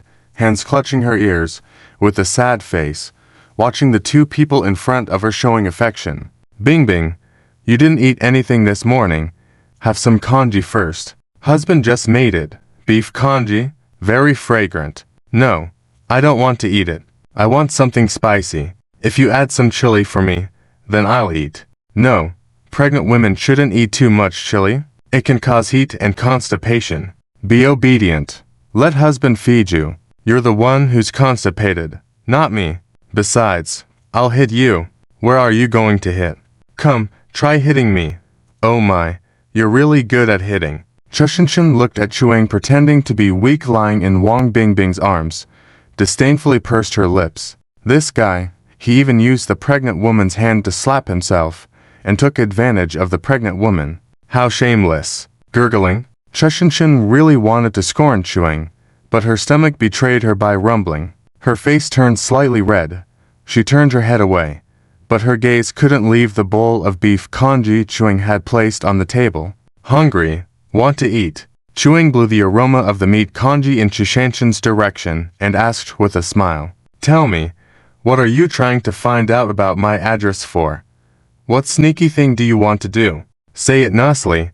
I'll let you eat." Shanshan swallowed hard, her face drooping again. "Chuang Jij, I'm telling you, my family kicked me out. I have nowhere to go. No money on me. And you are my brother. So I can only come to you." Chuang smiled, but didn't say anything, his eyes sideways glancing at Shanshan. It was as if he was saying, "Go ahead, continue your story." Seeing Chuang unmoved, Shanshan turned to Wang Bingbing for help. Bingbing's sister-in-law. Pretty sister-in-law, please help me persuade my brother to shelter me for a while. Don't worry, I will take good care of things. I'm telling you, I can do a lot of things. Don't be fooled by my appearance. I can handle everything from eating, drinking to having fun. Look at you, unable to do anything while pregnant. So boring. Let's spend time together then. Chushinshin hugged Wang Bingbing's leg, crying. From the first sight of Wang Bingbing, she had been deeply impressed by her beauty. No wonder she could make Chuang marry early. It turned out the sister-in-law was so beautiful, and the key was her great temperament, exuding the unique aura of a wealthy young lady all over her body. She thought Chuang was very capable and wanted to curry favor with him, but now seeing the sister-in-law, she realized what a missed opportunity it had been. In order to spend more time with Bingbing's sister-in-law, she had to try her best to stay. You really can do everything. Wang Bingbing was moved. Pregnancy was really boring. She also wanted to go out and have fun. But Chuang didn't agree, fearing it was dangerous for her to go out alone. Having someone accompany her might be okay. Yes, yes, yes. Really, we can play together in the future. Chu Shanshan's eyes brightened, nodding like a little chicken. Then, both of them turned their heads to look at Chuang simultaneously, their eyes pleading like little chicks asking for food. Chuang's mouth twitched, decisively refusing. Bingbing, don't listen to this guy. Don't let her corrupt you. This girl has always been pampered in the Chun and Chu family, living without worries. How could she be kicked out with no money? When he first saw Chushinshin, he thought she was a delicate young lady, but she turned out to be shameless, wanting to deceive his Bingbing. Who does she think she is? Chushinshin was about to cry. Chuang Jij, I'm not lying to you. I was really kicked out by my family. Even my grandfather personally expelled me. Talking about the recent events in the Chun and Chu family, Chushinshin couldn't help but cry. It turned out that after they returned to Chunan, a major event occurred in the clan. First, there was fog lingering in the village every night. The wind couldn't dispel it. Later, people said they saw deceased relatives in the fog. These relatives came back in groups, appearing at night and disappearing by day. Subsequently, anyone who saw these people in the clan started mysteriously falling asleep. And in their sleep, they said they were ghosts trying to take them away by force. Later, some members of the clan's temperament drastically changed, the formerly gentle ones becoming very violent, shouting and fighting. People who used to practice martial arts suddenly picked up embroidery needles to sew clothes for their families, speaking softly like ancient noble ladies. Chushinshin had seen a captain of the guard at that time, holding an embroidery needle, trying to do embroidery for another guard. She felt like she had been struck by lightning. That day she told her grandfather about what had been happening recently in the clan, hoping her grandfather would quickly find a solution. However, before she could finish speaking, she was slapped in the face for the first time in her life by her most beloved grandfather. She was stunned and wanted to ask why. But instead of an explanation, her grandfather made another shocking move, crossing her name off the family tree. Grandpa actually wanted to kick her out of the Chu family. She felt like the sky was falling. But after asking for a long time, without getting an answer, she resolutely left Chunan, arriving in Shunjin with only a little cash on her. Grandpa must have gone senile to actually kick out his own granddaughter. But since she was kicked out, it would be humiliating to go back voluntarily. No matter what her grandfather said this time, she was definitely not going back. Chushinshin clenched her lips tightly, thinking indignantly. Hearing Chushanshin's story, Chuang fell silent. Within a few days, such bizarre events had happened in the Chun and Chu family. Chuang sensed something unusual. After careful consideration, Chuang asked in a serious tone, Chushinshin, I've been wanting to ask you, does every family in the Chun and Chu family keep zombies? Chushinshin was startled, not expecting Chuang to ask such a question. Chuang Jij, what are you saying? Keeping zombies is something only other people in the clan would do. Responsible for maintenance and post-event work. Our branch is the direct line. Responsible for family production issues. Handling company matters. Responsible for revenue and management. How could every family keep zombies? Chu Shanshan said somewhat disdainfully. Chu Heng fell silent. Turns out it was true. It was intriguing. In the Chu family village, their branch didn't have this tradition, but it existed in the Chun and Chu family. Chu Heng suddenly wanted to witness it. Since that's the case, stay here temporarily and wait for some time. I'll contact your grandfather, then send you back. Chu Heng said. Chu Shanshan breathed a sigh of relief, feeling a weight lifted off her shoulders. It was enough to be able to stay. They'll figure out the rest later. Just then, Chu Heng's phone rang. Chu Heng lowered his head and saw Feng Lang. Feng brother, why are you up so early? Chu Heng walked over and answered the phone for the two of them. What early morning? I didn't sleep a wink all night. The tired voice of Feng Lang came through as soon as the call connected. Chu Heng chuckled. Feng brother, you are really diligent. Are you working overnight to earn money to buy milk powder for your future grandchild? Don't talk nonsense. Buying milk powder. I'm busy because of you. The matter you mentioned last night has some leads now. Chu Heng's expression turned serious and he asked, so quickly there are results. Where is he now? Feng Lang replied irritably, quick, it has already been a whole night. After hearing your important information last night, I didn't dare to sleep and immediately had people investigate. Fortunately, the people under me are fast, and they found some clues immediately. According to my people, 3rd June was active in the north of Xi'an last night. I suspect that 3rd June is likely to have a stronghold in the north of Xi'an. Since 3rd June was injured in the confrontation with you last night, I guess he won't act for a while. Chu, my friend, do you want me to send someone to check it out? Chu Heng frowned slightly, recalling what Chu Shanshan had said earlier. Feng brother, are you sure that 3rd June is only active in the north of Xi'an and hasn't gone to the south of Xi'an? Chu Heng felt that what Chu Shanshan had described seemed somewhat like illusions. However, he couldn't confirm just based on a few words. He needed to see it for himself. But he didn't rule out the possibility of unusual occurrences in the Chu family in the south of Xi'an.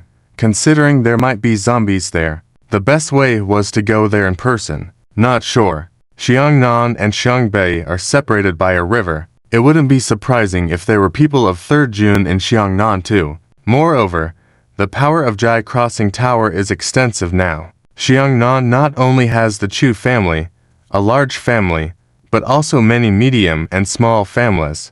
So I suspect that there will definitely be people from Jai Crossing Tower in Xiangnan. Feng Lang said, Chu, my friend, the more I think about it, the more urgent it seems. I'll bring people over tomorrow. Chu Heng declined with a smile. Feng brother, you don't need to trouble yourself. I'll go there in person. Bring Bing Bing and Chu Shanshan. Chu Shanshan, the young lady you met at the Heroes Conference last time. How come she's with you? Feng Lang asked in confusion. Chu Heng didn't hide anything and told Feng Lang everything Chu Shanshan had just said. Feng Lang's expression became very serious after hearing that. Chu, this is indeed a bit strange. Chu Jianyu treasures his granddaughter. How could he possibly drive Chu Shanshan out of the house? There must have been something at the Chu family in Xiangnan that even that old guy couldn't control. Let's do this. In a couple of days, I'll go with you guys. I've known Chu Jianyu for a long time. For the sake of our friendship, if that old guy really runs into trouble, someone has to clean up the mess. At that moment, Feng Lang had no idea that his casual words would soon become reality. Chu Heng didn't refuse, and after agreeing on a time with Feng Lang, he hung up the phone. Turning around, he saw Chu Shanshan squatting on the ground, talking to Wang Bingbing, looking up with a bright smile. Wang Bingbing also had a smile on her face, occasionally gesturing with her hands, her face blushing. It seemed like they were talking about something interesting, both laughing and shaking their heads. Chu Heng was taken aback. Weren't these two just meeting for the first time? When did they become so friendly? Bingbing, what are you talking about? Why is it so funny? Chu Heng walked over with a smile. Heng, you're done. Shanshan is talking about some things she encountered before. She said she really saw a mother pig climbing a tree. Is that really such a magical thing? Wang Bingbing looked up at Chu Heng, her eyes sparkling and very charming. Chu Heng's mouth twitched, speechless as he looked at Chao Shanshan. A mother pig climbing a tree. How could she dare say anything? Well, since she can play with Bing Bing, let her talk. He wouldn't expose her this time. Feeling Chu Heng's sharp gaze on her, Chu Shanshan felt guilty. Actually, it's not really a mother pig climbing a tree. One year, there was a flood in Xiangnan, and the river water flooded up to the trees. There happened to be a mother pig washed down from upstream. Then I saw the mother pig blocked by a big tree, and somehow, it got caught on a tree branch. Chu Shanshan grew more and more nervous as she spoke, not daring to lift her head. Oh no. Would Chu Heng brother want to kick her out again because of this?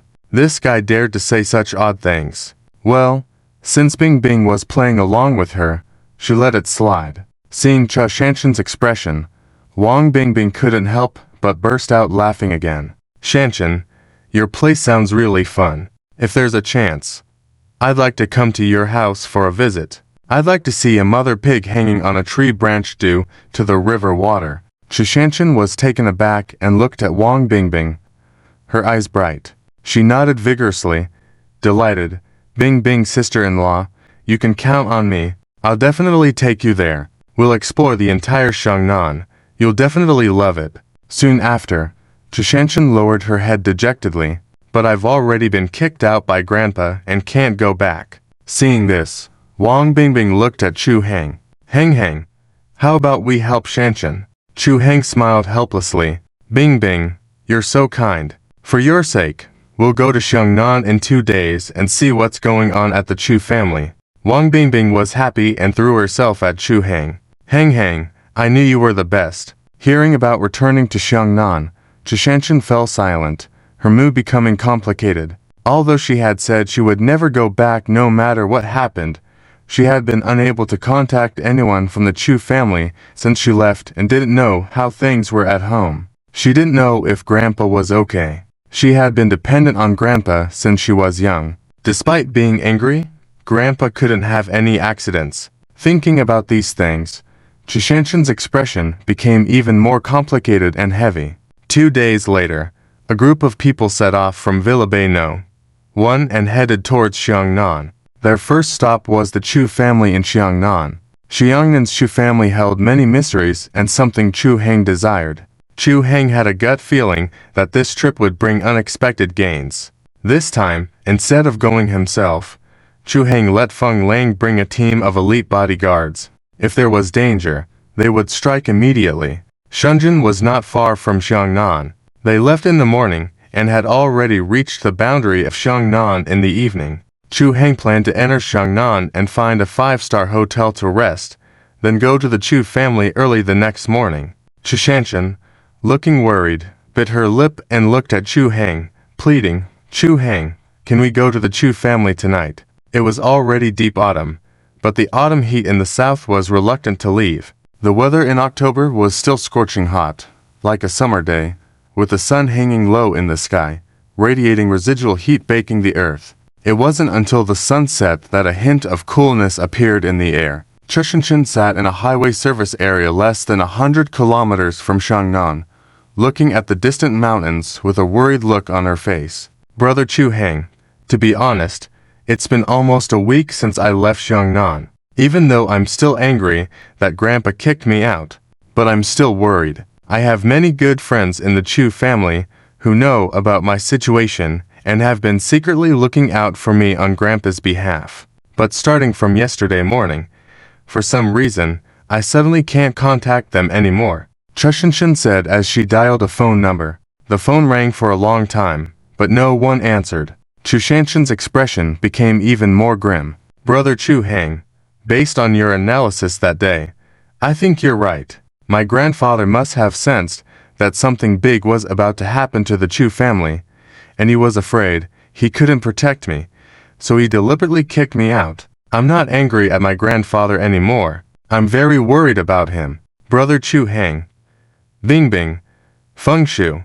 Can we go to the Chu family tonight? I want to see my grandfather. Chu Shanshan's eyes were slightly red as she pleaded with the three of them. Feng Lang, seeing this, called Chu on his phone, but there was still no answer. The three of them fell silent for a moment, and the atmosphere became somewhat heavy. They really didn't know how to handle this situation, mainly because they still didn't have a clear understanding of the Chu family in Xiangnan. Rushing over would be too passive. Chu Heng's suggestion was to find a place to rest for a few days first, and slowly investigate the situation of the Chu family in Xiangnan. Chushinshin had initially planned this way as well, but now things seemed to have exceeded her expectations, and she couldn't wait any longer. Heng, how about we go to the Chu family tonight? Even if something is going on at the Chu family, do you think they would dare to do something to us with so many of us? And they can't possibly be a match for you, right?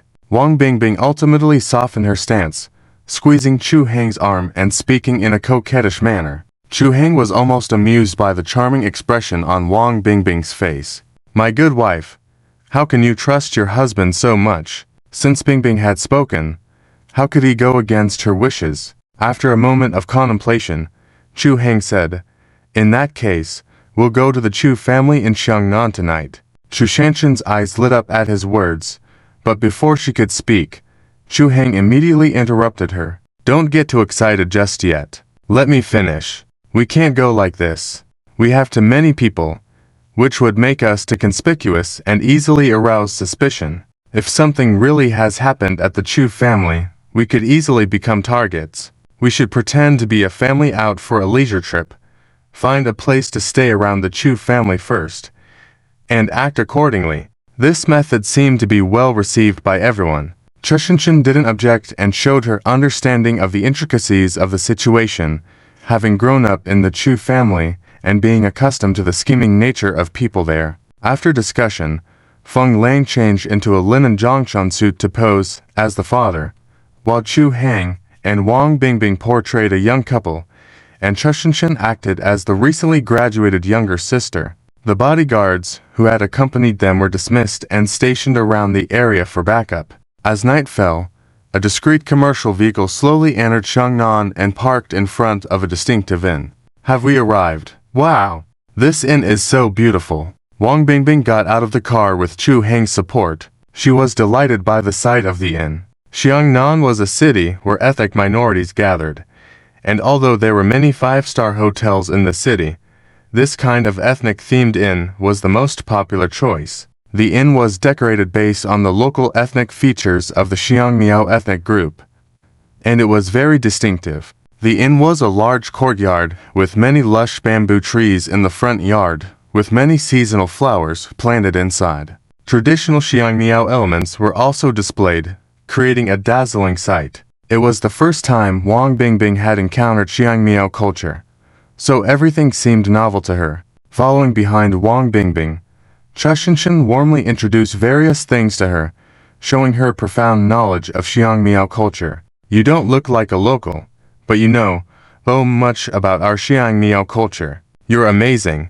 The inn's owner Zilu was a young man dressed in traditional Xiangnan attire. Upon hearing Chushanshin's words, he couldn't help but look over. Chushinshin was taken aback and remembered Chu Heng's words, quickly closing her mouth. Actually, to be honest, I wrote my university thesis on Xiangmiao culture, so I did a lot of research. Chushinshin touched her nose, feeling a bit embarrassed. Zilu seemed to understand suddenly and shifted his gaze away. Chushinshin breathed a sigh of relief. Despite being the eldest daughter of the Chu family and growing up in Xiangnan, she had been strictly instructed by her grandfather to focus on martial arts practice and academics since childhood. Unlike young people who often roamed around, the locals in Xiangnan were unfamiliar with her. Furthermore, she had deliberately applied heavy makeup, while most Xiangnan girls had darker skin, making her fair complexion and unfamiliar appearance unrecognizable. You did well, but don't worry. This inn was chosen randomly, so nothing should happen. Chu Heng reassured her. Nodding, Chushinshin followed the others into the courtyard of the inn. Several wooden tables were placed in the courtyard, surrounded by twinkling colored lights on the flowers, creating a romantic atmosphere. Heng, this place is so beautiful. Why don't we have dinner here tonight? Upon entering, Wang Bingbing fell in love with the place and eagerly looked at Chu Heng. Whatever you want to eat, I'll go along with it. Wang Bingbing chuckled and asked, Boss, do you have a menu? What special dishes do you have here? Could you introduce them to us? Hearing this, Zilu quickly went back to get a menu and happily said, Miss, you have a good eye. We serve the best Xiangmiao cuisine around here. You must all be from out of town. Let me introduce it to you. Like this sour soup fish, oil tea, deep fried rice cake, turtle phoenix soup, osmanthus tea, Xiangmiao specialty 3-color rice, black metis and stewed chicken, Miao King fish. All are famous local dishes. Many people come from afar thus to taste them. You guys will surely want more after trying them. Wang Bingbing's morning sickness had eased, and it was a good time for her to supplement her nutrition. Upon hearing the names of the dishes from the boss, she couldn't help but salivate. The sour soup fish in particular sounded very delicious. Hang, should we try that one too? Wang Bingbing pointed to the picture on the menu, turning to Chu Hang with a happy expression. Chu Hang didn't even look at the menu. He simply closed it and handed it to the boss. No need to look. Just repeat the dishes you reported earlier, he said. Also, give me a pot of stewed old mother chicken soup. I'll eat half now and save the other half for supper. Gurgle.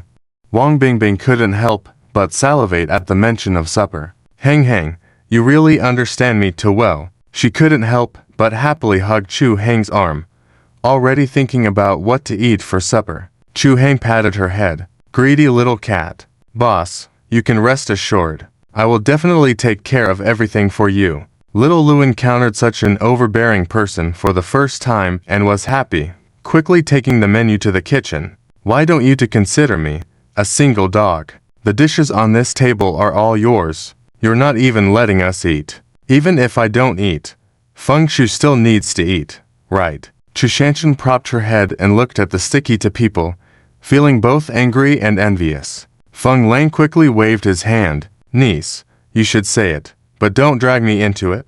I am not a dog.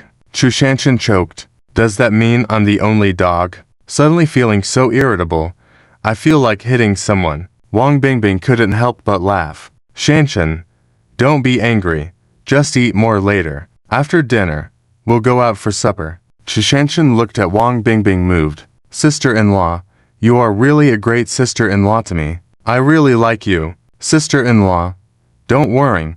I'll take you to eat something delicious later. I guarantee it will be 1,000 times better than this. Hearing about something delicious, Wang Bingbing couldn't help but feel excited again. Half an hour later, the dishes were served one after another, filling the table. Everyone had been starving on the way here, and seeing the delicious food in front of them, they were speechless. There was only the sound of serious eating in the entire courtyard. After eating and drinking their fill, Chu Hang remembered to inquire about something. Boss, is it always like this here? Why is there so much fog outside? Chu Hang asked casually while sipping soup. After eating, we were planning to go out and play a bit.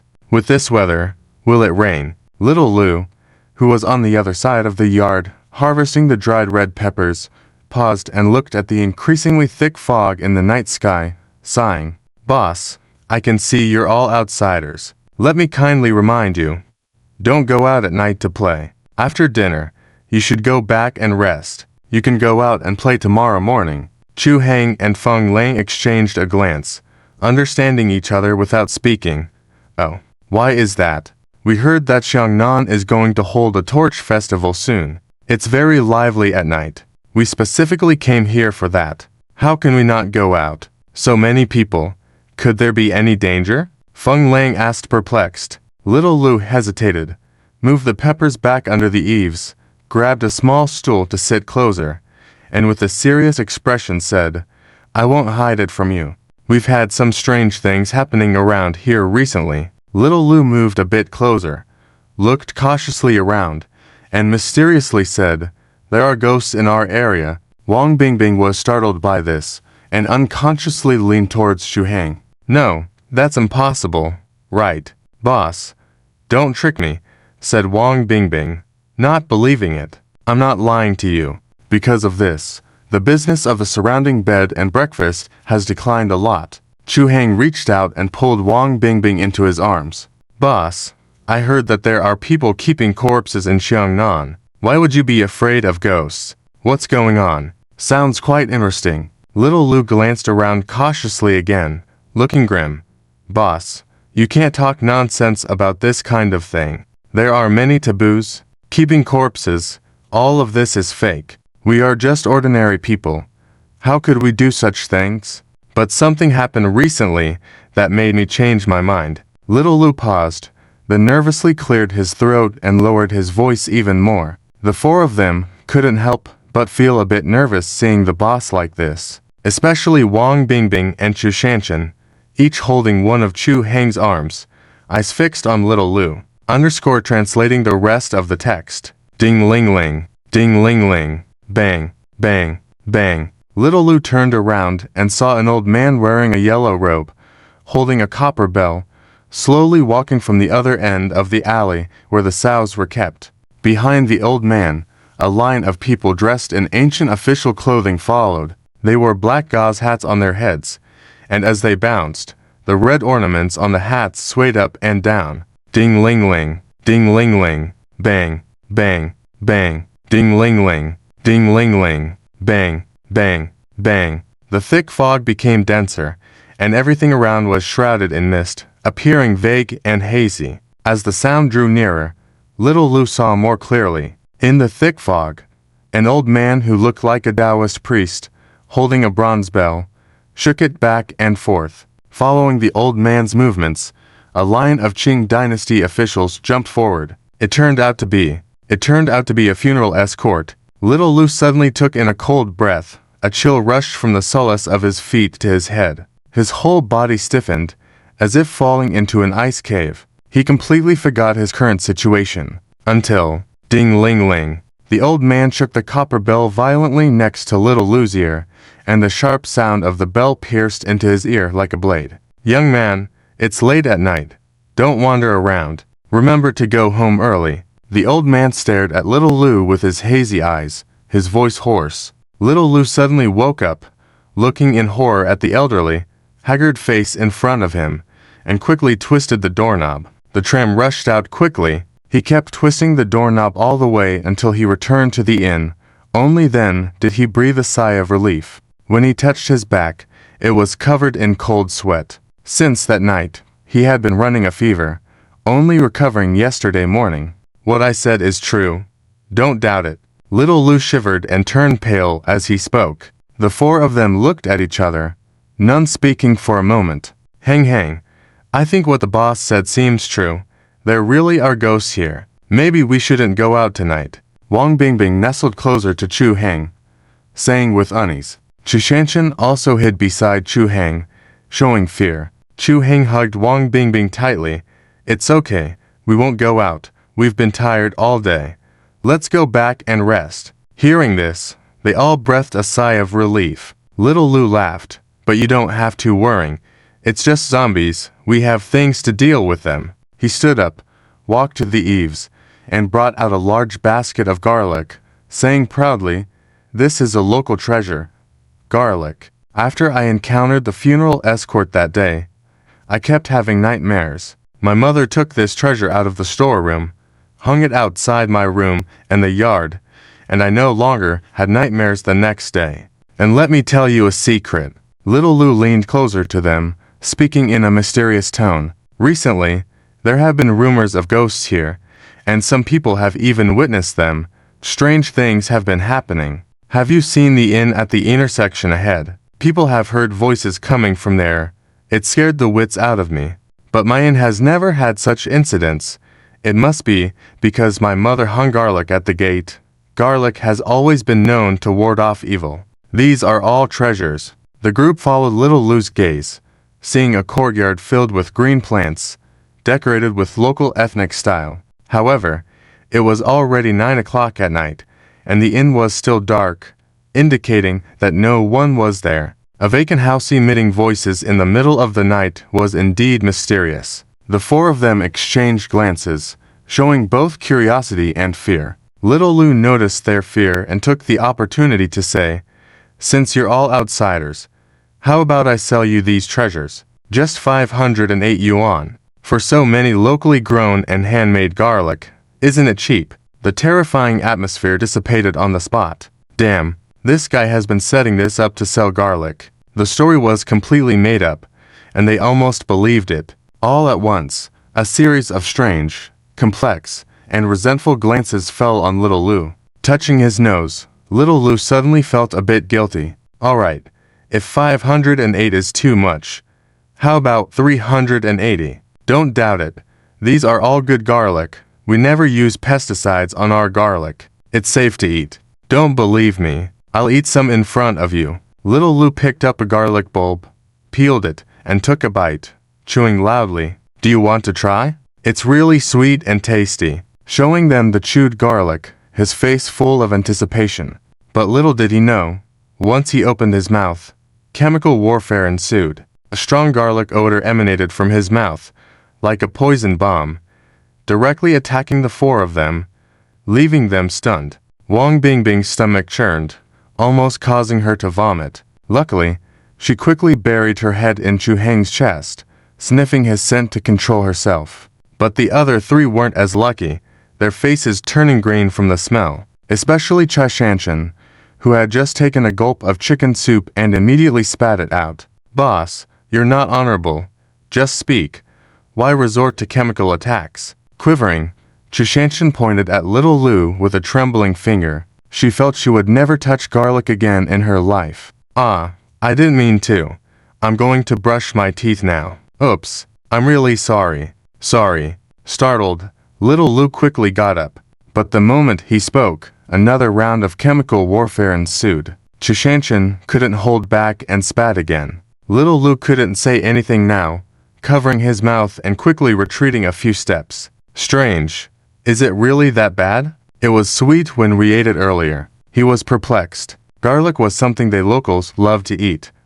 So why such a strong negative reaction from city folks? Not one to give up easily, Little Lou exhaled into his palm and sniffed. Yuck. Damn. Why is it so foul? It was fragrant when I ate it earlier. He couldn't understand why the city folks had such a big reaction. They loved garlic there. Little Lou, not giving up, placed the garlic near his nose again. Damn, ate foul garlic. What is this garlic? It smells like crap. Yuck. Watching Little Lou retching near the flower pot, the group felt sympathy. Being so young, why eat something like this? Feng Lao came forward. Brother, what do you think about what the innkeeper said? Do you think he's telling the truth? Chu Heng asked in a deep voice. Feng Lang pondered for a moment, before looking at Chu Shanshan. Niece, I don't know much about the situation in Xiangnan. Why don't you share your thoughts? What do you think about what the boss said? Half true and half false. Chu Shanshan's expression turned serious, no longer showing the fear from before. I think it's half true and half false. Recently, there have been strange incidents in Xiangnan, but it's not as terrifying as the innkeeper described. At that moment, Chu Shanshan's eyes sparkled with intelligence, completely different from her previous scared demeanor. Chu Heng admired her. She was indeed a direct disciple of the Chu family in Xiangnan, so how could she be afraid of zombies? After all, as Chu Shanshan had mentioned before, every branch of the Chu family in Xiangnan had a corpse. Although Chu Shanshan sometimes acted like a spoiled rich girl, she could make accurate judgments when necessary. It seemed like she had pretended to be scared earlier to make the other party lower their guard and reveal more useful information. Chu Heng couldn't help but appreciate his granddaughter. In Xiangnan, there has always been a legend about ghost catchers, but these rumors are spread intentionally by some of the major families in Xiangnan. Chu Shanshan cautiously glanced around before speaking in a low voice. Chu Heng and Feng Lang exchanged a surprised look. What does it mean to create puppets? Chu Heng asked. After a moment of contemplation, Chu Shanshan took a deep breath. I won't hide it from you anymore. Puppetry is the secret technique passed down in our Chu family in Xiangnan. Through puppetry, the Chu family can turn the deceased into puppets to use as bodyguards or to solve problems. However, the process of creating puppets is complex and lengthy, requiring repeated secret rituals and testing. Most importantly, the puppet must be created in a quiet and dark environment without any disturbances. Any interruption during the process can ruin the efforts, or even lead to the puppet turning against the creator. Therefore, the puppetry process usually takes place at night to avoid prying eyes. To protect the Chu family's secret technique, the heads of the Chu family throughout the generations occasionally spread rumors to mislead ordinary people who might see the process of creating puppets, leading to the ghost catcher myth. In reality, it's all fake. This revelation shocked all three of them, especially Wang Bingbing, who felt like she was in a fantasy world. She anxiously snuggled into Chu Heng's embrace. Sensing Wang Bingbing's fear, Chu Heng held her hand tightly and after a moment of contemplation, said, "So, the sightings of deceased loved ones coming back in groups and the recent encounters with ghost catchers mentioned by the innkeeper are all related to puppetry." Chu Shanshan nodded, her face serious. "It's all about puppetry. Puppetry is a skill that every direct descendant of the Chu family must learn from a young age, and I've practiced it too. However, my puppetry skills are still lacking, and controlling a corpse alone is quite challenging. Controlling a group of puppets requires over 30 years of experience in puppet manipulation, and the most important thing is..." Chu Shanshan looked at the three people with a look that was indescribable and inexplicable in her eyes. The most important point is that the Chu family has long-standing rules. Absolutely no puppetry is allowed on deceased relatives of the Chu family, not even distant relatives. Firstly, puppetry techniques can cause some damage to the corpse, showing disrespect towards the deceased. Secondly, no one wants to see their deceased loved ones being enslaved like machines. Therefore, all puppetry corpses in the Chu family are obtained from others. We collectively refer to these corpses as puppets, because they are bodies of others. Controlling them becomes more unscrupulous. Chu Shanshan silently added in her mind, "In fact, the Chu family disposes of many bodies every year, and as expected, these bodies all end up in pieces, many of them unable to recover even their bones. The reason is none other than the fact that there are too many useless people in the Chu family in Xiangnan." Chu Shanshan still remembers the first time she operated a puppet, tearing off the puppet's arm. The scene was too bloody. My goodness, there are actually such horrible things in this world. But with so many bodies, where do you get them from? Don't tell me you're digging them up from graves. Wang Bingbing shrank in Chu Heng's arms, exclaiming. But as she continued, her voice grew softer, showing a lack of conviction. Chu Heng and Feng Lang also became curious. After all, Xiangnan Chu's family is a big family. Could it really be involved in grave robbing activities? The idea of Chu Jiani, an old man from the Chu family, taking a group of people to a cemetery at night to dig graves in a dark and windy night, sent shivers down their spines. Chu Shanshan couldn't help but sneer, saying unkindly, "How is that possible? Where do you think we get them from? The puppets we use in the Chu family are mostly unclaimed bodies from morgues, or bought at a high price. However, precisely because of this, the Chu family's puppets have always been cautious. This is another reason why puppetry techniques can only be practiced by direct descendants.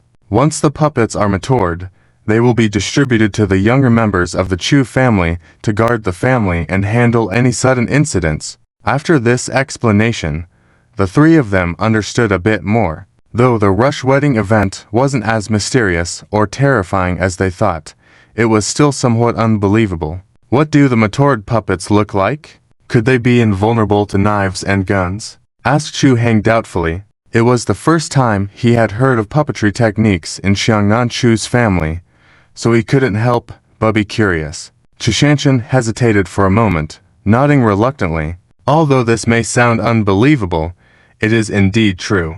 Puppetry techniques are similar to some martial arts manuals. They are divided into high, middle, and low levels. The advanced puppets are not only invulnerable to knives and guns, but can also move freely, just like regular people. They may even become spiritual beings with some degree of self-awareness.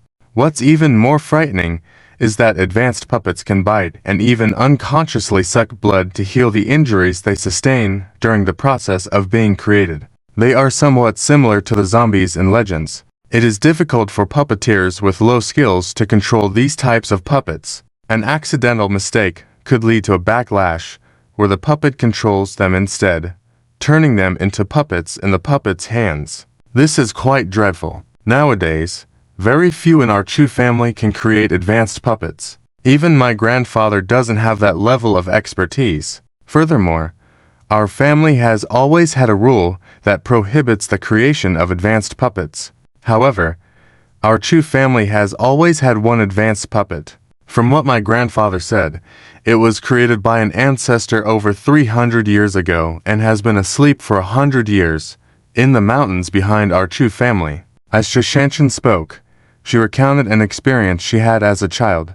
Over a decade ago, when she was only 7 or 8, she and a group of Chu family children accidentally entered the forbidden area of the back mountain without supervision. In a dark and damp cave, they saw a black coffin. The coffin was open, and inside lay a person with closed eyes, more accurately, a corpse. The body wore a copper-colored soft armor, boots, kept a hair bun, appearing like an ancient person, almost indistinguishable from the living except for their pale complexion. When this group of children saw a person in the cave, they couldn't help but become curious and approached. Some mischievous children even pulled the hair and beard of the person. However, Chu Shanshan, who had been personally raised by the Chu family head and recognized the person as the high-level puppet king her grandfather had mentioned, immediately recognized the person as the high-level puppet king her grandfather had mentioned.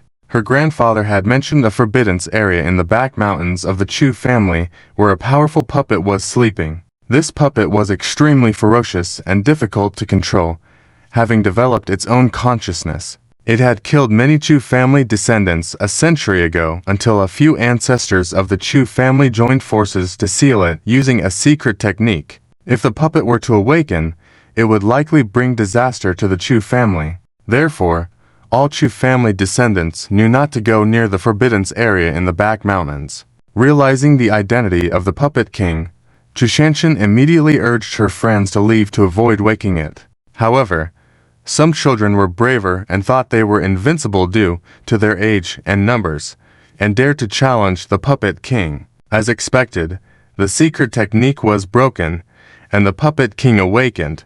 That time, 12 Chu children went in, but only 3 came out alive. 2 of them were left with lifelong disabilities, one losing an arm and the other a leg. Chu Shanshan knew the seriousness of the situation from the beginning and ran back home to inform her grandfather. Narrowly escaping the disaster, almost the entire Chu family of Shangnan mobilized, losing hundreds of puppets and half of the Chu family descendants to reseal the puppet king, resulting in significant losses. This incident led to the current disruptions in the talents of the Chu family descendants. Those with high talents went deep into the mountains and never returned. Since then, no one in the Chu family dared to mention or go near the forbidden area in the back mountains. After finishing her narrative, Chu Shanshan sighed heavily, her face filled with sorrow. That was when I truly understood why each family had never allowed the creation of advanced puppets by our people. It's truly terrifying. Whenever she recalled the scene from the cave back then, Chu Shanshan couldn't help but shudder. The 3 listeners had solemn expressions, with Wang Bingbing turning pale with fright. That the dead can have their own consciousness is terrifying. The world is a scary place. Didn't they say after the founding of the country, it was forbidden for them to become sentient? Oh no, Wang Bingbing belatedly exclaimed, feeling that her worldview had been severely shaken. Chu Heng's eyes narrowed, a dreadful thought crossing his mind. Shanshan, do you think the recent events in Shangnan have anything to do with the puppet king in the back mountains of our Chu family? The 3 of them were stunned, all looking at Chu Heng simultaneously. The look in his eyes was extremely complex, showing shock, confusion, disbelief, and even a hint of realization as if waking from a dream. Heng, this can't be real, right? If it's true, this is too terrifying. Who would dare to do such a thing? Wang Bingbing asked incredulously, although she was not clear about the cause of the matter. After associating it with what Chu Shanshan had said earlier, she couldn't help but feel that this matter was too fantastical. It was like a huge net suddenly rushing towards them, leaving them breathless. The more Wang Bingbing thought about it, the scarier it seemed. Brother Chu, this matter, I think, maybe it's not as terrible as we think. Feng Lang also felt that the statement was too frightening, and he didn't want to believe it. But the more he talked, the less confident he became. He recalled the previous events in the Feng family. It was true that the matter in the Chu family's forbidden area should not be known to outsiders. But what if there was a traitor within the Chu family? Thinking about these things, Feng Lang's expression suddenly changed, showing a mix of shock and anger. If it was really like this, these people deserve to die. Chu Hang chuckled. Brother Feng, it seems you've also figured it out, Chu Hang said, then glanced at Chu Shanshan, who was still in shock, and said, I also thought of it based on what Shanshan just said. Firstly, it's about what the innkeeper said earlier. The incident in the alley with the drying out event. We can already confirm. This is not a paranormal occurrence. The Chu family is practicing puppetry, and that old man should be a senior member of the Chu family. From this, we can also deduce that some recent legends in the southern region caused by the Chu family's frequent puppetry activities. But there's also a puzzle. Why would people see their deceased relatives return in groups? Shanshan just said, the puppets must be made from unclaimed corpses, but the puppets recently appearing in the southern region are clearly not unclaimed. Why is this happening? At this moment, the gazes of the three were fixed firmly on Chu Hang, full of shock and suspicion. This was also a point that they couldn't figure out. Using the corpses of the deceased to make puppets is a major taboo in the Chu family. Firstly, they will face strict clan rules, and secondly, if the families of the deceased find out, it will lead to disputes, and in the worst case, legal sanctions. A large family cannot afford to see such scandals. So, why? Chu Shanshan looked puzzled. Chu Hang smiled. Do you remember the senior puppet king in the Chu family's forbidden area? Subduing the puppet king requires a large number of puppets, but the Chu family currently doesn't have many, so they need to quickly make as many puppets as possible in a short period. It's difficult to find so many corpses in a short time, so some people have turned their attention to the deceased relatives from ordinary families. If I'm guessing correctly, many family graves are now empty. This revelation shocked the three once again. Is it really like this? Chu Shanshan murmured, finding it hard to believe. But, where can so many puppets be hidden? If they are discovered, the consequences would be severe. And the puppet king, that's even scarier. If the puppet king is angered, not only will the Chu family suffer, but the entire southern region may also be in danger. Who would do such a thing? Isn't he afraid that the Chu family would be overturned because of him? Chu Shanshan felt increasingly scared as she thought about it. She suddenly stood up, ready to leave. No, I can't wait any longer. I have to go back and tell Grandpa now. But before she could turn around, Chu Hang stopped her. Your grandpa probably figured it out a long time ago. Maybe what you said is true. The real goal is to overthrow the Chu family, Chu Hang said calmly. Chu Shanshan was shocked. What? That's impossible. If my grandpa already knew, then why didn't he stop these people? He is the head of the Chu family. How could he just watch such a thing happen? Chu Hang took a sip of tea calmly before asking, what if even your grandpa couldn't stop this? Chu Shanshan was taken aback, sitting on the ground in a daze. Seeing this, Chu Hang said, helplessly, don't worry. What I just said is all speculation without substantial evidence. But there are definitely factors here beyond your grandpa's control. I think that's why he purposely sent you to find me. Chu Shanshan was surprised again. You mean grandpa intentionally wanted me to find you? But how is that possible? He didn't tell me anything. He didn't even give me a bank card. Every time she mentioned this, Chu Shanshan felt wronged. If it wasn't for the help of kind people on the road, she wouldn't have made it to Shenzhen. Wait, kind people. Chu Shanshan's face changed slightly as she seemed to recall something. Have you figured it out? Chu Hang asked with a smile. Chu Shanshan nodded with a serious expression, then asked in confusion, could it be that the people I met on the road were all arranged by Grandpa?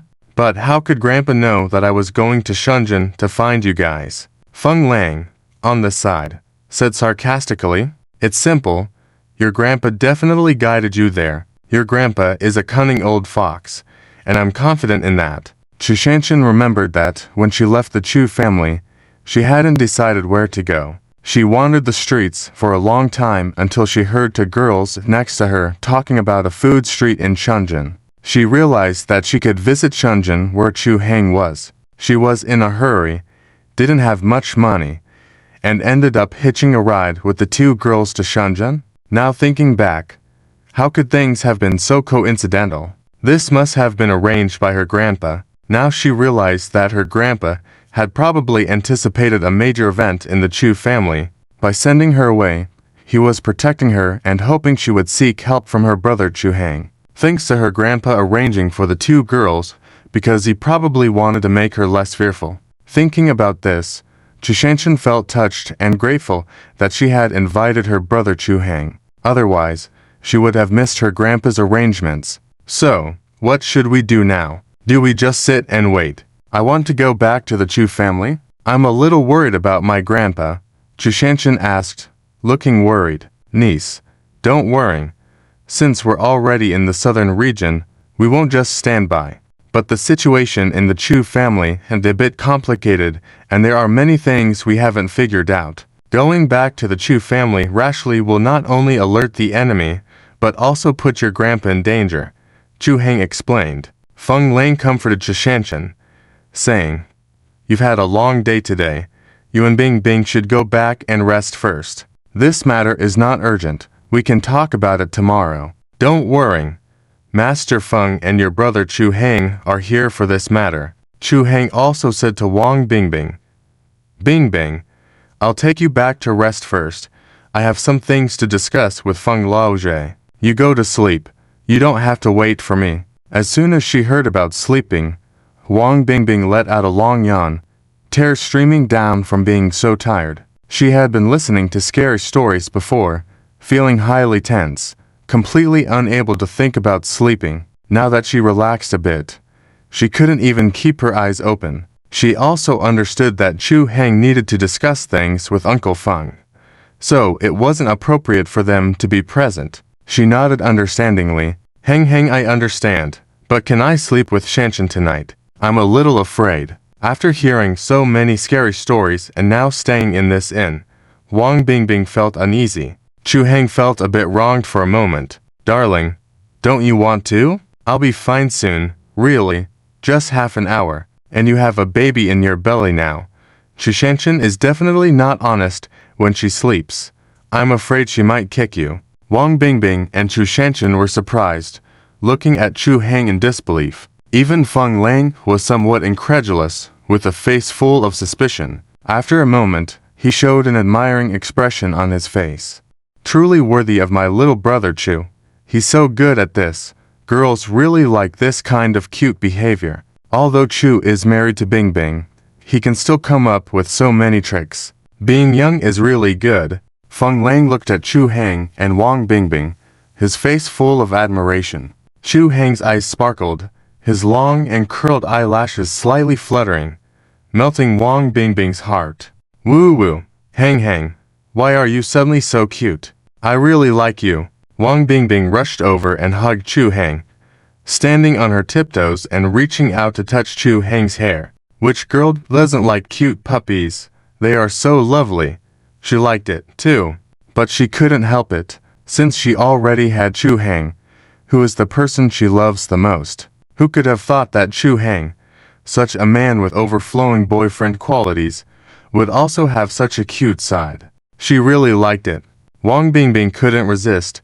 She playfully rubbed Chu Heng's head for a long time until his soft hair turned into a mess. Heh, sorry Heng, couldn't help it. I really like you so much. Seeing Chu Heng's tangled hair, Wang Bingbing felt a bit embarrassed, hurrying to fix it. Chu Heng didn't mind, and even bent down to make it easier for Wang Bingbing to fix his hair. Darling, bear with it for now.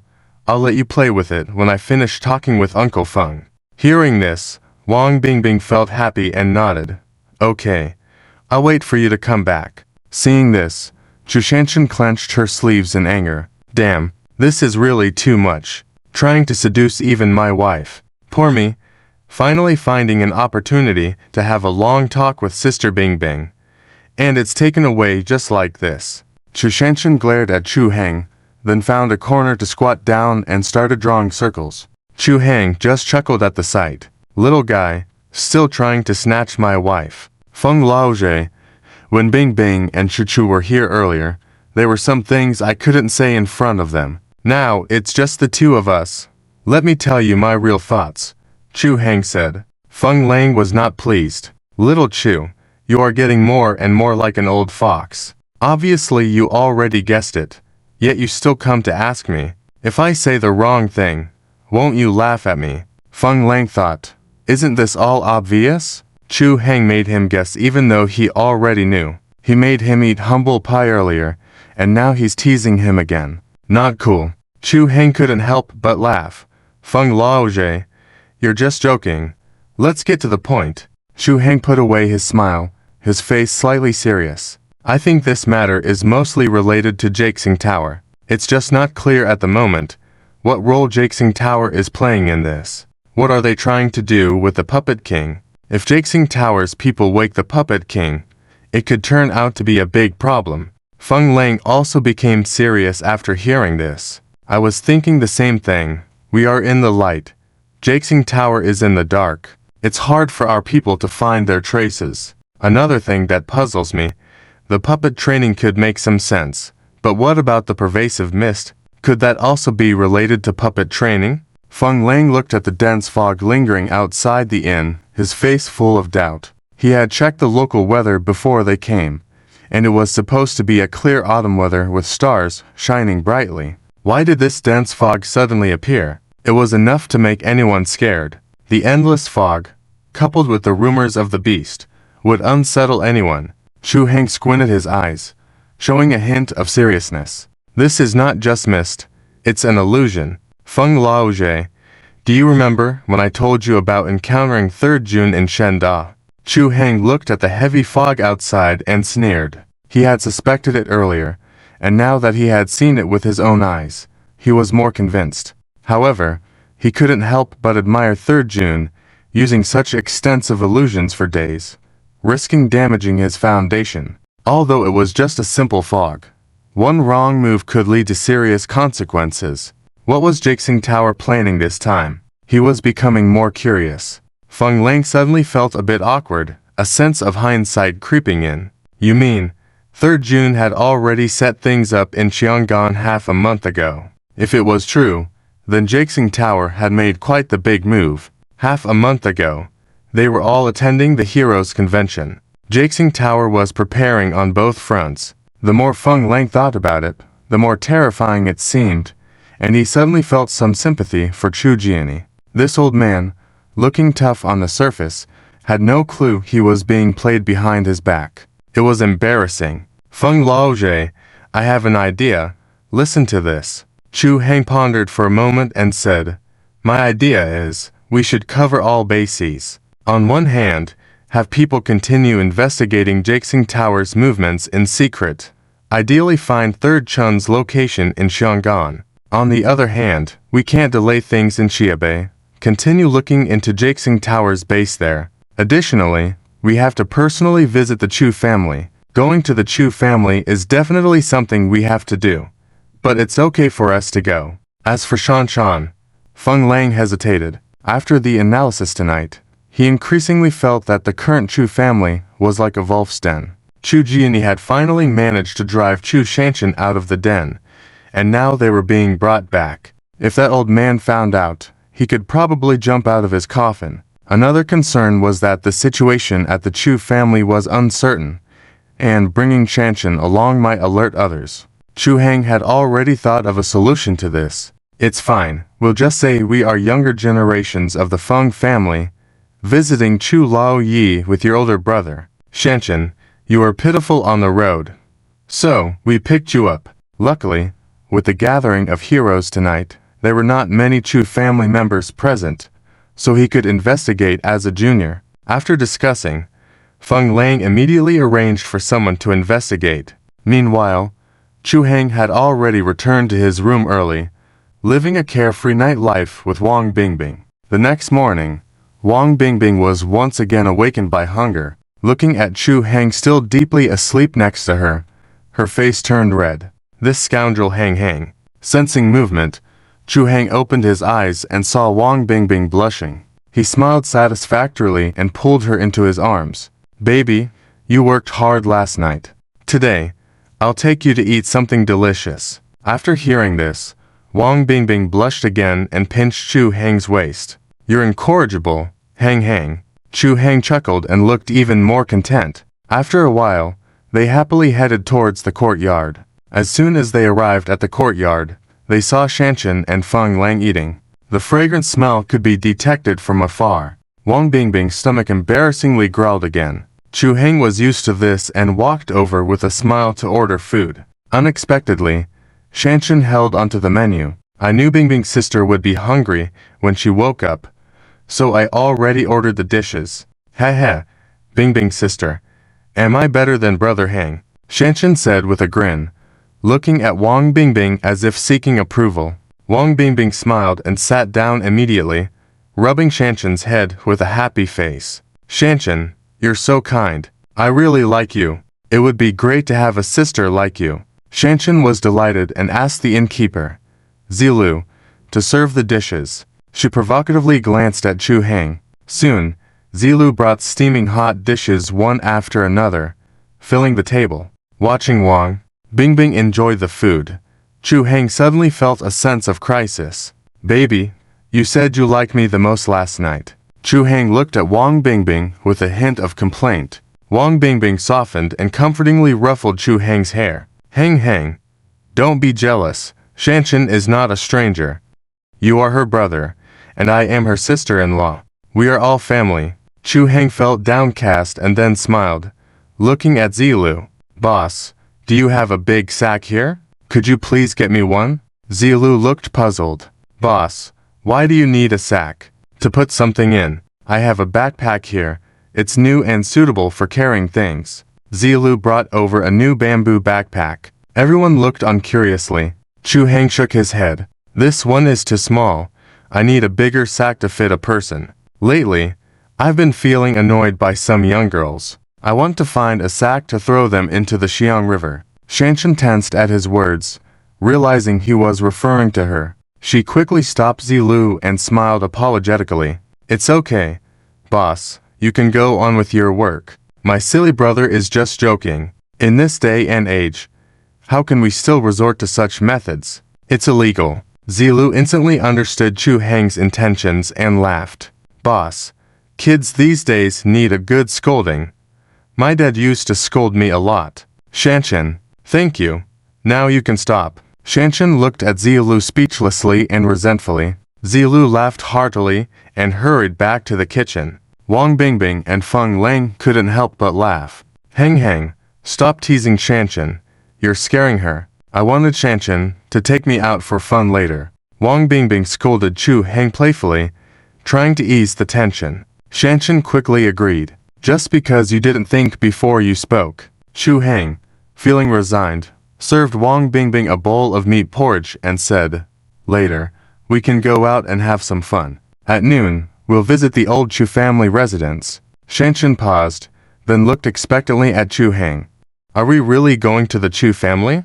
Can I come too? Won't it raise suspicion? Chu Hang shook his head with a smile and shared his plan with Shanshan. Shanshan, without saying a word, quickly finished her porridge and then returned to her room. Half an hour later, Shanshan changed into a new outfit and reappeared before the group. While she was initially wearing a green skirt and braided hair, now she was in a black work outfit with boots, her hair neatly styled. She exuded a competent aura. Chu Hang observed closely and noticed a dagger hidden in her boots. This little girl Shanshan had come prepared. Brother Chu Hang, I'll follow your lead this time. Don't worry, I'm all set, Shanshan said firmly. Wang Bingbing gave up on the idea of going out to play. She knew they were in Xiangnan mainly to learn about the Chu family. As long as that matter wasn't resolved, Shanshan wouldn't be in the mood to play with her. But that was fine, there was still time. At noon, led by Feng Lang, with invitation cards in hand, they made their way to the Chu family's gate. The Xiangnan Chu family was different from other prominent families. Situated with the Mang Mountain as a backdrop and facing the Xiang River, the Chu family had a strategic location that was easy to defend. Over the years, the Chu family had expanded their business from a few households to a large family, leveraging the advantages of Mang Mountain and the Xiang River. The village they were in, known as Chu Family Village, although named a village, had developed into a small town where only Chu family members resided. The Chu family members here practically ruled the area like emperors. Sitting in the car, Chu Heng looked at the villas and mansions passing by the roadside, feeling somewhat emotional. How could there be such a stark difference in development within the Chu family, despite being from the same family? Up ahead is our Chu family's old mansion. Chu Shanshan pointed to a traditional and ancient courtyard not far ahead, speaking to a few people. My father has always been in poor health ever since I was born. I have never seen him stop taking medication. My brother is also unwell, always in a wheelchair, and my mother passed away a long time ago. I have always lived with my grandfather in the ancestral home. It can be said that I was raised by my grandfather. When talking about her childhood, Shanshan's mood felt a bit depressed. She always felt that there was something wrong with the feng shui of the ancestral home. Otherwise, how could it be that most members of the Chu family are sick or disabled, with only a few outstanding descendants? Grandfather, third uncle, and fourth uncle's families have some brothers and sisters who are quite presentable. But these families are all untrustworthy. Sensing that Shanshan was feeling down, Wang Bingbing rubbed her head and comforted her. Shanshan, don't worry, with your brother Chu Heng by your side. He can handle anything for you. Believe me. Chu Heng couldn't help but laugh and cry. Should he say that his wife trusts him too much, or that she thinks too highly of him? Shanshan was moved, her eyes even slightly red. Bingbing's sister-in-law, thank you. It's great to have met you. Chu Heng raised his eyebrows, feeling a sense of crisis once again. He always felt that this girl Shanshan was trying to steal his wife from him. This visit to Feng Lang was on behalf of the Feng family from Northeast, and the Chu family was notified in the morning and prepared early. When Chu Heng and his group arrived at the Chu ancestral home, a group of people was already waiting at the gate. Shanshan, sitting in the back, introduced the people standing at the entrance of the Chu ancestral home to a few people. The person at the front, holding a cane, is my eldest uncle. During the time of competing for the head of the family, my eldest uncle almost became the head of the family. In recent years, although grandfather has been living a carefree life and not interfering in the internal affairs of the Chu family, he has always been dissatisfied and has secretly plotted several times to try to reclaim the position of the head of the family. Grandfather's strength is similar to my grandfather's, both at the peak of the third stage of power accumulation, so there are many supporters of grandfather within the clan. Grandfather is a smiling tiger. Feng uncle, you need to be careful. Feng Lang nodded. Next to grandfather is my eldest uncle Chu Huayuan, who currently manages the visible business of the Chu family, and his words carry weight. Eldest uncle is more serious and has a high level of strength, at the peak of the power accumulation stage. In addition, there are some people who are from grandfather's lineage. Shanshan continued. Originally, the people of grandfather's lineage used to live in the city and only returned for important matters. Strange. Why is it grandfather's family welcoming us today? Where is my grandfather? Shanshan looked for a long time, but still couldn't see Chu Jiani coming out, feeling somewhat anxious. Chu Heng looked over and indeed did not see Chu Jiani's figure. Don't worry. Let Feng Laoj go check it out first, and let's clarify the situation. Feng Lang nodded and then got out of the car. Oh, Feng Lao Tai, what wind has blown you here? We should have greeted you from afar. As soon as the car stopped, an elderly man in a dark gray Zhongshan suit with a dragon-headed cane walked towards them. The man, about 60 years old, had meticulously groomed gray hair and a rosy complexion. You are the Chu family's grandfather, right? Haha, long time no see. You are still in good spirits. Feng Lang got out of the car and burst into laughter upon seeing the old man, amusing him greatly. Uncle Feng is joking. I am already an old man. How can I talk about spirits? just barely breathing. Chu Jianhua laughed heartily and quickly welcomed Feng Lang inside. Uncle Feng, I heard that you were coming, so I had the food prepared early. It's still warm now. Let's go in and have a drink together. However, Feng Lang waved it off with a smile. No rush. Let's wait a bit more. I've already informed Chu Laois that we would visit him today. Oh? Where is Chu Laois? Why isn't he coming out today? Does he not welcome this old man? Feng Lang naturally referred to Chu Jiani with these words. He had presented his invitation to Chu Jiani and naturally expected to see him. Moreover, as the head of the Feng family, he had personally arrived. There was no reason for Chu Jiani, the head of the Chu family, not to come out to greet him. Chu Jianhua was taken aback. Although he sighed heavily and his face showed some sorrow, he just stood silently to the side. Seeing this, a middle-aged man beside him hurriedly explained, Uncle Feng, to tell you the truth, my second uncle hasn't been feeling well recently and is currently bedridden. The doctor advised him to rest, which is why we came out to greet you. Inside the car, Shanshan tightly clenched her fists, her face displaying anger. This is not right. They are lying. My grandfather is in good health. How could he be bedridden? My grandfather must have encountered something. Brother, what should we do now? Shanshan looked at Chu Heng helplessly, but she did not dare to act recklessly and could only seek help from Chu Heng. After pondering for a moment, Chu Heng spoke. Let's not act impulsively. Let's wait to see grandfather before making any decisions. If your grandfather is simply unwell, I can naturally find a way to heal him. But if it's something else. Chu Heng didn't finish his sentence, believing that Shanshan would understand. Shanshan naturally understood. She nodded vigorously, her face full of cold determination. Brother, I'll follow your lead. Subsequently, the three of them got out of the car. Outside the car, Feng Lang showed a sudden realization and smiled. In that case, I won't disturb Chu Laois for now. I'll go see him later. Chu Lao Di, Missy. We've arrived at the location. You three should also wake up. Feng Lang turned and looked into the car, saying in a low voice. Chu Jianhua's group only then realized that three people had been in the car who hadn't gotten out. Chu Heng said nothing but smiled as he helped Wang Bingbing out of the car. Shanshan followed behind the two, now wearing a black duckbill cap on her head and a mask covering her face completely. Uncle Feng, who are these three? Chu Jianhua looked at the three people with confusion. Feng Lang laughed and introduced them. This is my younger brother. This is his wife. And this is my grandson's partner. The little girl, just wants to have some fun. The three people nodded towards the others. However, Chu Jianhua could still tell something was off. He stared at Shanshan closely, full of suspicion.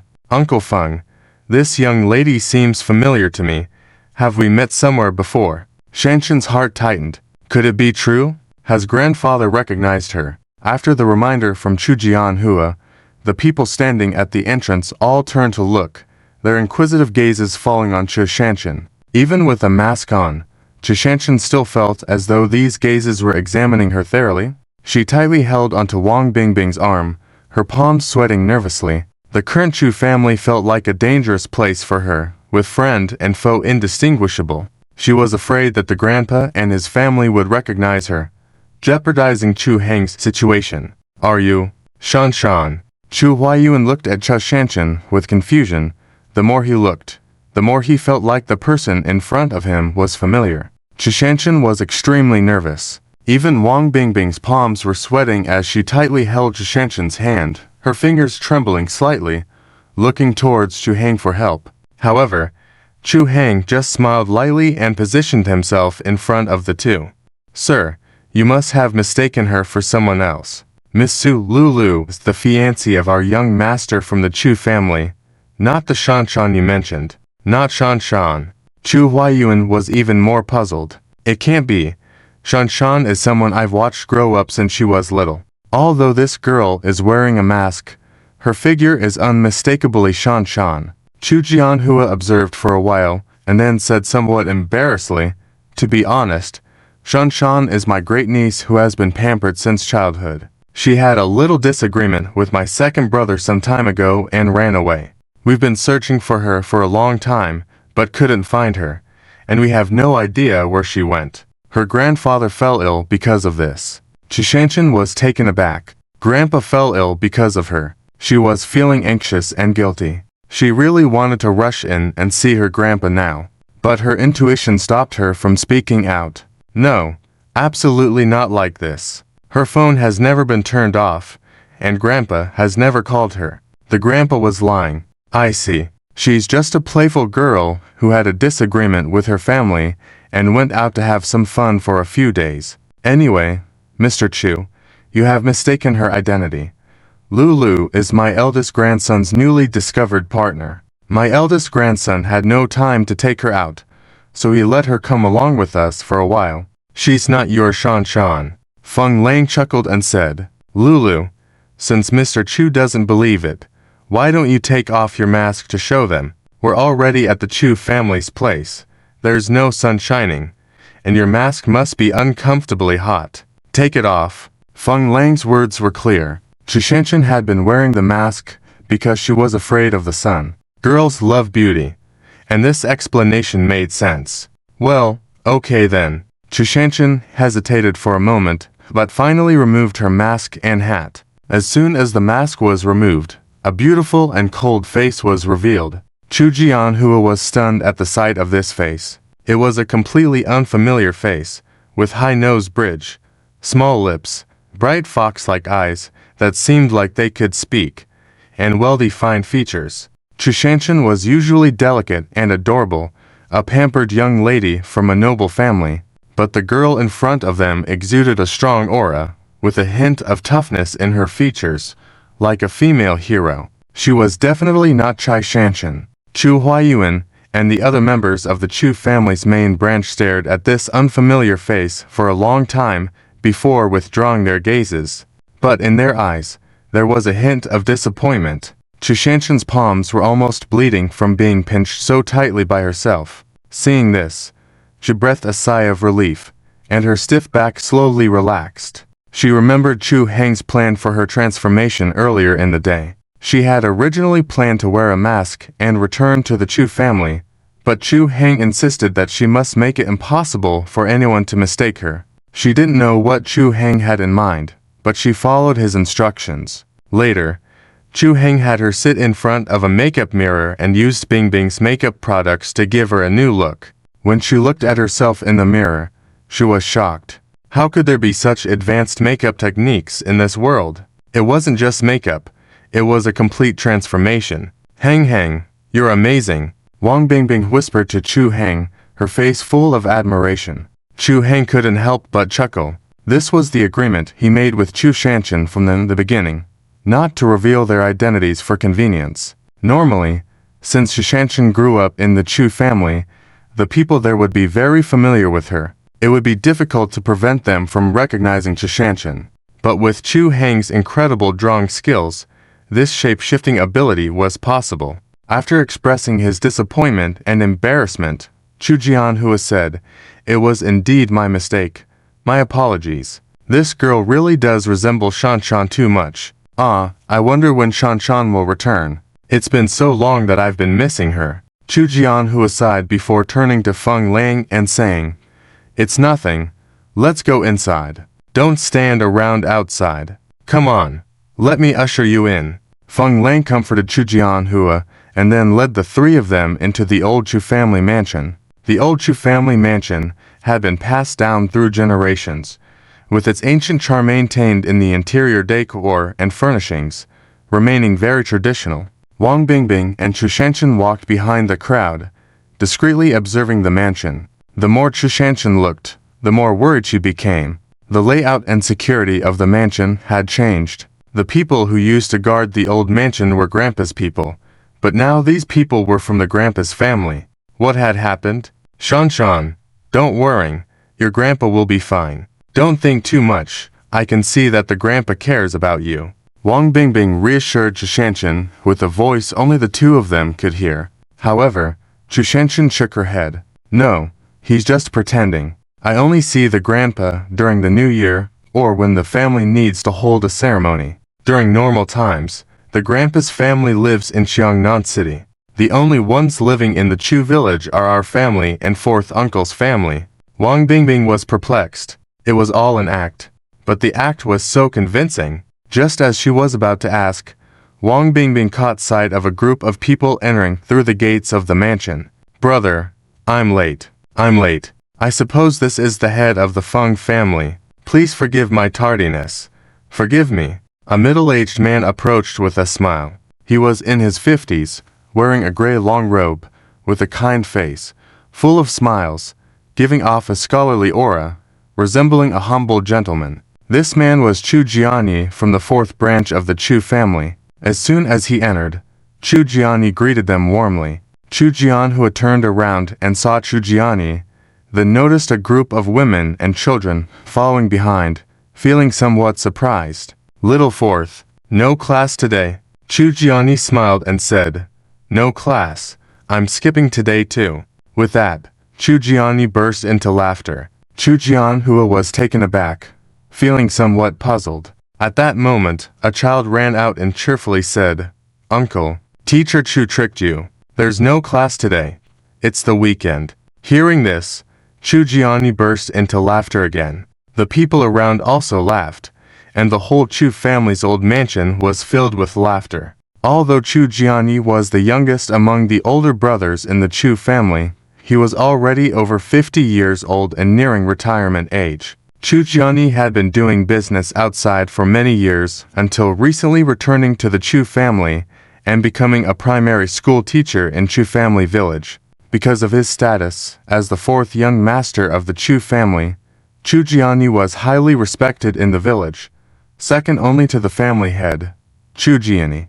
But Chu Jiani was a kind person, always wearing a smile and very approachable. Little fourth, you're getting old, but still acting like a child, Chu Jian, who was said jokingly, with a hint of helplessness in his tone. Brother, don't say that. A man is young until he dies. Chu Jiani chuckled. I believe this must be Master Feng. Right. I've heard of Master Feng's great reputation. Feng Lang calmly assessed Chu Jiani and extended his hand with a smile. So, it's fourth Master Chu. It's been a few years. How are you feeling, Master Chu? Chu Jiani was surprised. Master Feng, have we met before? Chu Jiani thought carefully and realized he indeed didn't recognize Feng Lang. Chu Jianhua and the others were also puzzled. Feng Lang laughed heartily. Master Chu, noble people often forget things. You may not remember me, but I remember you. It was a few years ago. At a banquet in Liaocheng, we had a brief encounter, albeit not formally introduced. After so many years, I still remember Master Chu's noble demeanor back then. Chu Jianyi recalled attending a banquet in Liaocheng 7 years ago, where many aristocrats were present. However, he was young and didn't pay much attention. Did Feng Lang attend that banquet as well? Suddenly, Chu Jianyi remembered the event and had an epiphany. I apologize. These years of teaching every day made me forget about the past events. Master Feng, you're truly impressive. I'm no match for you. I'll punish myself with 3 cups later. Chu Jianyi said as he invited Feng Lang inside with a detailed conversation. Feng Lang did not mind and followed along. In the past, it was normal that Chu Jianyi didn't remember, as he was full of youthful spirit. Who would have thought that years later, the once prominent figure in southern Chu family became a humble school teacher. Chu Heng, Wang Bingbing, and Chu Shanshan followed behind, observing Chu Jianyi's figure and pondering deeply. After a while, Chu Heng asked Chu Shanshan softly, "What is Chu Jianyi's status in the Chu family?" Mentioning their fourth uncle, Chu Shanshan also found it mysterious. In her impression, Chu Jianyi was known as the most approachable person in the entire Chu family village, a renowned kind-hearted individual. Chu Shanshan remembered how, as a child, when she was disciplined by her grandfather and made to kneel in the ancestral hall, fourth uncle always secretly brought her snacks and pleaded on her behalf. However, Chu Shanshan couldn't understand why such a refined and distinguished person like fourth uncle willingly chose to be a primary school teacher. Later, she learned from her grandfather that years ago, Chu Jiani was half the head of the southern Chu family and a dominant figure in the business world. It could be said that 2/3 of the current Chu family was built by Chu Jiani. After some incidents, Chu Jiani slowly withdrew from the business world and quietly became a primary school teacher. But don't underestimate our village's primary school.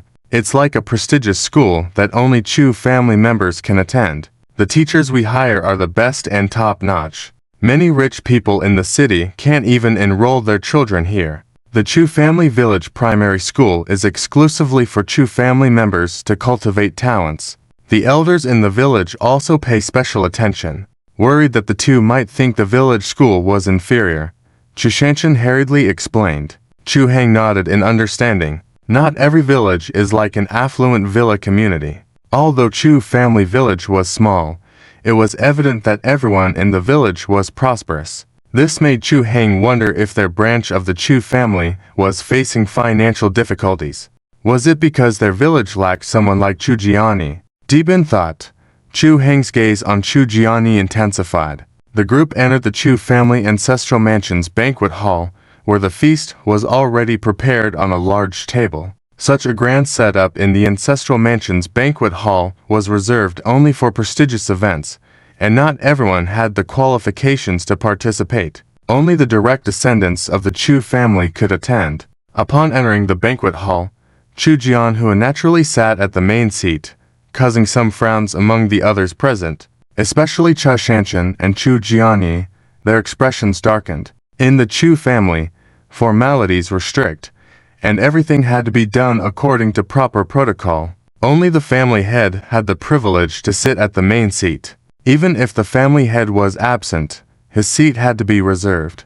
With the family head absent, Chu Jianhua audaciously took the main seat, making his intentions clear to all. Chu Shanshan couldn't help but sneer inwardly. Did the eldest family's intentions not deserve any concealment now? Were they really acting as if grandfather weren't here? Even if grandfather was absent, it was not Chu Jianhua's place to sit in the family head's seat.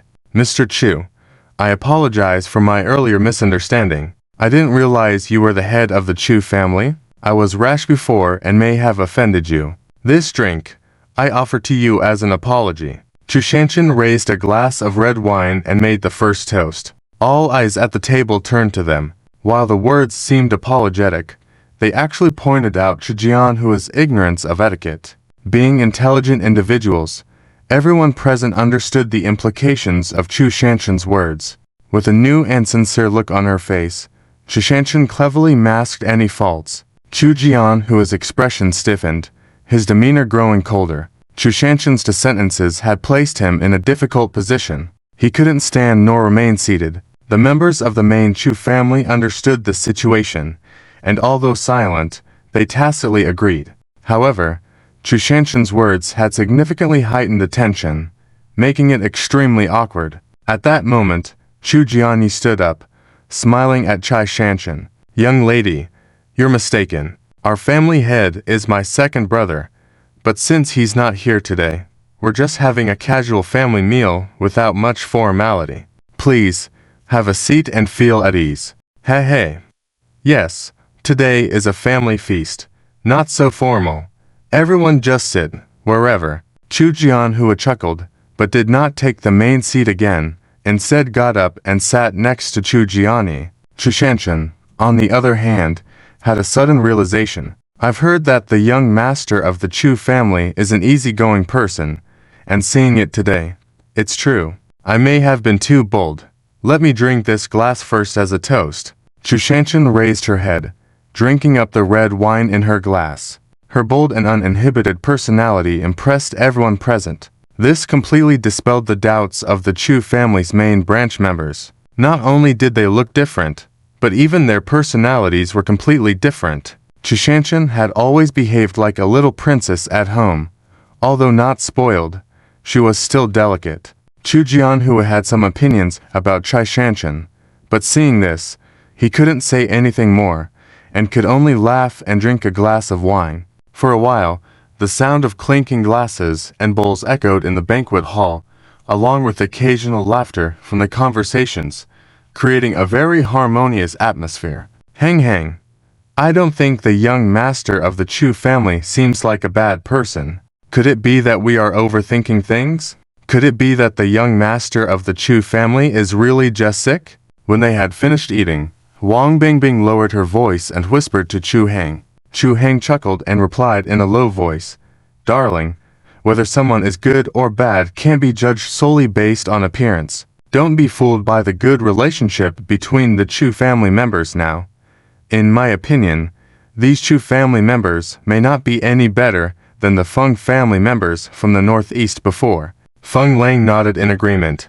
"Bingbing, don't be fooled just because this is a simple meal, Uncle Feng. I can already smell trouble brewing," Feng Lang said, gesturing for Chu Heng and Wang Bingbing to look at Chu Jianhua and Chu Jiani. "Elder brother, how are the second and third brothers?" Dr. Zhang said the third brother woke up yesterday. "I wonder when we can go visit the second brother?" Chu Jiani asked with a smile. Chu Jianhua paused, then felt ashamed. "Youngest brother, you truly have always been the closest to the young master since childhood. You really care about him." Indeed, the young master did wake up yesterday, but Dr. Zhang specifically instructed that he must rest quietly without any disturbances. Now, not only you, even I as the eldest brother, can't see the young master, Chu Huayuan also advised. "Don't worry, Uncle Four. I saw the young master yesterday, and he looks fine, showing signs of recovery. I believe it won't be long before he fully recovers, and by then, my father will naturally return the management rights of the Chu family to the young master. For the young master's speedy recovery, let's listen to Dr. Zhang's advice." "Uncle Four, don't you believe what Dr. Zhang says?" Chu Jiani smiled faintly. Dr. Zhang is an old traditional Chinese medicine practitioner that our Chu family has been using for many years. What he says is naturally trustworthy. Since Dr. Zhang has said so, let's allow the young master to recuperate well. Chu Heng and the others discreetly listened to the conversation between the two brothers of the Chu family, feeling shocked. Has Chu Jiani really become so ill, to the extent of handing over the power to manage the Chu family to Chu Jianhua? Just half a month ago, they had seen Chu Jiani lively and well. How could there be such a significant change in just half a month? This is abnormal. Chu Heng and Feng Lang exchanged a look, seeing a sense of seriousness in each other's eyes. Chu Shanshan trembled all over with anger. "He's lying. Uncle must be lying. My grandfather must be under the control of Uncle's family. Brother Heng, I want to go save my grandfather." Chu Shanshan clenched her fists tightly, gritting her teeth as she spoke in a low, angry voice. In the Chu family, everyone knew that the young master had never accepted his grandfather's position as head of the family. This was also the reason why the young master rarely returned to Chu family village over the years. But previously, the young master had only dared to do some actions behind the scenes. This time, to control the head of the family like this is outrageous, unforgivable. Chu Shanshan snorted in anger and suddenly stood up. Chu Heng's eyelids twitched, hastily pressing down on Chu Shanshan.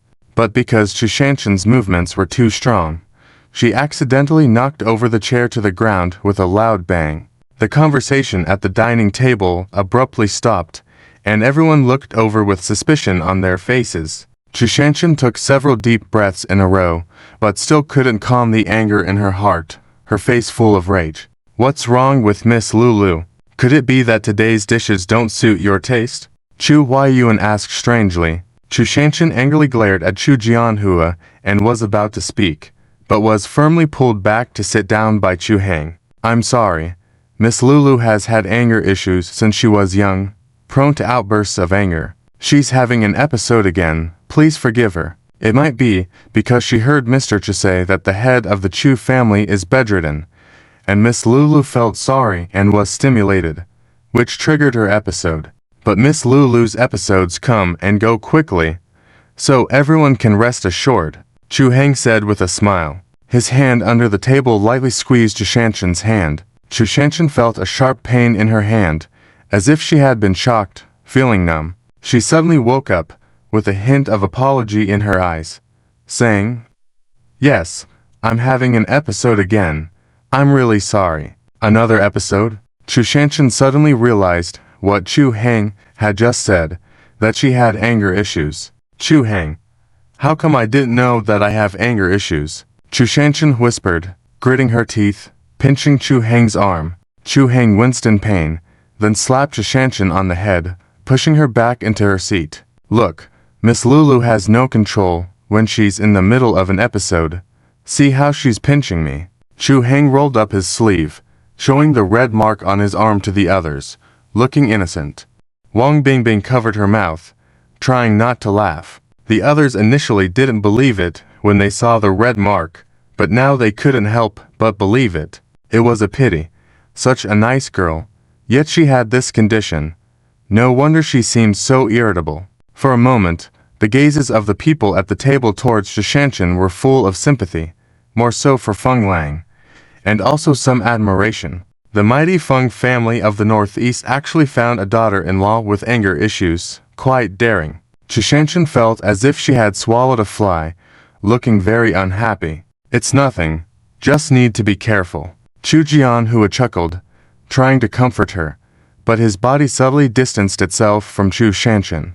Despite already being separated by a table, he made it clear with his actions that he disdained her. This blatant disdain made Chu Shanshan furious, glaring at Chu Hang. Wang Bingbing and Feng Lang were trying to hold back their laughter, their faces turning red. Oh, why is it so lively here? How come no one informed me? Oh dear, getting old brings a lot of suspicions upon oneself. At that moment, a teasing voice was heard at the entrance of the reception room. Everyone turned to see a middle-aged man in a suit pushing an elderly man in a wheelchair slowly walking in. The elderly man had white hair at the temples, sharp eyes, and carried a cane. Even sitting in a wheelchair, his demeanor was hard to ignore. The middle-aged man, around 40 years old, had meticulously groomed hair and a somber expression with a hint of seriousness. His resemblance to the elderly man in the wheelchair indicated he was his son. My grandfather and fifth uncle have arrived, Chu Shanshan whispered. At this moment, the attention at the dining table shifted to the two newcomers, completely disregarding what Chu Shanshan had said. Due to the large size of the dining table and the considerable distance between Chu Shanshan and the main Chu family members seated, her numerous slip-ups went unnoticed. Chu Hang raised an eyebrow, appearing somewhat surprised. The third brother of the Chu family is here too. With most of the older generation of the Chu family present today, it seems there will be quite a show. Chu Hang served himself and Wang Bingbing some soup, eagerly watching the Chu family members at the dining table, looking like he was enjoying a show. Feng Lang's lips twitched, feeling speechless, but he joined in the watching with a handful of peanuts. Among the older generation of the Chu family, there were 5 children, the eldest Chu Jianhua, second Chu Jiani, third Chu Jianjin, and fourth Chu Jiani. There was also a girl, but she tragically passed away at the age of 7 or 8. After the Chu children got married, they each had children of their own. Chu Huayuan was the eldest, and Chu Huayan was the 5th. Few of the remaining children from each branch of the family were absent today due to various reasons. As for the current generation represented by Chu Shanshan, after the Puppet King incident in childhood,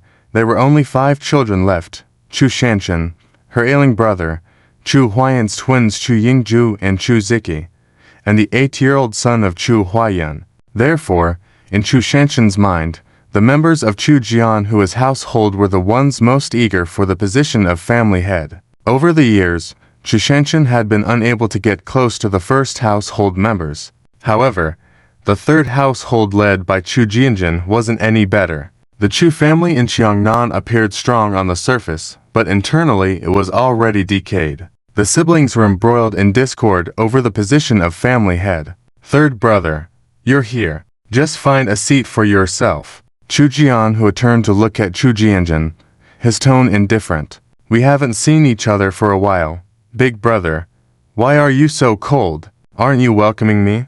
It really hurts me as your younger brother. I have been missing you all this time. Chu Jianjin sneered with a strange tone. Chu Jianhua's face darkened, unable to speak due to anger. Seeing this, Chu Huayuan hurriedly said, Don't say that, third uncle. Father was just worried about your health. That's why he didn't inform you. And, Feng Law, in the Chu family, he is the oldest in age and the highest in seniority. In ancient times, he would be considered the eldest son or, more politely, the young prince. Third uncle actually treated him like a servant. Chu Huayuan tightly clenched his fists, feeling deeply humiliated. After taking a few deep breaths, Chu Huayuan suppressed his anger and sat back down. Chu Jianjun gave Chu Huayuan a cold glance, full of disdain. Spineless loser. Chu Huayuan's face darkened instantly, his lips even trembling with suppressed rage. Chu Jianhua's expression also turned cold, casting a sharp, disdainful glance at Chu Jianjun. Standing silently behind their father, Chu Huanyan's expression was cold and indifferent, silently watching Chu Jianhua and his son. The four of them stared at each other, their sharp gazes seemingly ready to clash at any moment. The atmosphere in the reception room suddenly grew tense. Wang Bingbing, watching this scene nervously, swallowed hard and suddenly grabbed Chu Heng's arm, whispering, Heng, are they going to fight? What should we do? I suddenly feel so nervous. Chu Heng patted Wang Bingbing's hand, about to say something comforting, but then looked down and saw the excitement in her bright eyes. He paused, his lips twitching slightly, looking somewhat strange. Darling, are you worried they won't fight? Wang Bingbing looked up at Chu Heng in surprise. Huh? Heng, how did you know? Chu Heng's eyes showed a strange look as he said, Sweetie, you're making it so obvious. Am I supposed to be clueless? Perhaps because Chu Heng's gaze was too strange, Wang Bingbing felt a bit embarrassed. Haha, I haven't watched elders fight before. It should be quite fun to watch older people fight. Right. Although Wang Bingbing had lowered her voice, the reception room was too quiet, and her words reached the ears of those around them. Chu Shanchen and Feng Lang struggled hard to hold back their laughter. Chu Jianyi, on the other hand, burst out laughing without restraint. Miss Bingbing is indeed an interesting person. Wang Bingbing blushed instantly, feeling like she had been caught doing something wrong. Chu Jianjun snorted and averted his gaze. The other three acted as if nothing had happened and took their seats. An invisible argument suddenly vanished. Everyone, sorry for the disturbance, but Jianjun and I have never gotten along since we were young. Every time we see each other, we argue, but we've gotten used to it over the years. Don't just stand there. Let's eat. Chu Jianhua chuckled, feeling no hint of embarrassment. Chu Jianjun, however, couldn't help but snort again. What are we going to eat? Let's eat the northwest wind. Eldest brother, you're still the same shameless person as before, always putting all the blame on me. Today, in front of the Feng family head and a few juniors, I'm not afraid to lose face. Since we were young, everyone in the Chu family knows we don't get along, mainly because you're so cunning saying one thing to our faces and another behind our backs. Chu Jianjun apologized to Feng Lang as he spoke. Head of the Chu family, I'm not afraid of being laughed at. It's always just my second brother who's been good to me. In our Chu family, everyone else, besides my second brother, is a bunch of bastards, and as for the eldest brother, bah, such scum. Chu Jianjun glanced at Chu Jianhua, spat disdainfully, and sneered. Chu Jianhua's face turned extremely ugly, scolding, Third brother, what nonsense are you spouting in front of guests? Let's discuss this when we get back. Chu Jianjun appeared indifferent. Eldest brother, you're still being hypocritical in your charm. If you dare to do something, don't be afraid of what others might say. We're all getting old, still acting so fake. Third brother, you. Chu Jianhua's face turned dark as night, shaking with anger. All right, say what you need to say. We have so many witnesses here. I want to see who's right and who's wrong. I've had enough of this for so many years. Feng family head, today I'm seeking your judgment. Chu Jianhua took a deep breath, looking apologetically at Feng Lang. Feng Lang felt somewhat awkward. They're all your own brothers. Can't you resolve any conflicts amongst yourselves? But seeing how angry brother Jianhua is he really aggrieved? All right, leave it to me today. Let me hear. Feng Lang's eyes lit up with excitement, signaling Chu Jianjun to continue. They had come today to probe into the details of the Chu family, wondering how to broach the subject. It turned out that Chu San, third elder, had advanced the conversation himself. Years ago, due to business matters, Feng Lang had met Chu Jianjun a few times. Back then, the youthful and fearless Chu Jianjun was always bold and daring, and now, after so many years, he was still the same. Chu Jian, who no longer cared about saving face at this point, coldly sneering, "Third brother, are you referring to last year when I refused to let you take over Puppet Village? If you want to talk about something else, I'll accept it. But on this matter, I believe I did nothing wrong. Even if your puppetry skills are the best in the entire Chu family in Xiangnan, with your reckless personality, do you think you can control so many puppets?" Almost everyone in the Chu family knew that the main and third branches weren't on good terms, even harbored enmity. Every time they met, quarrels were common, and fighting at the slightest provocation was not uncommon. In the past, with Chu Jian around, they could restrain themselves to some extent. Now that Chu Jian was bedridden, they were unrestrained, coming to blows as soon as they met. Chu Jianhua was relieved that he hadn't agreed to let Chu San manage Puppet Village, because otherwise, the people from their main branch might have ended up dead at San's hands. Chu Heng was secretly shocked. The Chu family had a puppet village. It seemed that the scale of the Chu family's puppetry was not to be underestimated. After pondering for a moment, Chu Heng decided to stay at the Chu family tonight and take the opportunity to explore the situation of this puppet village. "Eldest brother, I won't argue with you about Puppet Village. With your abilities, the village wouldn't last long under your management. Sooner or later it would return to my hands.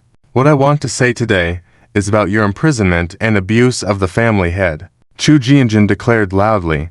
The room fell silent with shock. Chu Shanshan even stood up directly, looking at Jianjun in disbelief. "Imprison and abuse the family head. Third, Mr. Chu San, what is going on?" The eyes of those present were focused on Chu Shanshan in surprise. Realizing her improper reaction, Chu Shanshan coughed lightly and hurriedly explained, "Imprisoning and abusing the family head is a serious accusation. Mr. Chu San, you can't just say such things. Didn't they say the family head fell ill on his own? I don't think Mr. Chu is that kind of person. Maybe you've got it wrong." Chu Jian, whose face changed slightly, speaking coldly, "Lao San, I thought our disputes were just small disagreements between brothers. I didn't expect you to be so malicious, slandering me by plotting against the family head. Since that's the case, don't blame me for not considering brotherly affection." Feng Lang and the others immediately felt that things were not simple. Today, the two brothers in the Chu family seemed to be planning to stab each other, revealing each other's secrets. "Well, let the storm come more violently. Whether or not you consider it, I, Lao San of the Chu family, have no brotherly affection with you. Lao Da, I stand upright, unafraid of shadows. Say whatever you want. If I have a frown, I won't be called Chu Jianjun." Chu Jianjun rebuked loudly. "All right, Lao San of the Chu family, you asked for this. Don't regret it." Seeing this, Chu Jianhua smiled wryly and said okay 3 times in a row. "Everyone, to be honest, our family head in the Chu family is in a suspicious condition. I suspect that the family head has been harmed by someone." With these words, the expressions of the people in the reception hall changed, and the atmosphere became tense. Chu Shanshan clenched her fists tightly, a hidden anger on her face. She knew that Grandpa, with his good health, wouldn't just fall ill out of the blue. Someone must have harmed him. Feng Lang glanced at Chai Shanshan, knowing that this girl was anxious and hesitant to speak, so he had to ask on her behalf. The family head of the Chu family was actually targeted. What exactly happened? Brother Jian, could you tell us in detail? The family head and I, Feng Lang, have known each other for many years. Leaving aside feelings, based on the relationship between our two families, if the family head of the Chu family was indeed harmed, I, Feng Lang, would gather the strength of the entire Feng family in the northeast to seek justice for the family head. Chu Shanshan looked gratefully at Feng Lang and relaxed a bit. With Uncle Feng here, Grandpa wouldn't be in any trouble. Chu Jianhua first glanced at Chu Jianjun and seeing no reaction from him, he sighed and said, "To be honest, I have long suspected that there is a spy within our Chu family. I'm sure you have all heard about the recent incidents in our southern Chu region. I believe that the visit of Feng family head today was not a coincidence." Feng Lang awkwardly touched his nose, signaling Chu Jianhua to continue. After a moment of hesitation, Chu Jianhua continued in a serious tone. "This matter involves a secret within our Chu family, so please keep it confidential." Upon hearing this, the faces of the people became solemn, nodding heavily to indicate that they would keep the secret. Chu Jianhua continued, "As you may have heard, the foundation of our Chu family in the southern Chu region is puppetry technique. With this puppetry technique, we have cultivated many puppet guardians for our village. Normally, they are kept in a secret location we call Puppet Village. Only when needed, the puppets are distributed to our people. But over a month ago, I accidentally discovered that 2 puppets were missing. Initially, I thought someone in the family was just practicing the puppetry technique and took 2 puppets out. But over time, I realized something was amiss. The puppets in Puppet Village have been decreasing every day. Until now, our Chu family's puppets have decreased by 30 in total." Everyone was shocked. How could so many go missing? Even Chu Huayuan looked at Chu Jianhua in astonishment. 30 puppets are missing. Father, when did this happen? Why didn't you ever tell me about it? Losing puppets, especially in such large numbers, is a serious matter. No, I will arrange for people to search right now. After saying this, Chu Huayuan stood up abruptly, ready to go arrange a search party, but Chu Jianhua stopped him. "Wait, Huayuan, listen to what I have to say first." Chu Huayuan could only sit back down. "I have already sent people to investigate the puppet matter secretly. We will report back as soon as we have any information. What I am about to say now, about the spy within the Chu family?" Chu Jianhua continued, looking at Chu Jianjun with a cold voice. "Our puppet village has always been a secret existence, with only the main Chu family members having access to it. The key to Puppet Village was always guarded by Lao San before this. However, a month ago, when the family had asked Lao San about it, he claimed that the key was lost. Do you find it believable that such an important thing went missing like that?" This statement seemed to say nothing and everything at the same time. Everyone turned to look at Chu Jianjun, full of doubt. Could it be that Chu Jianjun was the one to steal the key and orchestrate this whole scene? Chu Jianjun became angry. "Big brother, don't just accuse me without evidence. I have explained the key situation to second brother a long time ago. I had handed over the responsibility of Puppet Village to you a long time ago. What more do you want? Don't think I don't know that you've been dissatisfied with second brother obtaining the family head position ever since father passed it on to him. You've been finding ways to sabotage him, causing discord among us brothers. Second brother fell ill this time. Was it your doing in secret? Let me tell you the truth.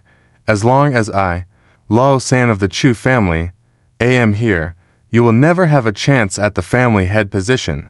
Chu Jianhua sneered. "Lao San, you are shedding crocodile tears today. I will make sure you understand the consequences today." That day, someone eavesdropped outside the door while you were explaining the key situation to the family head, heard the intense argument and felt a physical fight. The family head fell ill only after you left. Are you still going to deny that you plotted against the family head? Chu Jianjun was stunned, a mix of shock and doubt evident. It seemed he had no knowledge of these events. Second brother fell ill that day. How is that possible? We had a few arguments and a scuffle, but I certainly did not harm second brother. Moreover, with second brother's skill, how could I have possibly hurt him? When I left, second brother was still fine. You're the one lying. Chu Jianjun questioned with a stiff neck. You are unrepentant. Chu Jianhua was so angry that his chest heaved, his face darkened. Chu Heng's gaze shifted between the two brothers, unsure of whom to believe. It was now certain that the family head's illness was suspicious, but among the Chu family members present, no one could guarantee their innocence. Chu Heng's gaze swept over the faces of the people in front of him. Then, after a moment of contemplation, he asked, "Chu Master, may I know where the family head is now? Could you allow us to visit him?" Quarreling wouldn't reveal the truth, and at the moment, the situation within the Chu family seemed far more complex than he imagined. Only by seeing Chu Jianyi in person would they know. As for Chu Jianyi's illness, as long as he took action, everything would be solvable. Chu Jianhui hesitated. "Old Master Chu, is there anything inconvenient?" Chu Heng asked with confusion. Chu Jianhui hesitated for a long time without saying anything, looking very troubled. "Father, let me speak instead," Chu Huayuan said helplessly upon seeing the situation. "Actually, my father just mentioned that only half of what was said about the family head being awake is true." Chu Jianjun frowned, clearly impatient. "What do you mean by half true? You, as a grown man, why are you beating around the bush? Can't you be more straightforward? I want to know how the family head is doing now." Chu Shanshan was also impatient. She wore an unfamiliar face, trying not to show too much concern outwardly, but she was already extremely anxious inside. At this moment, she somewhat understood why Grandpa San had always been impatient with the old grandpa's family. "Mr. Chu, just speak your mind. Perhaps my brothers can help the family head of the Chu family." Feng Lang smiled slightly and looked towards Chu Heng. The Chu family members looked puzzled, especially Chu Huayuan, who thought Feng Lang's words were just polite. But he still said, "Actually, the family head has dementia now. He can no longer recognize us, and often gets into arguments, either hitting or cursing those around him. My father was afraid this news would cause panic within the Chu family. With Uncle Zhang's consent, the family head was locked up in a courtyard, waiting for the condition to improve before notifying the relatives to visit." Chu Huayuan sighed as he rolled up his sleeve. "The family head is awake, but his mind is not clear. If you don't believe me, just look at my hand. This is the injury I got from visiting the family head yesterday. He bit me." Everyone looked and indeed saw a bite mark on Chu Huayuan's arm. The wound had not scabbed over yet, with faint traces of blood. The tooth marks looked like those of an adult male. Everyone was stunned and alarmed. Could Chu Jianyi really have gone crazy? Chu Shanshan was already in a state of turmoil. She couldn't believe that not even a month had passed since she left and her grandpa had developed dementia. Whether it was true or not, she had to see her grandpa in person to confirm it. But she couldn't do it alone, so she looked to Chu Heng and Feng Lang for help. Chu Shanshan's thoughts coincided with those of Feng Lang and Chu Heng. After some contemplation, Feng Lang said, "In that case, we should go see for ourselves." "Right. I almost forgot to introduce everyone. This is Chu Heng, my dear younger brother, and the esteemed guest official of the Feng family from the northeast." Feng Lang brought Chu Heng over and solemnly introduced him. "You must have heard about the previous matters concerning the Feng family. Indeed, they were all resolved by my dear brother here. Let me tell you, my dear brother is not only the savior of our entire Chu family, but also my own life-saver. Without my dear brother, I'm afraid the grass on my grave would be a meter high by now. Don't be fooled by his youth. His abilities are extraordinary." Upon hearing this, the Chu family members all turned their attention to Chu Heng, visibly shocked. The rumors turned out to be true. The legendary divine doctor was indeed this young. Even Chu Shanshan couldn't help but look at Chu Heng with admiration, thinking, "Big brother Chu Heng is truly remarkable." Chu Jianyi recalled the past events of the Feng family and was amazed. "Feng Master, I know a bit about the previous events of the Feng family. I heard that when the Feng family encountered a disaster, a young man lent a helping hand and completely solved the internal and external problems of the family. It was this young man who did it." Chu Jianhui's expression shifted slightly. Although the major families did not have frequent interactions, there were business collaborations, and he had heard some things about the Feng family. He heard that a traitor had emerged in the Feng family before, and the younger generation of the Feng family were poisoned. Almost all of them died. But then a master was called in, who not only saved the Feng family's juniors from a strange poison, but also healed Feng Lang's long-standing hidden injuries. What was even more shocking was that Feng Lang had a son with disabilities for many years, who couldn't be cured by many doctors. Yet, under the treatment of this expert, he stood up again in just 2 months. In the end, as a gesture of gratitude, Feng made this young man the esteemed guest official of the Feng family, the highest-ranking official. Could it be the young man in front of him? Chu Jianhua looked at Chu Heng in shock, secretly evaluating him. The young man looked fair-skinned, somewhat resembling a recent university graduate. Though not weak, he didn't look like a skilled master either. How could the expert who could cure a strange poison not be an esteemed and respected elderly person? How could it be a 20-something young man? It was simply unimaginable. Chu Jianhua was both shocked and skeptical. Just then, Chu Jianjin exclaimed, "This is the esteemed guest official of the Feng family. Chu guest official. This is wonderful. Now my second brother has hope. Elder brother, what are you hesitating for? The divine doctor is here. Take us to see the second brother. Don't you want the second brother to be cured?"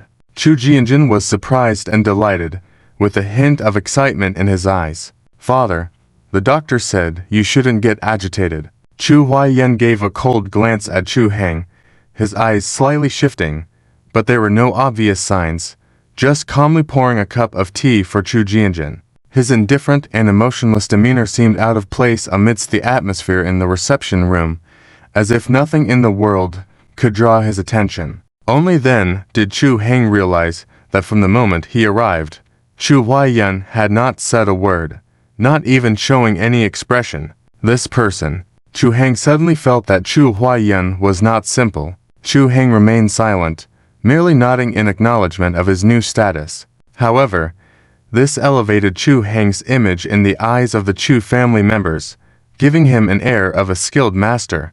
With the conversation reaching this point, Chu Jianhua had no reason to refuse any longer. He stood up and said helplessly, "In that case, I will take you to visit the family head. But you must be careful.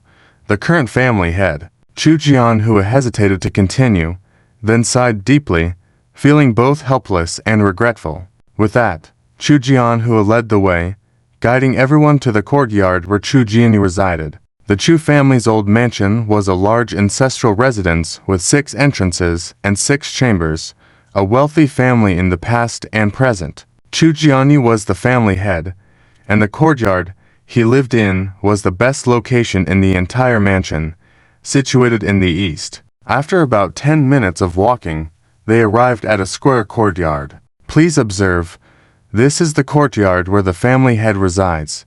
Chu Jianhua pointed and said to everyone. Just as he finished speaking, strange sounds suddenly emanated from the courtyard. In the late afternoon of late October, the weather was still scorching hot. The sun hung high in the sky, baking the earth below. Despite the intense heat, the people standing outside a courtyard all felt a chill run down their spines. Bang, bang, he, kick, kick. Strange and eerie sounds emanated from behind a scarlet courtyard gate. Startled, the people simultaneously halted in their tracks. Hang, what is that sound? Could it be something? Wang Bingbing suddenly clung to Chu Heng's arm, her face pale. Chu Heng hugged Wang Bingbing in return, whispering reassurance. Don't be afraid, it's broad daylight, it can't be anything sinister. Moreover, this is the Chu family in Xiangnan. Even if there is anything sinister, we can handle it. Wang Bingbing finally breathed a sigh of relief, but still refused to release her grip on Chu Heng's arm. Jianhua, is this where the head of the Chu family lives? It seems like the head of the Chu family is in high spirits. He doesn't seem as confused as rumored. He even has pets now, though the sound of this pet is strangely eerie. I wonder what it is. Feng Lang wondered aloud. Chu Jianhua and his son were taken aback, their expressions turning somewhat peculiar, hinting at a reluctance to speak. Chu Heng seemed to understand that the sounds weren't coming from animals at all, which might explain the father and son's reactions. Mr. Chu, is there something hidden inside this place? Chu Heng asked, Chu Jianhua hesitated, but Chu Jianjun, who was behind them, interjected. What else could be hidden? I'll tell you the truth. These sounds are coming from puppets. In our Chu family, higher-ranking puppets can make sounds during training, similar to zombies. I've been practicing puppetry since I was young. I'm very familiar with these sounds. Chu Jianjun scoffed. I've always said that the second child would be fine, claiming he was confused. It's all nonsense. See, he's secretly training puppets in the courtyard. I've come across this several times before. He wouldn't admit it. This time, I want to see how he tries to explain it, Chu Jianjun said, pushing the door forcefully. Chu Jianhua and his son tried to stop him, but it was too late.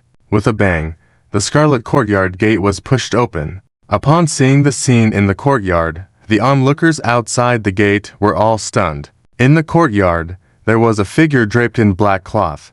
More precisely, it was an elderly man with white hair. The man's hair was disheveled, his body trembling, emitting low, guttural sounds from his mouth. His head was covered in black cloth, revealing only a wrinkled chin. Although his face couldn't be seen clearly, one could sense the intense, bloodshot eyes lurking beneath the black cloth. At his chin, dried blood clung in dark red clumps. At that moment, the old man crouched in a corner, holding a long piece of arm, gnawing at it haphazardly, like a wild beast devoid of human consciousness. Looking around the courtyard, there were bodies everywhere. These bodies were in shambles, limbs torn apart and scattered on the ground, emitting a pungent smell of blood. This scene resembled a segment from a zombie movie, sending shivers down everyone's spine. As this shocking sight registered with the onlookers, their faces turned pale with fear. Wang Bingbing was so frightened that she buried her face in Chu Heng's chest, not daring to look up. Heng, what exactly is that thing? Could it really be? Wang Bingbing mumbled fearfully. Chu Heng's expression was grim, momentarily unable to respond. Bingbing, stay close to Mr. Feng and don't move. I'll go take a look. Chu Heng spoke solemnly after a brief pause.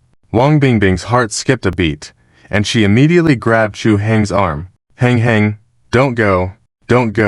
Chu Heng patted Wang Bingbing's hand to reassure her. It's okay.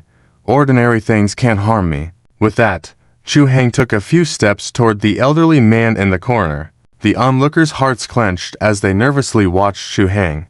Feng Lang shielded Wang Bingbing behind him, ready to attack at a moment's notice. If the man made any move, he would not hesitate to protect Chu Heng. Senior, what's wrong with you? Chu Heng stood 2 meters away from the elderly man, cautiously inquired. The old man abruptly stopped his frenzied gnawing and lunged at Chu Heng without warning. Heng, be careful, Wang Bingbing exclaimed in shock. Inside the courtyard, everyone's hearts tightened suddenly, completely not expecting that person to suddenly attack Chu Heng. Brother Chu, step back, let me handle him. Feng Lang was already prepared, and threw a punch. However, it was blocked by Chu Heng. Brother Feng, step back. Leave this to me. Chu Heng dodged the old man's attack, leaping behind him and quickly tapping a few times on the old man's body. Chu Heng's fingers moved so fast that they created afterimages, making everyone feel dizzy and unable to see clearly. Truly worthy of being a divine healer, such incredible speed. Chu Jianyi exclaimed in astonishment. The members of the Chu family and Chu Shanshan nodded in agreement. Chu Shanshan had known Chu Heng for some time, but this was the first time she had seen him take action. This style of technique, even Zhang Chu, who had been a doctor in the Chu family for decades, didn't possess. Just as everyone was shocked, they felt a cold light flash by. Chu Heng produced a few silver needles from somewhere and skillfully and rapidly began to insert them into the old man's body. Although the process was intricate, it took only about 10 seconds in total, leaving everyone feeling overwhelmed. As the final needle landed, the old man, who had been ferocious moments ago, suddenly fell silent, closed his eyes, and collapsed. Chu Heng quickly caught him, laid him down under the eaves, removed the black cloth covering his face, revealing a face full of wrinkles. It was a slightly tanned face, with deep-set wrinkles, stubble on the chin, and dark or fresh red blood stains, some clotted into chunks. The old man's eyes were closed, with a tired expression on his face and unusual dark redness on his lips, looking extremely worn out. This is. When Chu Heng saw the face clearly, he was both shocked and felt it was only natural. Indeed, as he had guessed, this was the person they had been looking for. Chu Jiani. Heng, are you okay? Wang Bingbing hurried over, looking at Chu Heng with concern. Chu Heng hugged Wang Bingbing, shaking his head. I'm fine. Sorry, sweetheart, for worrying you. Feng Lang, seeing the intimate scene between the two, though he knew he shouldn't intrude, couldn't help asking, Brother Chu, what's going on? Do you know this guy? Feng Lang bent down and looked at the person on the ground, then froze in shock. Master Chu. It's Master Chu. Feng Lang took a few steps forward, carefully examining the familiar face hidden beneath the black cloth, letting out a cry of astonishment. Others quickly gathered around, confirming that the person on the ground was indeed Chu Jiani, and were all equally stunned. Second brother? What's going on? Eldest brother? Didn't you take good care of second brother? How did this happen? Chu Jianjun, eyes red with anger, grabbed Chu Jianhua and loudly demanded answers. Chu Jianhua, with a look of surprise, gazed at Chu Jiani lying on the ground, then at his son Chu Huayuan, realizing he didn't know how Chu Jiani had ended up like this. He had arranged for someone to look after Chu Jiani. So, what on earth had happened? Was it all arranged by Huayuan? But Chu Huayuan shook his head with a bewildered look. Cough. Eldest brother. Let go. Chu Jianhua, grabbed by Chu Jianjun and struggling to breathe, with a flushed face, gasped. Third uncle. Let go of my father. You're strangling him. Chu Huayuan hurriedly spoke. Bah. A bunch of traitors. Let them be strangled to death. Chu Jianjun spat derisively, but still released Chu Jianhua. Eldest brother, do you have an explanation? Chu Jiani, looking at the chaotic scene in the courtyard, asked coldly. Chu Jianhua was momentarily tongue-tied, not even sure himself what had happened. Could it be that? Mr. Chu had never arranged for anyone to care for Master Chu. Squatting on the ground, Chu Shanshan looked at Chu Jiani with a grief-stricken expression, trembling all over. Seeing Chu Jianhua at a loss for words, she asked in a cold tone. Grandfather had been lively just half a month ago, and now he had become like this. How could this have happened? How could they have said they had arranged for a doctor to look after grandfather? But he had been treated like this behind their backs. Chu Shanshan took out a wet towel and carefully wiped the blood off Chu Jiani's face, handling the clotted blood on his chin and hair. These blood clots were tightly stuck, and it was clear they didn't form in just 1 or 2 days. How much abuse had grandfather suffered without their knowledge? As she wiped away tears, Chu Shanshan quickly composed herself, mustering the resolve to seek revenge for her grandfather. Faced with Chu Shanshan's inquiry, Chu Jianhua once again found himself speechless. Chu Huayuan, seeing this, hurriedly explained, Everyone, please don't blame my father anymore. We truly have no idea what happened to Master. Just yesterday afternoon when I came to see Master, he was perfectly fine, and I arranged for someone to take care of him. Dr. Zhang was present at the time too. So, where is the person who was supposed to be taking care of him? Find them and bring them out. I want to ask them directly. Chu Jianjun sneered. Chu Huayuan was taken aback, realizing that they hadn't seen the person supposedly caring for Master since they arrived. He looked around but saw nothing but the scattered limbs and fragments, with no signs of anyone. Could it be? Looking at the scattered limbs, a terrible thought suddenly crossed Chu Huayuan's mind. His face turned pale. You guessed right. All those people are dead. Just as Chu Huayuan was feeling uneasy, Chu Heng's voice rang out coldly. Chu Huayuan shuddered and subconsciously looked over. He saw Chu Heng crouched on the ground, carefully examining a half forearm. After a moment, Chu Heng stood up, clapped his hands, and said with a complex expression, In this courtyard, there are at least 7 to 8 corpses, 3 of which died just yesterday, and the other 5 have been dead for 2 to 3 days. Moreover, all of them were horribly torn apart while alive, with bite marks all over their dismembered bodies, showing that they were bitten before death. Despite the scorching sun, everyone felt a chill run down their spines. Torn apart and killed while alive. How cruel does one have to be to commit such acts? Looking at Chujin on the ground and the scattered limbs, everyone had already pieced together what had happened, and their faces turned pale. In the small courtyard, everyone stood still, their faces pale, staring blankly at the scattered limbs and body parts on the ground. After a long silence, a trembling voice finally spoke up. "Brother Chuang, are you saying that these bodies? All of them, all of them were torn apart by Master Chu?" Chushinshin swallowed hard, her voice shaking as she asked. The others stared at Chuang with a mix of shock and complexity. Even though they had already suspected it, perhaps they were wrong. After all, how could a human being tear apart and kill so many people, and even gnaw on them? Isn't it obvious? This is the only explanation for why Master Chu had so much blood on him. Chuang nodded, shattering the only hope in everyone's hearts. The group fell silent, their faces full of shock, pity, and fear as they looked at Chu Jian on the ground. Ripping and biting live people.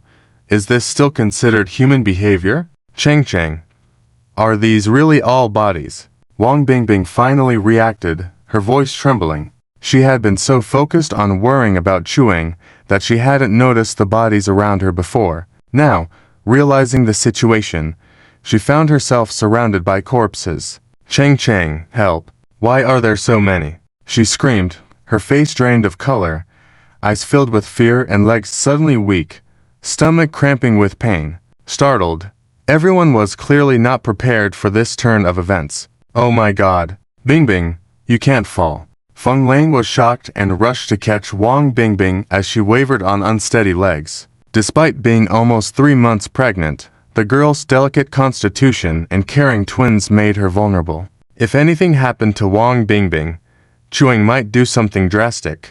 But Feng Lang had been following Chuang to inspect the remains, so he was a bit far from Wang Bingbing. It seemed like he wouldn't make it in time. Just as Feng Lang was in despair, a white figure swiftly passed by. When he looked again, Chuang had safely caught Wang Bingbing. Feng Lang and the others breathed a sigh of relief. Chang, let's go. This place is too terrifying. Wang Bingbing collapsed in Chuang's arms, her legs trembling uncontrollably and her face devoid of color. Chuang felt guilty. Okay, let's go right now. He had forgotten that pregnant women shouldn't be exposed to such things. Feng Lang and the Chu family were used to facing danger, and seeing this scene made them nervous as well. Chuang regretted bringing Wang Bingbing to the courtyard. He carefully carried her out, stopping only when they reached the courtyard gate. Turning to Chu Jianhua, he requested, "Mr. Chu, can you please arrange a clean room for me? Oh, and have someone move Master Chu over as well. I need to check his pulse in a while," Chuang said, breaking the confusion. Chu Jianhua nodded in confusion. "Does Marshal Feng, you are too nervous. This girl seems slender, but not weak." Feng Lang breathed a sigh of relief. "Chu Loxiang, I need a room for my brother. If anything happens to this girl, Chuang will go mad." Chu Jianhua was still perplexed. Everything was fine, so why the worrying? More people from the Chu family were equally puzzled. Was the girl really that fragile? Unable to bear it any longer, Chushinshin stepped forward and said firmly, "My sister-in-law is pregnant with twins. She might have had a fetal movement due to the scare she had today. Please quickly arrange a room for Chuang and help clean up Master Chu's body. My brother will treat him later." With that, Chushinshin followed Chuang. The Chu family was horrified at the thought of twins, realizing that a fall earlier could have resulted in a disaster. Chu Jianhua wasted no time in arranging a room as he understood Chuang's status as the supreme guest of the Feng family. Soon, under the guidance of Chu's servants, Chuang reached another courtyard where he gently placed Wang Bingbing on a bed. He carefully checked her pulse, feeling relieved that it was just a slight fetal movement and nothing serious. Chuang held Wang Bingbing's hand tightly as she weakly reassured him, Chang, don't worry. I'm fine, just a bit tired. I want to sleep." Feeling even more concerned, Chewing replied, "You are not fine. Look at your pale face. If you're tired, just rest. I'll write a prescription for tonifying the pregnancy after grabbing the herbs. You can take it when you wake up." A relieved Wang Bingbing nodded and soon fell asleep. Chewing stayed for a while before writing a prescription and handing it over to the Feng family's bodyguard to collect the herbs. At that moment, Chushinshin entered and inquired softly, "Chewing, is sister-in-law okay?" Chewing shook his head. "She's fine, just startled. She'll be okay when she wakes up." Chushinshin felt relieved and said, "Chewing." Then, before she could finish, Chewing nodded. "I understand. I will go treat Master Chu now." Chushinshin's eyes reddened with joy and relief. As Chewing left the room, he instructed the Feng family members to guard the door. Until he returned, no one else was allowed to enter. The Feng family's guards understood the importance of Wang Bingbing to Chewing and remained vigilant at the door. Chu Jianhu had arranged a room next to Wang Bingbing's for Chu Jianya. When Chewing arrived, several important members of the Chu family were present. Chu Jianya was lying in bed, wearing clean clothes and with a clean face, waiting for Chewing to examine him. As Chewing checked his pulse, he became increasingly alarmed, his expression changing drastically. In a small courtyard of the Chu family's old residence, Chu Heng sat in front of a bed in the side room, his brow furrowed. His fingers were lightly resting on the wrist of an old man lying on the bed. The old man's eyes were tightly shut, his face pale and haggard, showing signs of old age, but his lips had a peculiar dark hue. Behind Chu Heng, a group of people watched nervously, their expressions either complex, surprised, or anxious. Minutes passed by. 5 minutes passed. 10 minutes passed. Chu Heng still had a furrowed brow, silent and with a dark expression. When it comes to a traditional Chinese doctor, it's fine if they talk casually with you, but it's worrisome when they suddenly turn serious. Chu Shanshan's heart tightened and she anxiously asked, "Brother Chu Heng, how is he?" Chu Jiani gave Chu Shanshan a glance, feeling somewhat puzzled. Although this girl seemed to be meeting them for the first time, he couldn't shake the feeling of familiarity about her. After staring at Chu Shanshan for a while and confirming that he had never seen her before, Chu Jiani turned his gaze away. "Xiao Keqing, how is my second brother?" Chu Jiani also inquired. Chu Heng withdrew his hand and pondered for a moment before speaking. "If I'm not mistaken, the head of the Chu family has been poisoned with a slow-acting toxin," and Chu Heng paused, casting a somewhat complicated glance at Chu Jianhu before continuing. "And there are at least 2 venomous insects in his body. This is why the head of the Chu family suddenly became delirious and even attacked people, rather than suffering from senile dementia." With these words, everyone in the room was stunned. Slow-acting toxin, venomous insects. What are these things? How could our Chu family have such things? Chu Keqing, are you sure about this? Chu Jianjin froze, asking with surprise. Xiangcheng was actually a big city, divided into Xiangnan and Xiangbei. The main family in Xiangnan was the Chu family, specializing in puppetry. In contrast, Xiangbei was dominated by the Wu family, experts in sorcery, including the use of venomous insects. Could it be the Wu family? Chu Jianjin looked at Chu Jiani and Chu Jianhua with a mix of shock and suspicion. "Third brother, until the matter is fully investigated, don't jump to conclusions easily. Besides, our Chu family has no reason to offend the Wu family. In fact, our relationship is good, and we even have business dealings. For the sake of business alone, the Wu family has no reason to antagonize our Chu family." Chu Jiani said. Chu Jianjin snorted. "Who knows what that old man from the Wu family is thinking? Maybe he's the one who sent venomous insects to my second brother. And who wouldn't want puppetry? Who wouldn't want control over the Chu family's territory? Can you guarantee, little brother, that you didn't have eyes on the position of the family head?" Naturally, the last 2 sentences Chu Jianjin had not said them out loud in front of everyone. He had his own considerations. Chu Jiani sighed helplessly. "Brother, what do you mean?" Chu Jianhua hesitated before saying, "The matter of these venomous insects is not easy to explain, but this slow-acting poison Chu Keqing, could you be mistaken? Dr. Zhang has been the one taking care of the head of the family all this time. Haven't we heard Dr. Zhang mention anything about poisoning? Chu Heng smiled faintly and was about to explain when he noticed an elderly man rushing in from outside the courtyard. The man was wearing a black long gown, somewhat similar to the scholar robes of the Republican era, carrying a black wooden box on his shoulder. His hair was white, showing signs of age, appearing to be in his 50s or 60s. Even though he was elderly, the man had a ruddy complexion and a lively gait. In less than 10 seconds, he had walked from the courtyard gate to the side room. Where did this brat come from? Daring to question the medical skills of this old man. If there's really any poison on the head of the family, this old man will twist off his head to kick as a ball for you. As soon as he entered, the man stared angrily at Chu Heng. Just now in the front yard, he had heard someone say that a divine doctor had arrived at the Chu family's residence. Young, but highly skilled in medicine. He had thought the person must be highly capable, not expecting to see such an unassuming fellow. And who might you be? Chu Heng asked with a slight smile. Humph, I'm Zhang Ziming, who has always been taking care of the head of the family. How dare you question my medical skills?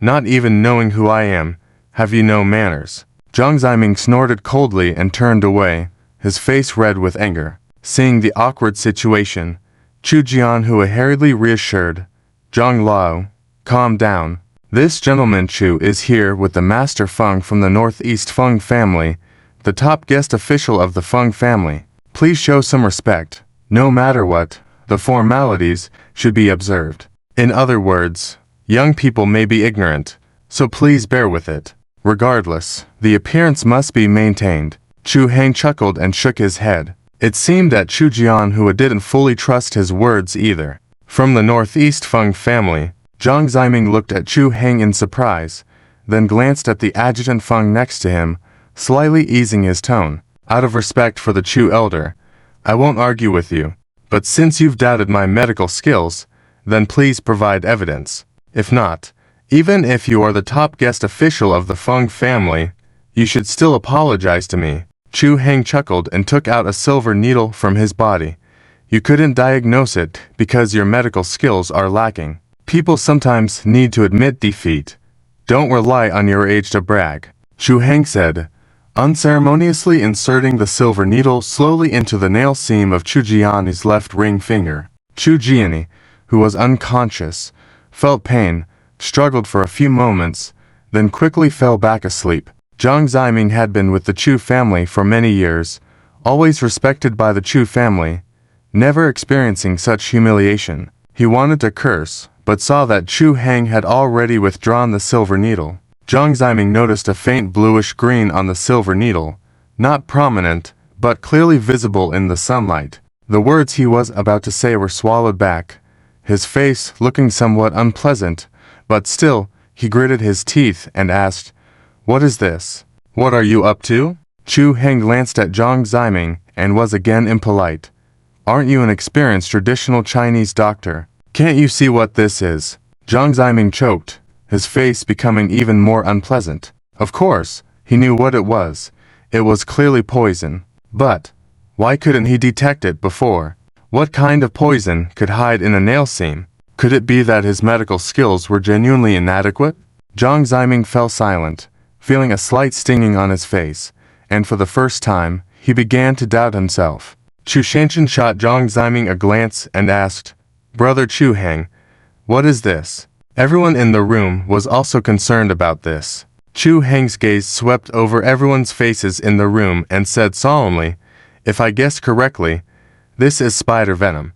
With these words, everyone in the room was once again stunned, looking at Chu Heng in confusion. Spider venom. Did my second brother get bitten by a spider? Chu Jianjun asked in puzzlement. Chu Heng shook his head, his gaze once again becoming complicated. It's not an ordinary spider bite. I need some tools to determine that. Sir Chu, could you trouble yourself to make me a pot of hot tea? Chu Heng said in a deep voice. Hot tea. Brother Chu Heng, what does hot tea have to do with spider venom? Chu Shanshan asked, puzzled. Everyone in the room had a look of confusion on their faces. I have heard of a theory that there is a strange poison in this world, colorless and odorless, usually difficult to detect, but when it encounters hot tea, it can reveal its toxic color, making it impossible to identify the type of poison. But this method of testing poison has always been passed down through word of mouth, never confirmed by anyone. Could it be true? Jiang Zeiming hesitated for a long time and finally summoned the courage to ask awkwardly. Chu Heng smiled slightly. Whether it's true or not, we'll find out by trying. Jiang Zeiming, upon hearing this, ran out himself to brew a pot of boiling hot tea. I heard that the hotter the tea, the better the effect. Jiang Zeiming blushed slightly, feeling a bit embarrassed. Chu Heng remained silent and poured the tea into a teacup. Soon, the room was filled with the fragrance of tea. The tea soup was green and rare to see. Amidst the expectant or puzzled gazes of everyone in the room, Chu Heng placed a silver needle on the teacup and let it smoke for a moment before slowly inserting it into the tea. As the silver needle slowly immersed, the green tea soup slowly changed color. It turned into a light red color. Huh, why did it turn red? And there's a faint fishy smell. What's going on? Chu Shanshan exclaimed in astonishment. Let me see. Jiang Zeiming walked over directly, took the teacup from Chu Heng's hand, sniffed it, and finally his face changed. Jiang Zeiming fell silent, looked at the closed eyes of Chu Jiani, then at Chu Heng. His expression was both gloomy and complicated. The hearts of everyone in the room tightened again, feeling tense. Old Jiang, what's going on exactly? Why don't you say it? Chu Jianjin couldn't hold back, impatiently asked. Chu Heng said calmly, Dr. Jiang, I believe you have already figured it out. Why don't you explain? Jiang Zeiming's expression darkened even more, hesitated for a while, sighed heavily, and said, This spider venom and from an ordinary spider bite. It's from 5 types of poisonous spiders raised together, letting them kill each other until only one remains. At this point, this spider will contain the venom of the other 4 spiders, causing a mutation in the venom, creating a new type of venom. This kind of venom won't be fatal at first exposure, nor will it show. But as time goes by, the symptoms of poisoning will become more evident. The poisoned person will gradually lose consciousness, similar to dementia in old age. In the end, they will die silently. Jiang Zeiming finished speaking, feeling a burning sensation on his face. He initially believed that the head of the family had Alzheimer's disease, but it turned out to be poisoning. How could this happen? Is there an antidote? Chu Shanshan asked anxiously. Jiang Zeiming shook his head with a grim expression. To prepare an antidote, you must know the types of spiders and the sequence in which their venom enters the final spider. Typically, even the spider breeders don't know this sequence. Moreover, this spider venom is a chronic poison that requires a long time to take effect. Judging from the symptoms of the head of the family, it is evident that he has been poisoned multiple times, causing a change in the venom within his body. So, there's no cure. With these words, the expressions of everyone in the room changed completely, filled with shock, and no one spoke for a long time. The atmosphere in the room suddenly became heavy. Old Jiang, you are a well-known traditional Chinese medicine practitioner in the entire city of Xi'an. Don't tell me you can't do anything about this. Chu Jiani asked, unwilling to give up. Jiang Zeiming shook his head with a grim expression. No. And looking at the situation of the head of the family, time is running out. Jiang Zeiming sighed heavily and sat down on the doorstep, feeling defeated, with his head lowered. Time is running out. Chu Shanshan's heart skipped a beat, her face turning pale. Could it be that Grandpa is really beyond saving? How could this happen? Her legs felt weak, almost stumbling. But at that moment, a strong and firm hand grabbed her arm, steadying her. As she raised her head, she saw it was Chu Heng. Brother Chu Heng. Chu Shanshan looked at Chu Heng with tears in her eyes. At that moment, she had already forgotten about concealing her identity and the eyes of others. Her only focus was on saving Grandpa. You should get up first. It's just a little spider venom. Nothing serious. Chu Heng helped Chu Shanshan sit down, saying calmly, Brother Chu Heng, can you cure it? Chu Shanshan was surprised and delighted, looking up suddenly. The members of the Chu family also looked at Chu Heng in astonishment upon hearing this. Sir Chu, can you really cure the spider venom? Chu Jianjun approached in excitement, looking at Chu Heng. Young man, you have some skills, but this spider venom is no ordinary poison, and the head of the family also has a goo poison in his body. These two poisons might be complementing each other now, requiring simultaneous treatment. If only the spider venom is treated, awakening the goo poison, the head of the family will still face death. I advise you not to be reckless. If you fail to cure it, you may become the one who caused the master's death, Zhang Ziming kindly advised. But before Chu Heng could respond, Chu Jianhu aside. Sir Chu, I know you mean well, but as Dr. Zhang said, this spider venom is quite dangerous, probably not easy to cure. Why don't we let the head of the family leave gracefully? Sigh. Chu Jianhu sighed heavily, feeling hopeless. Chu Jianjun frowned in anger. Big brother, what do you mean? Do you want to let the second brother die like this? You think if the second brother dies, the position of the head of the family will be yours, don't you? Let me tell you, you are dreaming. Chu Jianjun slammed the table hard and said loudly, we must cure him. If anyone dares to say otherwise, they will have to face me, Chu Laozhen. Chu Laozhen won't let them off. Chu Jianhu's face suddenly turned as dark as a fly had flown into his mouth, unable to say a word. Zhang Ziming dared not speak a word either. Chu Jianjun was known for his violent temper in the Chu family, and he couldn't afford to provoke this bully. Despite this, Chu Shanshan felt a warm feeling in her heart, surprised by how much the third grandfather, who always argued with Grandpa, was protecting him at this critical moment. She made a silent decision to be even better to the third grandfather in the future. As for the eldest grandfather, HMPH, after Grandpa recovers, she would set fire to the old man's lair. Sir Chu, regardless of the outcome, we would like to give it a try. Don't worry, we won't blame you no matter what. Just say whatever you need. Chu Jianyi bowed deeply to Chu Heng, showing his deep respect for him. Chu Heng didn't hesitate any longer when he saw the situation, immediately sitting down in front of the bed. Brother Feng, there will be some pain when detoxifying later. Master Chu may struggle, so please help me hold down Master Chu. The room needs ventilation. The rest of you, please leave. Brother Chu, focus on what you need to do. Leave the rest to me. Feng Lang nodded and immediately held down Chu Jianyi's legs. Although the others wanted to stay and watch, since Chu Heng had spoken, they couldn't stay any longer. Chu Heng quickly tapped a few points on Chu Jianyi's body before swiftly removing his clothes, taking out an acupuncture kit and swiftly inserting needles. Soon, Chu Jianyi's body was covered with silver needles, densely packed, making Feng Lang almost panic with fear. Brother Chu, are you sure about this? Feng Lang couldn't help but ask. Detoxifying might be doable, but when dealing with goo worms, it wasn't so simple. Chu Heng nodded without saying a word. He needed to focus intensely now as the detoxification process was reaching a critical moment, and the goo worms were about to strike. Sure enough, Chu Jian's previously calm face suddenly started turning black slowly underneath the skin, as if something was moving beneath. The movement of the thing became more and more intense, growing to the size of a finger, arching the body as if trying to break through the skin.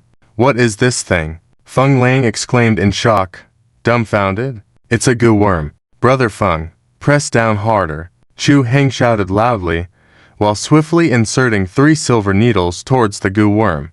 With a hiss sound, the goo worm that was attempting to pierce through the skin got struck by the silver needles in 2 places on its body. Feeling the pain, the goo worm thrashed its body wildly. The sleeping Chu Jianyi also struggled fiercely due to the intense pain. Bang! Chu Jianyi kicked the foot of the bed, breaking off the end rail directly. Feng Lang was shocked and hurriedly brought a rope to tightly bind Chu Jianyi before putting his whole body weight on him, barely managing to restrain Chu Jianyi. Meanwhile, Chu Heng had already inserted the final needle into the goo worm. The goo worm, though still writhing violently, could no longer escape. Acting swiftly, Chu Heng picked up a dagger and ruthlessly stabbed it.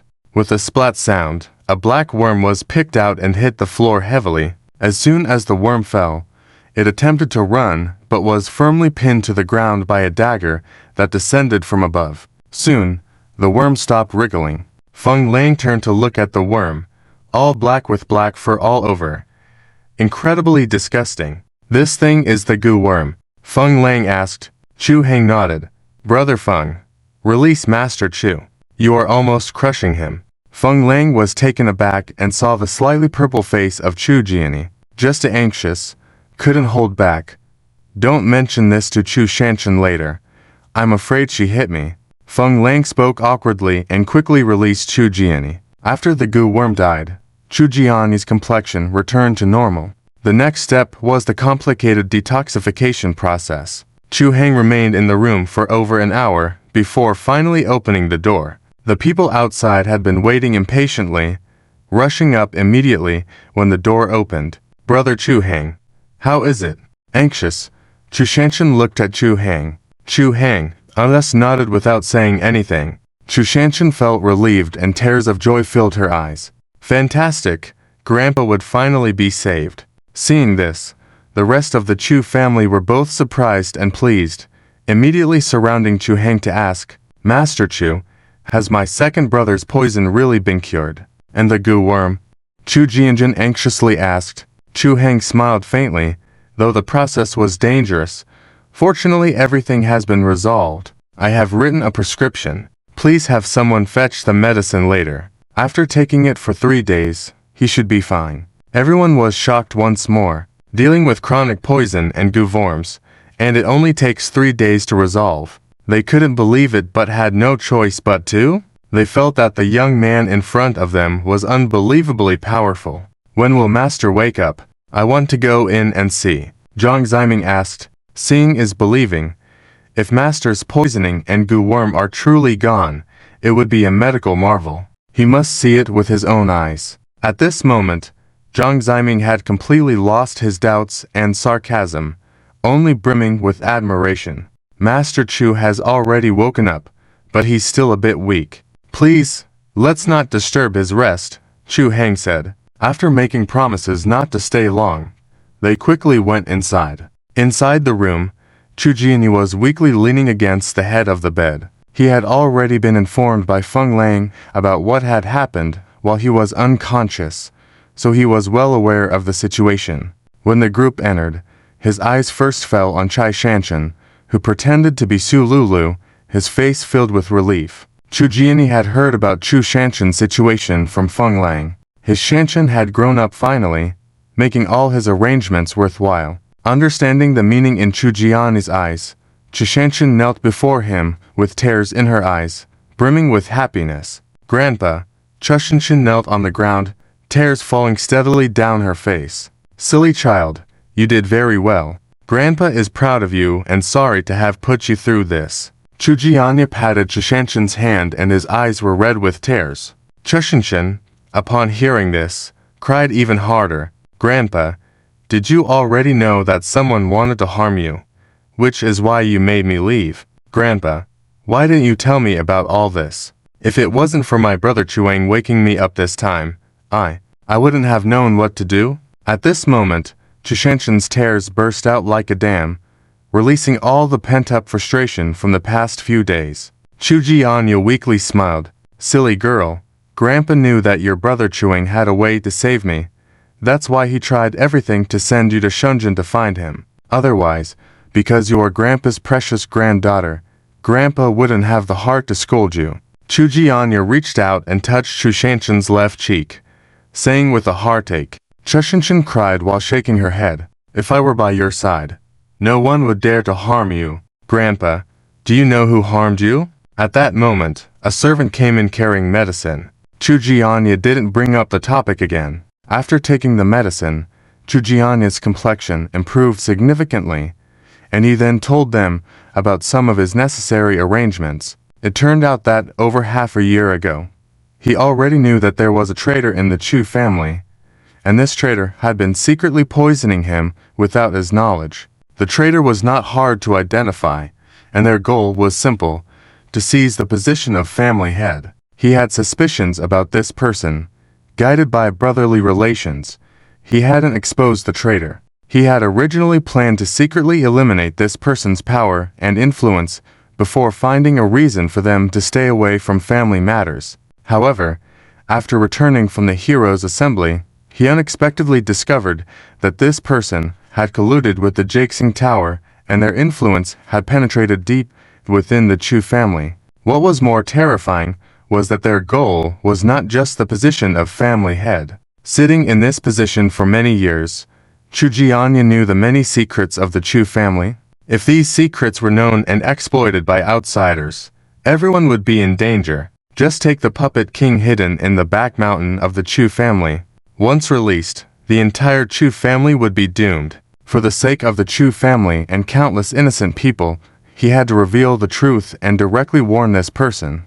But unexpectedly, it touched the interests of the Jixing Tower, triggering their retaliation. A half-month ago, the third noble of the Jixing Tower brought people from the Wujia clan of Xiangbei to visit him. They planted parasitic bugs on him, trying to control him and activate the chronic spider poison inside him. Moreover, the third noble used illusion techniques to quietly take away a large number of puppets from the puppet village. Knowing he was powerless to resist, he sent his granddaughter Shanshan out to seek help before losing his sanity, protecting her safety. Despite others seemingly acting in his best interest, with unclear lines between friend and foe, everyone had their own motives. Trust was in short supply. Seeking help from Chuang was out of desperation. He knew Chuang was clever and would see through the situation. At the same time, he was gambling, betting on whether Chuang would come to Xiangnan for the bronze plate. Luckily, Chuang did come, and his gamble paid off. After hearing Chu Jianya's words, the three people in the room fell silent, each with different expressions. The situation was similar to what they had speculated before. Indeed, Shanshan's appearance in Shunjin was Chu Jianya's arrangement, but what was frightening was that people from Xiangbei were also involved now. The situation was becoming increasingly complicated. Chuang surmised that, when Chu Jianya's mind was clouded, he would be susceptible to manipulation and control by the one who poisoned him. Now that the poison was removed, if his guess was correct, the Wujia clan of Xiangbei wouldn't sit idly for long. Despite explaining so much, Chu Jianya still didn't directly reveal who the traitor was, indicating that he had his own plans in place. Chuang, I am truly grateful for sheltering Shanshan and saving my life. I, Chu Jianya, may not have much ability, but when it comes to saving a life, I must repay that debt. So, no matter what you ask for, even if it's my position as family head, I will hand it over willingly. Chu Jianya looked at Chuang with gratitude, his voice filled with emotion. Grandpa, family head Chu, Chushinshin and Feng Lang were both shocked, exclaiming in unison. The position of family head in the Chu family granted supreme authority and the power to command any faction within the Chu family, including the entire puppet village, as well as the family's heritage and all its secrets. Chuang wasn't a true member of the Chu family, yet Chu Jianya unexpectedly wanted to pass the family head position to him. But soon, the two of them understood. Chu Jianya didn't trust any member of the Chu family, and with internal and external threats facing the family, only by passing the family head position to Chuang could he have the authority to handle all family matters. This was the only way the Chu family could be saved. However, such an arrangement would undoubtedly be opposed by the other members of the Chu family. Grandpa, not to mention third grandpa and fourth grandpa, even eldest grandpa's family would not agree to this. Chushinshin spoke with concern. Chu Jianya smiled faintly. No need to worry about that. I have a way to make them agree. Chuang, would you be willing to become the family head of our Chu family? Chu Jianya looked at Chuang with hopeful eyes. Chuang hesitated for a moment before shaking his head. Family head Chu, forgive me for not being able to agree. The responsibility of the family head is too heavy, and I am afraid I cannot take on that role. What even Feng Lang and Chushinshin could see through. How could Chuang not understand? He came to the Chu family only to find the third noble and see the bronze plate with his own eyes. As for the Chu family, he had no interest at all. The present Chu family in Xiangnan was like a hot potato that everyone wanted a piece of, and he wasn't foolish. I see. Chu Jianya's eyes darkened slightly, showing some disappointment. Feng Lang's response was expected, but Chu Shinshin was surprised once again. To actually refuse. The position of family head, which had caused internal strife and bloodshed among all Chu family members, was now refused by Chuang just like that. Did Chuang really understand the significance of the family head position for the Chu family? Well, since you're unwilling, I won't force it. Then I can only offer another form of gratitude to show my appreciation. Chu Jianya said. Curiously, Chu Shinshin looked at Chu Jianya, wondering what kind of treasure Chuang saw in Grandpa when he didn't even value the family head position. Just as she thought about this, she met her grandpa's eyes. Grandpa, Chu Shinshin was taken aback and asked in confusion. Chu Jianya smiled. Shanshan, please go out first. Your brother Chuang and I have something to discuss. Chu Shinshin felt a little disappointed, but could only get up and leave. Wait, she had just stood up when Chuang called her back. Brother Chu Hang. Chu Shanshan looked at Chu Hang in confusion. Chu Hang motioned for Chu Shanshan to sit back down, then turned to Chu Jiani. Chu Jiani, Shanshan is already an adult. There are some things that she should know by now. Chu Jiani was surprised. Do you mean ... Chu Hang nodded and continued. Although Shanshan is a girl, she is brave and resourceful, courageous, and the most promising among the younger generation of the Chu family. I believe Shanshan can do it. The Chu family needs a fresh start, while others in the Chu family may also be capable. No matter who it is, I think the result will be the same. Chu family, I believe you understand better than us, so I think Shanshan is the only choice. If you agree, the Feng family and I are willing to clear the obstacles for Shanshan and help her secure this position. Feng Lang understood Chu Hang's meaning. Although somewhat surprised, this was also the best outcome. Brother Jian, I think our little brother Chu is right. Shanshan is good. I have faith in her. As long as you agree, based on our relationship, I, Feng Lang, am willing to use the entire Feng family's power to support Shanshan. With me, Feng Lang here. No one should think about taking this position. Feng Lang slammed the table, speaking with strong determination. After listening to the two of them talk so much, Shanshan somewhat understood. Brother Chu Hang and Uncle Feng were actually suggesting that she take the position of family head. But how could this be possible? She was only 20 years old, still a young girl. How could she possibly lead the entire Chu family? And, as a girl, historically the Chu family had never passed down the position of family head to a female. Not to mention that no one in the Chu family would agree. Not even the elders would approve. Grandfather, I can't do it. The responsibility of being the family head is too heavy. I'm afraid I can't bear this responsibility. Chu Shanshan quickly refused. Initially, Chu Jiani had some interest, but hearing this, he hesitated. Shanshan, she is indeed too young. I worrying. Chu Hang cut off Chu Jian directly. Family head. I am not discussing this with you. This is your only choice now. You should know about your physical condition. You only have half a month. Although it's hard to bear, I must speak the truth. Kind lies are not as good as facing reality. If we wait until you have no time left, it will be too late. What do you mean? Half a month. Brother Chu Hang. What does this mean? My grandfather. Chu Shanshan's face turned pale, trembling as she asked. Chu Hang nodded solemnly. The family head's body has been hollowed out by spider poison, in addition to parasitic worms. He has been able to last until now solely because of the strength of the 3 flowers gathering on his head. Otherwise, Chu Hang didn't continue speaking, but they should understand the rest.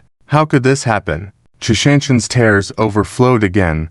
She collapsed onto Chu Jiani, crying uncontrollably. Only half a month left. Chu Jiani was shocked and saddened. Half a month is enough. Chu Jiani sighed heavily, gently patting Chu Shanshan's back, comforting her. Shanshan, grandfather is old and tired.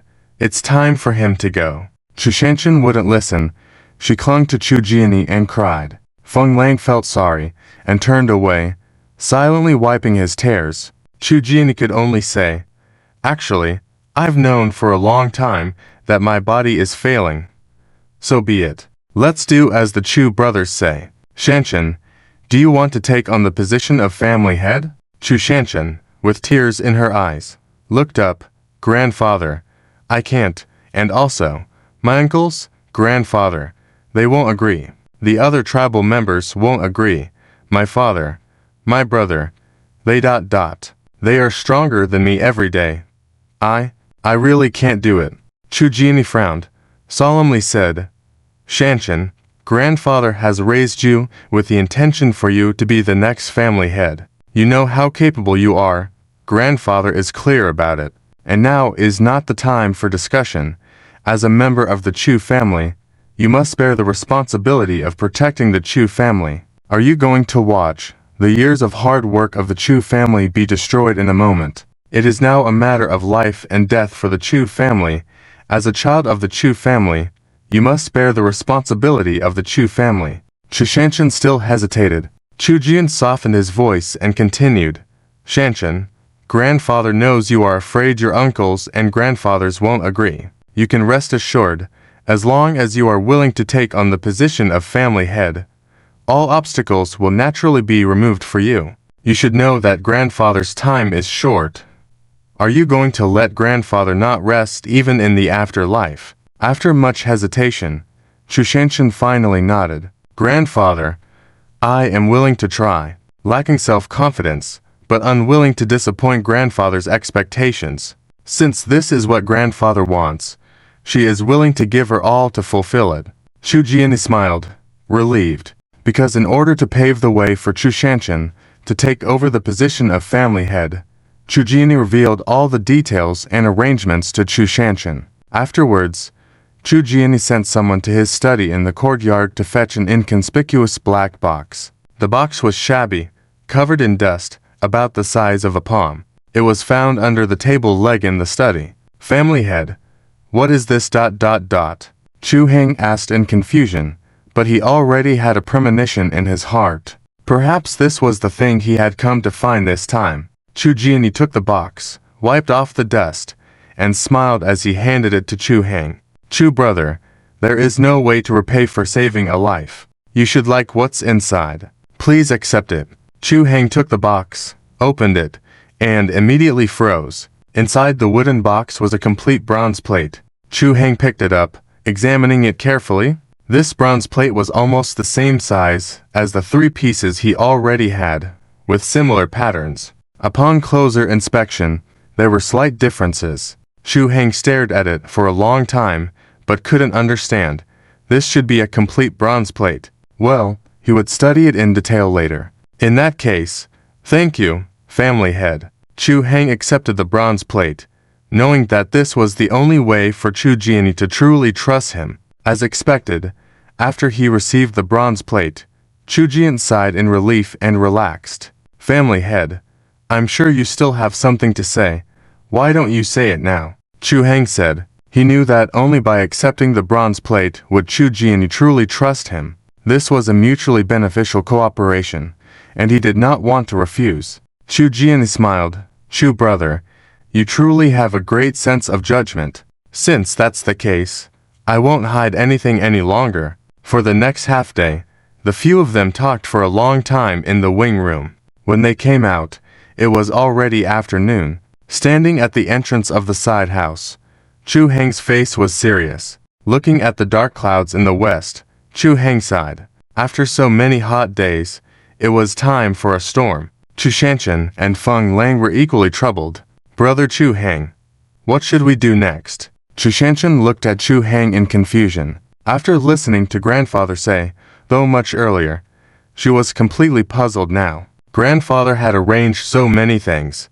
She didn't even know where to start. Thinking about this, Chu Shanshan began to feel anxious. If grandfather wasn't here, she really didn't know what to do on her own as the head of the family. "Don't worry. Your grandfather has everything arranged. All you need to do is calm down and follow your grandfather's instructions. You can rest assured that any obstacles will be taken care of by your grandfather and Mr. Feng. Just focus on taking over the position of the head of the family, Feng Lang reassured her. Chu Heng nodded and then whispered a few words to Feng Lang. Feng Lang's expression changed slightly after hearing it. Brother Chu, is this too risky? Chu Heng remained firm. We don't have much time left. Actions will soon be taken at Zixing Tower. We must act quickly. And Shan, I have something for you to do as well. After that, Chu Heng whispered a few words in Chu Shanshan's ear. Chu Shanshan nodded with a serious expression and immediately left the courtyard. Seeing this, Feng Lang didn't say anything more and went to arrange manpower. Meanwhile, Chu Heng returned to Wang Bingbing's side house. Wang Bingbing was already awake, playing with her phone on the bed. After a nap, Wang Bingbing's complexion had improved a lot. When she saw Chu Heng coming in, she was overjoyed. Heng, you're back. How is the head of the Chu family? She had already heard from the Feng family bodyguards stationed at the door about what had happened. To avoid causing trouble for Chu Heng, Wang Bingbing hadn't left anywhere. When Chu Heng saw Wang Bingbing, the coldness on his face immediately disappeared, and he walked over with a smile. Everything is fine. After a while, Chu Heng also checked Wang Bingbing's pulse again, confirmed that she was fine, and finally felt relieved. Then, Chu Heng closed the door and whispered to Wang Bingbing for a long time, making her burst into laughter. The servants of the Chu family saw that the two had closed the door and didn't want to disturb them further, so they left after placing the meals down. Boom! After nightfall, a sudden thunderstorm struck, with dark clouds covering the sky and heavy rain pouring down. The entire Chu family was suddenly engulfed by the pouring rain. In the study of the main house of the Chu family, the lights were on. Has the meal been delivered? Chu Jianhua asked. A drenched servant nodded. Revered sir, it has been delivered. Chu Heng personally brought it in through the door. Has he eaten? Chu Jianhua asked again. The servant hesitated but ultimately nodded. They closed the door, so the little one didn't see it with his own eyes. But while waiting in the courtyard, I saw a Feng family bodyguard carrying an empty plate. They probably ate. Hearing this, Chu Jianhua secretly breathed a sigh of relief. You can go. Once the servant left, Chu Huayuan couldn't help but ask, Father, Chu Heng is a divine doctor. Do you think we can deceive him? Chu Jianhua shook his head and smiled. Of course not. So there was nothing in those meals. What do you mean then? Chu Huayuan didn't understand. Chu Jianhua didn't say anything.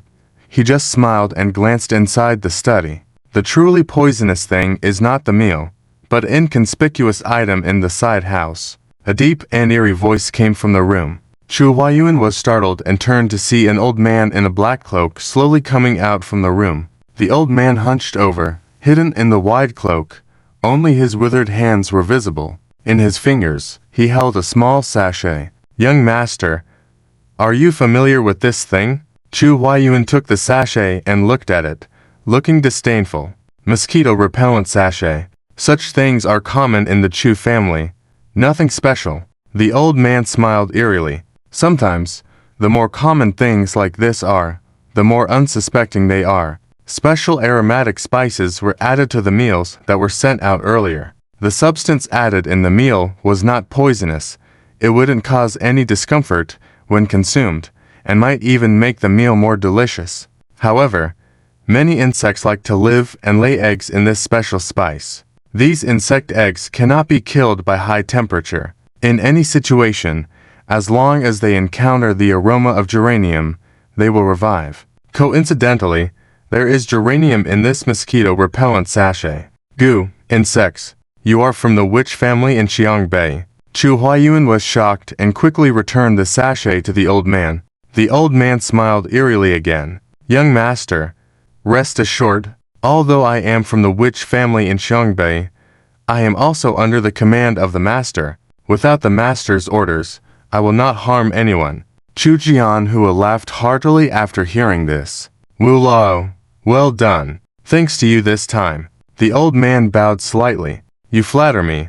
I'm just doing what I should be doing. Humph. I thought this time I could get rid of the second son and reclaim the position of the head of the family.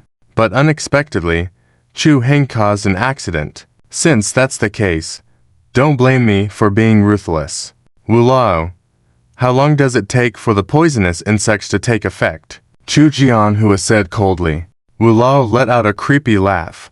Once the poisonous insects enter the body, they immediately mature. As long as the servant is willing, they will act immediately. Great. Very good. Chu Jianhua laughed and stood up. The second son's body has already been hollowed out. He won't last much longer. To be prepared for any eventuality, we will act in 2 days. At that time, if Chu Heng behaves foolishly, I'll trouble Wu Lao to take care of that nuisance for me. Wu Lao nodded and then exited the study, gradually disappearing into the rainy night. After Wu Lao left, Chu Huayuan couldn't wait to ask, "Father, can we trust that old man?" Chu Jianhua coldly nodded. I have something to hold against Wu Lao. So, for now he can be trusted. This time, the poisoning is not directed at Chu Heng, but Wang Bingbing. Considering Chu Heng's concern for Wang Bingbing, once we control her, Chu Heng will surely act cautiously, and might even be of use to us. Chu Jianhua paused and added, Huayuan, it is now a critical time. I have something to instruct you to do to ensure our final victory. Chu Huayuan immediately leaned in to listen. After hearing it, Chu Huayuan frowned and his face became unusually serious. But he followed the instructions. By this time, the old man who had already left the Chu family's main house walked alone in the darkness for a long time before suddenly darting into a house with dim lighting. Inside the house, a man had been waiting for a long time. In the westernmost part of Chujia village, within an inconspicuous house, an old man wearing a straw raincoat slowly walked through the front yard and entered a side room. Inside the side room, the candle flickered, casting a dim light. A man with his back to the door, hidden in the darkness, asked in a cold voice, Wu Lao, before you came, was anyone following you? Wu Lao immediately shook his head respectfully and said, Please rest assured, Fifth Lord, I have been cautious all along and absolutely have not been discovered. Fifth Lord nodded and asked, How have things you were tasked with been handled? Wu Lao replied, According to your orders, everything has been arranged properly. Chu Jianhua thought I had something on him and trusted me completely, even delegating many things to me, doing whatever I said. As per Chu Jianhua's instructions, I have been slowly poisoning him with spider venom for the past 6 months and planted curse insects a month ago. The plan was to weaken him with the venom and control him with the curse insects, making him appear senile and insane. But then Chu Heng unexpectedly intervened, nearly ruining my plan. No wonder First Lord values Chu Heng so much. In the darkness, Fifth Lord raised his head slightly and gestured for Wu Lao to continue. Wu Lao paused for a moment and continued, Fifth Lord, Chu Jianhua had me sneak a curse insect into Chu Heng's meal earlier. Chu Heng, unsuspecting, has already eaten the food. Everything is going as planned. If Chu Heng dares to interfere with us, I will make sure to end his life immediately. Also, Chu Jian is planning to make a move on the family head position in 2 days. If my prediction is correct, Chu Jianhua and his son will act tonight. Fifth Lord nodded and instructed, Inform Third Lord immediately with this token, have him rush to the corpse hiding cave behind Chu family village. The entrance of the cave is protected by a Chu family forbiddance technique. Only members of the Chu family lineage can open it. Have Third Lord follow Chu Jianhua and bring out the puppet king. Everything depends on tonight. Instruct Third Lord to spare no cost and ensure the puppet king is brought out. Understood? With that, Fifth Lord suddenly remembered something and asked, Is 13th Lord still alive? Wu Lao thought for a moment and nodded. He should still be alive, but barely, thanks to the mercy of First Lord. Oh no, we should now call him 9th Lord. Speaking of 13th Lord, Wu Lao's tone was filled with disdain. A waste of space. If not for his usefulness, First Lord would have killed him long ago. Fifth Lord nodded and said, Notify First Lord that if 13th Lord is still alive, he should come to assist Third Lord immediately. Yes, I will go carefully. Wu nodded heavily and slowly exited the room. Phew. In the moment the door opened, a cold wind blew in.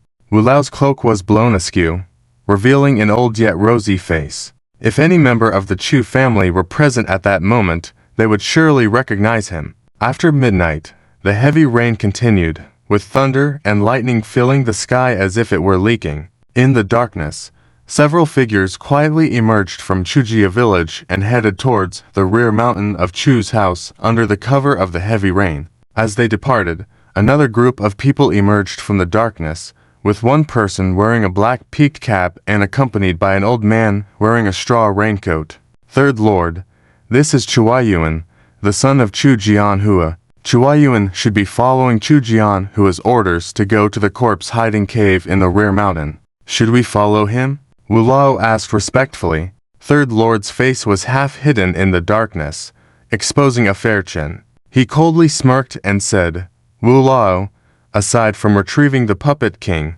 does Fifth Lord have any other instructions? Wu Lao shook his head and replied, Fifth Lord said that in 2 days, Chu Jianhua and son will make a move for the family head position, and at that time, Ninth Lord will come to assist you. Third Lord nodded. I understand. Go back and tell Fifth Lord that for the grand plan of the Star Harvesting Tower, I will definitely bring back the Puppet King successfully. After that, Third Lord, accompanied by 5 people, stealthily disappeared into the night towards the rear mountain, their figures gradually engulfed by the darkness. Wu Lao watched their backs, his eyes filled with determination. Outsiders might wonder why Third Lord was so polite and respectful to Fifth Lord, who was ranked 5th. Only he knew that Fifth Lord raised and groomed First Lord personally, helping him ascend to the pinnacle of the Star Harvesting Tower. Indeed, aside from First Lord, Fifth Lord had the most influence in the tower. It can be said that, without Fifth Lord, the current Star Harvesting Tower would not exist. If it were not for Fifth Lord's reluctance, the current First Lord should have been him. Wu Lao thought of that remarkably talented individual who eventually retired to Chu's village, and a sense of regret filled his heart. Over half an hour later, Chuayuan and a group of 10 people arrived at the corpse hiding cave in the rear mountain of Chu's house on the rainy night. The 10 individuals crouched outside the cave, staring at the dark and chilling or emerging from within, feeling a sense of apprehension. Young master, do we really have to go in? If we wake up, whatever is inside, we might not be able to escape. A guard nervously asked. Chuayuan also felt a bit nervous, but the thought of inheriting the family head position and all of Chu family's secrets fueled his determination. What are we afraid of? No matter how formidable it is, it was nurtured by our Chu family. We naturally have a way of controlling it, Chuayuan said as he took out a round iron ball from his chest. The ball was hollow, with a long chain attached, emanating a unique fragrance. At first, the fragrance seemed refreshing, but prolonged exposure caused dizziness and weakness. This is the ancestral control ball of our Chu family, specifically used to control unruly puppets. Once inside, we will hang the control ball on the Puppet King to ensure his obedience. Only then did the group relax. Chuayuan continued. After the Chu family juniors awakened the Puppet King years ago, the elders at the entrance of the corpse hiding cave laid down a Chu family secret formation. They will follow closely behind us, so we must not get lost, Chuayuan said and proceeded towards the entrance. However, as Chuayuan approached the cave, he suddenly halted, feeling something amiss. Young master, what's wrong? The person following behind was very strange. Didn't they say to quickly bring the Puppet King back? Why aren't they leaving? At this moment, Chuayuan was already standing at the entrance of the corpse hiding cave, just one step away from stepping into it. The corpse hiding cave was originally a natural limestone cave in the back mountains of the Chu family. Due to its unique geographical location, it was cold all year round, equivalent to a natural refrigerator. After being discovered by the ancestors of the Chu family, it was used to store puppets. With the unique secret techniques of the Chu family, puppets could be preserved for many years without decay. Later, when the Puppet King appeared, this cave became the exclusive domain of the Puppet King, making the corpse hiding cave even more eerie. Previously, every time they approached the corpse hiding cave, they could feel a chilling sensation. But today, although there was still a chill, it was somewhat different from before. Furthermore, he had actually walked to the entrance without any obstruction. Where was the formation that had been set up at the entrance of the corpse hiding cave for so many years? How could it have disappeared? Chu Huayuan expressed his doubts to the others, but they didn't seem concerned. Young master, maybe the formation has been inactive for years. Since we've arrived at the entrance, why don't we go in and take a look first? A guard suggested. Chu Huayuan thought it made sense, so he took the lead and went in. With a flashlight in one hand and tightly holding the puppet control ball in the other, his muscles tensed, and he was extremely nervous. But as soon as he entered, he was dumbfounded. Inside the dark corpse hiding cave, where the flashlight shone, it was chaotic, with stones everywhere. It seemed like a fierce battle had taken place not long ago. How dare they fight inside the corpse hiding cave, risking their lives? Not good. The Puppet King. Chu Huayuan's face changed drastically, and he immediately ran towards the depths of the cave. In the innermost part of the cave, there was a black coffin, but the lid that should have been tightly closed was now open. Chu Huayuan had a bad feeling. Rushing over to look inside, it was indeed empty. The Puppet King was missing. Chu Huayuan's face turned pale in an instant. No wonder the formation at the entrance of the cave had failed. It turned out that someone had secretly entered and taken the Puppet King away. The Puppet King had been suppressed, and if it wasn't for someone forcefully disrupting it, it would not have awakened. A group of guards rushed in behind him and, seeing the empty coffin, turned pale with shock. Whether someone had taken the Puppet King, or the Puppet King had left on its own, it was not a good situation for them. After all, everyone knew about the tragedy of that year. Young master, what do we do now? Is the Puppet King going to unleash havoc in the Chu family? A guard asked nervously. Chu Huayuan clenched his teeth and turned around. Let's go back and inform father. Let him decide. As soon as they left, the third lord entered the corpse hiding cave with his men. Seeing the empty coffin, the third lord was puzzled. Chu Huayuan and the others had left in a hurry without taking anything, indicating that Chu Huayuan truly didn't know the whereabouts of the Puppet King. Could it be that the Puppet King left on its own? If the Puppet King is gone, how do we explain to the Fifth Lord and the First Lord? The Puppet King is a crucial piece in the First Lord's grand plan. Someone commented. The Third Lord shook his head. Not sure. Let's go back first.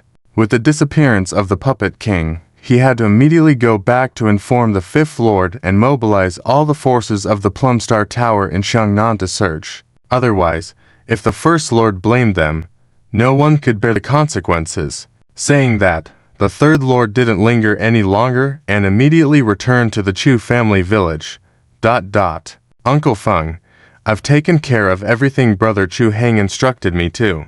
Will he be able to return before daybreak? In the Chu family's old mansion, Chu Shanshan wiped the rainwater from her face and said. Chu Shanshan was wearing a raincoat, soaked through, breathing heavily and sweating profusely. Everything is taken care of. Is it safe? Were you discovered? Feng Lang asked anxiously. Chu Shanshan took off her raincoat and shook her head with a smile. Uncle Feng, you can rest assured. No traces have been left behind. It's also thanks to the heavy rain. It's enough to cover up all traces. I'm sure someone is crying in their bed right now. Chu Shanshan said, smiling. Feng Lang couldn't help but smile too. Shanshan, well done. This success was mostly thanks to Chu Shanshan. In bed, Chu Jian couldn't help but smile as well. Even the pallor on his face seemed to improve significantly. The room was immediately filled with laughter and joy. Why are you all laughing so happily? Just as they were laughing, a young man pushed the door open and entered. This person was dressed in the attire of a Chu family servant, had a crew cut, and his face seemed devoid of recognition, making it impossible to recognize him in a crowd. The three were puzzled, but then the young man reached up to touch his crew cut, and a wig came off. After that, with a wipe of makeup remover, his ordinary face, without any distinguishing features, suddenly became lively and vivid. It was Chu Heng. Brother Chu Heng, you're really back. Chu Shanshan was surprised that Chu Heng had returned so quickly, actually making it back before daybreak. How did it go? Smoothly. How is Bingbing? Feng Lang asked. Chu Heng took a deep breath, then drank a cup of tea before replying. Everything went smoothly. Bingbing is safe now. The trap has been set. We're just waiting for the fish to take the bait. After that, Chu Shanshan informed Chu Heng of the information she had eavesdropped on from Chu Jianhua, as well as some preparations that Chu Jianhua and his son were making for 2 days later. Chu Heng listened and revealed a knowing smile. Just as he was about to share his own arrangements, he suddenly heard a mechanical voice in his mind. Ding! Mission check-in will be announced soon. Ding! Check-in mission. Please go to the 4th house on the right outside the Chu family's old mansion to check in. Chu Heng was stunned. The system had been silent for a long time. He hadn't expected it to announce a mission now, and under such strict conditions. However, it was also a good thing. Perhaps he could get a beneficial reward before Chu Jianhua acted. After telling Feng Lang and the others about his plans and providing a new prescription for Chu Jiani, Chu Heng held an umbrella and left the Chu family's old mansion. Once outside, he walked to the right and arrived at the 4th house. It was a relatively ordinary house in the Chu family village, dimly lit, with a small entrance that looked very inconspicuous. Chu Heng was about to check in when he suddenly heard a commotion of footsteps from inside the house. Surprised, Chu Heng instinctively hid in the darkness. Soon, he saw a group of people dressed in black coming out of the house, with the leader wearing a black peaked cap. He looked familiar to Chu Heng. On closer inspection, he remembered it was him. Chu Heng smiled. After searching for so long, it turned out not to have been in vain. After the group had left, Chu Heng emerged from the darkness and approached the house once again. As he got closer to the house, the system sent a voice message. Ding! Host detected entering the check-in location. Would you like to check in? Check-in. Ding! Check-in successful. Congratulations, host, for obtaining the Da Cheng Dan. Da Cheng Dan? What was its effect? Chu Heng immediately checked the attributes. Da Cheng Dan, when consumed, it can elevate the martial artist's strength to the level of a master of innate grandmother. Effective for 1 hour. Chu Heng was shocked. The level of a master of innate grandmother. It directly bypassed the 5 Che brightenings and reached the master of innate grandmother level. This was like reaching the heavens in 1 step. Even though the time was short, just 1 hour. One should know that when a master of innate grandmother made a move, it was as easy as crushing an ant. In this short hour, one could accomplish so much. If only he had located the Jai Crossing building's lair. Chu Heng really wanted to use this Da Cheng Dan to directly wipe out the Jai Crossing building. It would save them from their constant bickering. After checking in, Chu Heng deeply looked at the inconspicuous Jai Crossing building, then once again disappeared into the darkness with an umbrella in hand. Third Lord, where should we go now? A Jai Crossing building underling asked. Aren't we still searching for the Puppet King? The matter concerning the Puppet King has already been reported to the First Lord by the Fifth Lord. The First Lord will come in person later. Let's return for now, call in more reinforcements, and officially take action in 2 days. The Third Lord said. Several people behind him nodded and quickened their pace. But after walking a few steps, they felt something was amiss. Third Lord, it seems like we have walked this path before. One underling questioned. The Third Lord also felt something was off. The distance from within the Chu family village to the village entrance wasn't that far. Yet they had walked for a whole hour. Be cautious, we've walked into a trap, the Third Lord said solemnly. Just then, a roar came from ahead. It's a tiger. How can there be a tiger here? The group was shocked and watched in confusion as a colorful fierce tiger pounced from the darkness towards a tall young man. Thud. The young man fell to the ground without even a cry for help, taking his last breath. The tiger also vanished into the night rain. Not good. Retreat. The Third Lord yelled and immediately turned to run back to the house. Roars reverberated again, and the tiger reappeared, killing 4 people in one go. The tiger vanished once more, as if it had never been there. From a group of 6, Only the third lord and one subordinate remained. The subordinate nervously followed the third lord, drenched in sweat, his teeth chattering. Third lord, what do we do? How can there be a tiger in the Chu family village? We should hurry back and seek help from the fifth lord. The third lord shook his head. No, it's not a tiger. It's an illusion. It's Chu Heng. Chu Heng wasn't parasitized by the goo worms. We've been fooled. He's here. The expression in the third lord's eyes sharpened suddenly, as he turned to look in the direction of his right hand. Perplexed, the subordinate instinctively followed his gaze. A flash of cold light, a swift movement passed by. Then a spit sound. A warm substance sprayed on his face. What was it? The subordinate, bewildered, touched it, and under the flashlight's illumination, his hand was covered in blood. Actual blood. Thud. At that moment, another sound echoed. It was as if something had fallen beside them. The subordinate, feeling a flicker of memory, turned his head stiffly to look. Not far from the left, a man wearing a black cap lay on the ground. It was none other than the third lord. The third lord was sprawled on the ground, his cap crooked, revealing a pair of eyes that looked like copper bells, filled with fear. A deep visible cut on his neck, fresh blood steadily streaming down. Third lord. The subordinate cried out in alarm and fell to the ground, pale-faced, looking around fearfully. Who? Get out. Before he could finish speaking, a flash of cold light appeared again. He felt a chill on his neck, as if something passed by. He touched it and found blood. Thud. The subordinate fell to the ground, his eyes wide open in terror as he stared ahead into the darkness. In the darkness, a man with an umbrella was slowly walking towards them. Chu Heng casually glanced over, his gaze falling on the small mole on the third lord's chin. No wonder the third lord's back view had seemed familiar.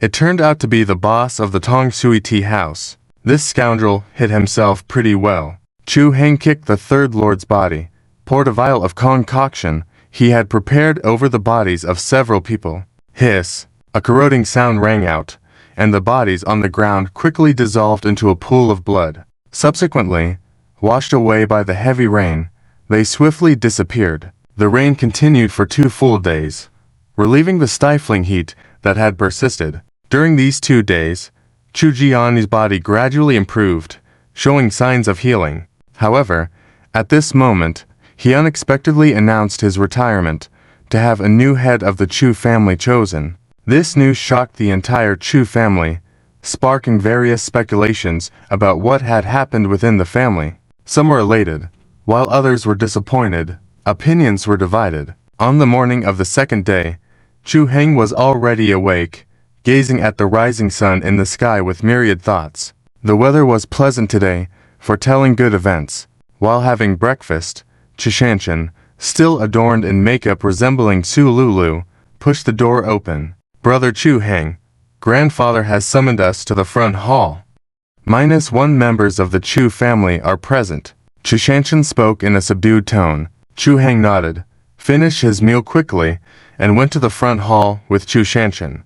Before leaving, Chu Heng took a quick glance at the large bed surrounded by mosquito nets, a faint smile crossing his face. Outside the old Chu family residence, a crowd had gathered by the door, glancing nervously or puzzledly toward the main house. In the front hall of the old mansion, over 30 people were seated, all key figures from the Chu family. Some were direct descendants, others were responsible for specific companies or positions, or elders within the family. There were men and women, young and old. At that moment, the assembled individuals were whispering among themselves. Do you know why the family head has urgently called us back? I heard there was a major incident within the Chu family. Wasn't the family head severely ill before? I heard that this time, he is planning to step down and select a successor from among us. Could it be?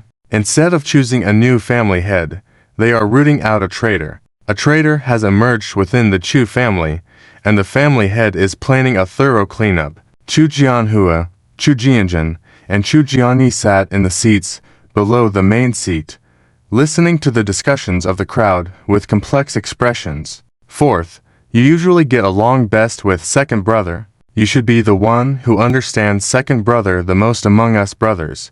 What do you think? Is second brother really planning not to become the head of the family this time? Chu Jianjun sat in a wheelchair, playing with the steel balls in his hands. Chu Jianyi smiled lightly, lowered his head, and sipped his drink calmly. I don't know.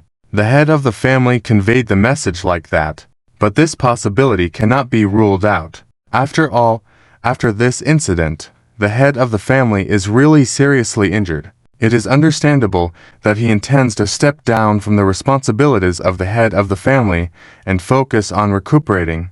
Chu Jianjun wrinkled his brow slightly and asked again, then in your opinion, among us, who is suitable to take on the position of the head of the family? Chu Jianjun glanced at Chu Jianhua, who pretended to be asleep with his eyes closed on the side, and coldly smirked in his heart. The eldest brother is really hypocritical enough. Even at this point, he's still pretending. You want to be the head of the family. I won't let you have your way. Chu Jianjun then turned to look at Chu Huayan behind him. Since second brother doesn't want to be the head of the family, then let his son take that place. Chu Huayan said nothing, with no change in expression on his face, as if the position of the head of the family held no appeal to him. The head is here. At that moment, a voice sounded from the door. Immediately, Chu Jianyi, supported by two attendants, walked in slowly. Everyone's gaze was fixed on Chu Jianyi.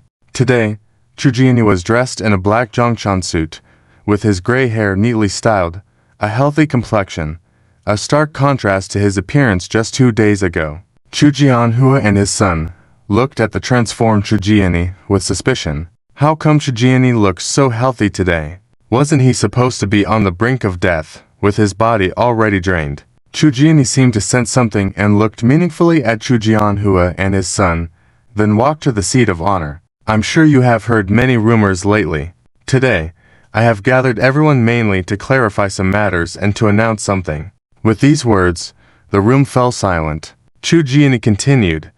As you can see, there were some issues with my health recently, but with the treatment of a divine doctor, I have already recovered to normal. All the rumors from the outside are false. Don't take them seriously. Everyone breathed a collective sigh of relief and congratulated Chu Jianyi.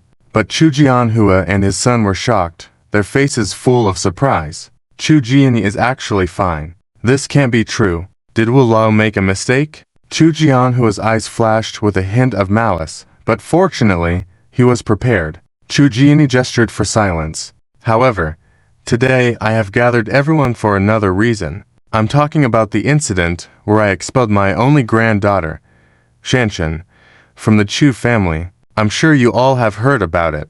It suddenly dawned on everyone that half a month ago, for some unknown reason, Chu Jianyi abruptly expelled his beloved granddaughter Shanshan from the Chu family and even erased Shanshan's name from the Chu family genealogy. People were bewildered, speculating whether Shanshan had done something terrible to provoke Chu Jianyi's anger. Now, it seems there could be more to the story. Even Chu Jianhua's 3 brothers were puzzled.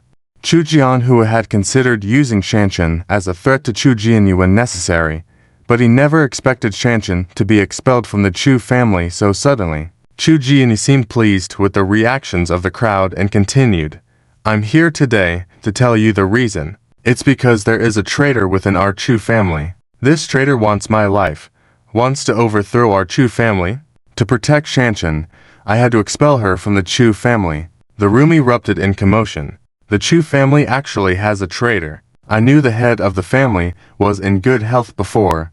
Why did he suddenly become so severely ill? Who is the traitor? We must not let him get away. Listening to the discussions, Chu Jianhua and his son felt uneasy, but no one dared to speak at this moment. Second brother, is it true that we have a traitor in the Chu family? Who is it? Chu Jianjun asked angrily. Although he also wanted his son to become the head of the family, he had never considered harming his own brothers or acting against the interests of the Chu family. Someone dared to betray the Chu family and even cause second brother such harm. He would never let this person go unpunished. Don't worry, there's no need to look for this person. After I announce something later, he will come forward on his own, Chu Jianyi said. Chu Jianjun looked puzzled, as did everyone in the room. Seeing this, Chu Jianyi cleared his throat, his face serious, and declared loudly, "Today, I announce officially that the position of the head of the family will be passed to my granddaughter,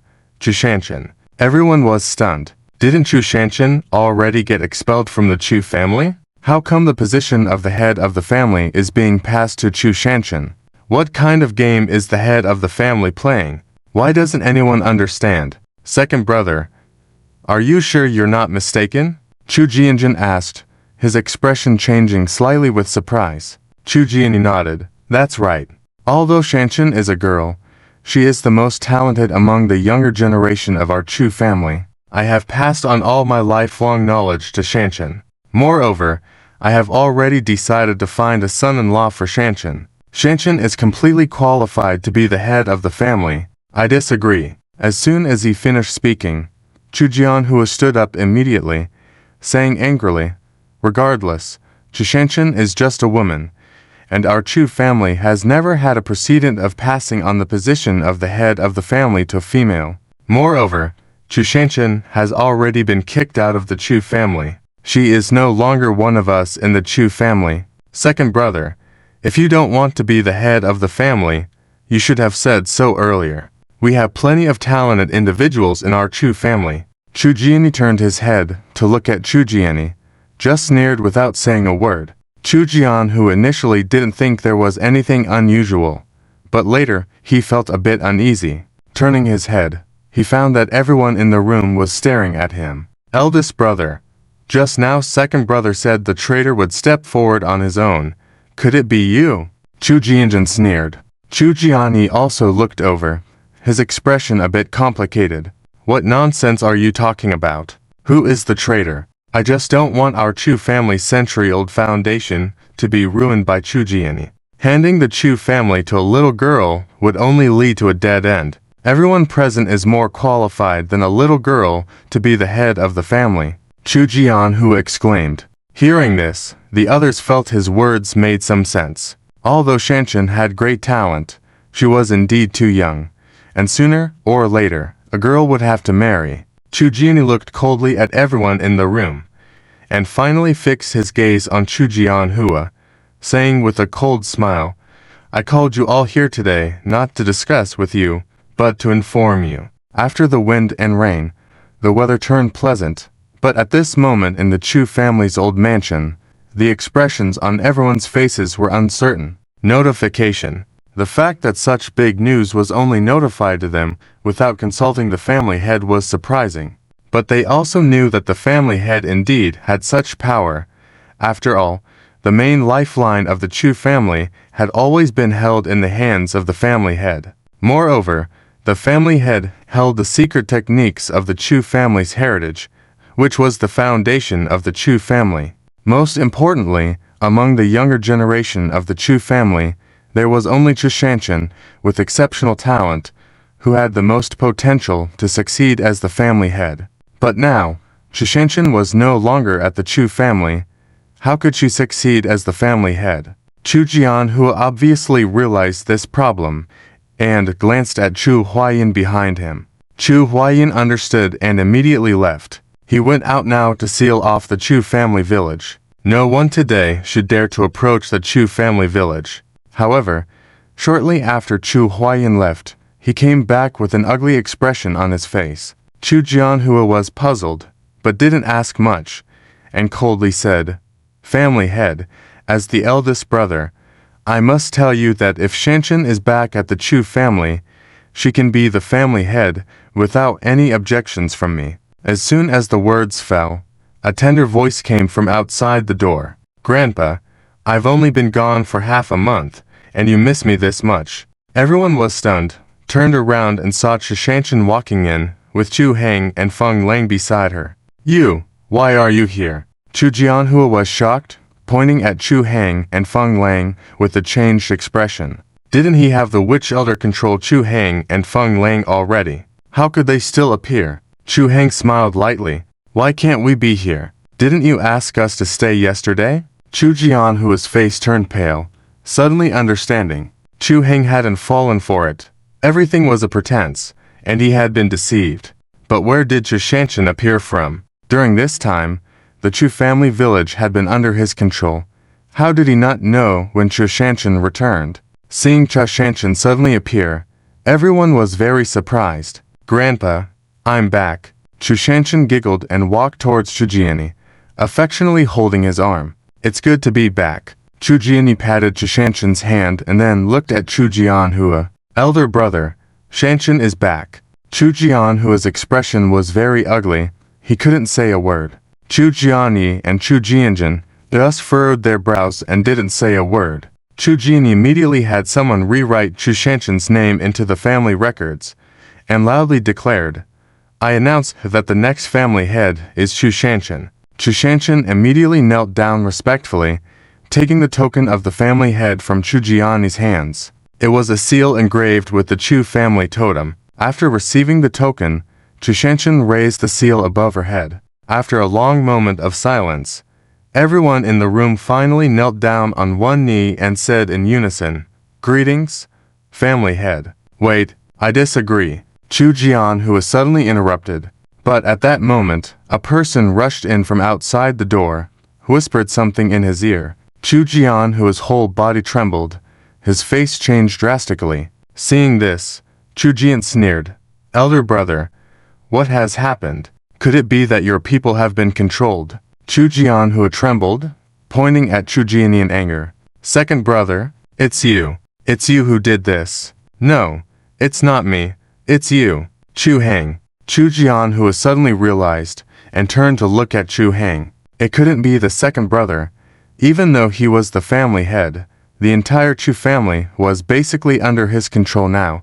Such a big commotion could never be hidden from him. It must be Chu Hang. Chu Hang, together with the Feng family from the northeast, must have controlled his people arranged outside. Chu Hang just smiled faintly. "Grandfather Chu has a good eye. I arranged it. Bring him in." With Chu Hang's command, two bodyguards from the Feng family carried in a corpse. At the sight of the body, everyone in the room was stunned. "It's old Zhang. What's going on?" Chu Jianjin stood up in shock, looking at Chu Hang with disbelief. Chu Hang no longer concealed it and revealed how Zhang Ziming had infiltrated the Chu family under a false name and surname, and had made several attempts against Chu Jiani. After hearing this, everyone was at a loss for words, especially Chu Jianjin, who was so angry that he stabbed Zhang Ziming's body several times. "Bastard! Old Zhang is actually from the witch family in Xiangbei.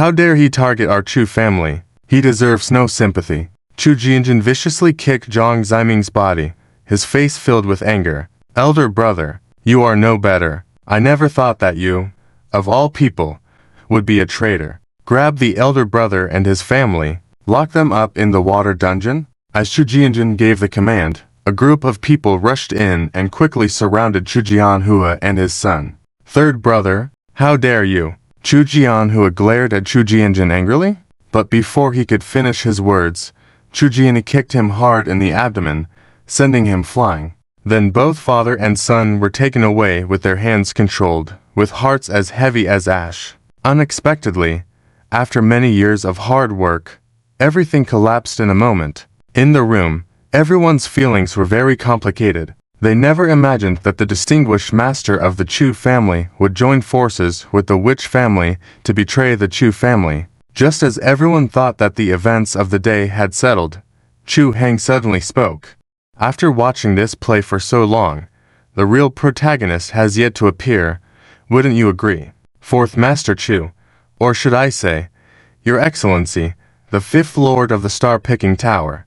Everyone paused, following Chu Hang's gaze to see Chu Jiani sitting calmly on the Grand Master's chair. Fourth Master was the fifth Lord of the Star-Picking Tower. How could this be? Chu Hang, brother, are you sure you're not mistaken? How could the fourth master... Chu Shanshan looked at Chu Hang in astonishment. Chu Hang shook his head with a smile. Ever since that night when he learned from Chu Jiani about the incident, he had begun to suspect why people from the Star-Picking Tower were coming out of the fourth master's yard. It wasn't until last night, when Zhang Ziming once again entered the fourth master's yard, that he was finally sure. Zhang Ziming and Chu Jiani were both from the Star-Picking Tower, and even more surprising, Chu Jiani was a high-ranking and powerful fifth lord. At that moment, all eyes in the room were focused on Chu Jiani, looking at him with shock, hoping he would deny it. But Chu Jiani stood up, smiling as he looked at Chu Heng. That night, the one who killed the third lord. Was it you? With those words, everyone lost their composure. This was equivalent to indirectly admitting that he was the fifth lord of the star-picking tower. But how could this be possible? The fourth master was the most respected and beloved person in the entire Chu family. How could he be from the star-picking tower? None of the Chu family members could believe it no matter what. Chu Heng smiled but remained silent. Chu Jiani, on the other hand, sarcastically said, "Fourth brother, it's really you. You hid it well all these years." After Chu Heng told him about the incident, he had understood. He just didn't want to believe it. But now that the truth was out, nothing was unbelievable. In the face of everyone's accusations, Chu Jiani always smiled gently. "Second brother, I never intended to take your life, nor did I ever intend to harm any member of the Chu family. I just want the Chu family's secret technique to be passed down. As long as you hand over the secret technique, everyone can leave peacefully today." Chu Jianjun was shocked beyond words. He never expected that Chu Jiani, who had always considered the Chu family, would turn out to be a traitor and even a mastermind, coming for the Chu family's secret technique. "Fourth brother, even you are eyeing the secret technique. HMPH, as long as I am here, no one will take away the secret technique," Chu Jianjun shouted angrily. With a swish, a gleaming long knife was pressed against Chu Jiani's neck. The one holding the knife was Chu Jianjun.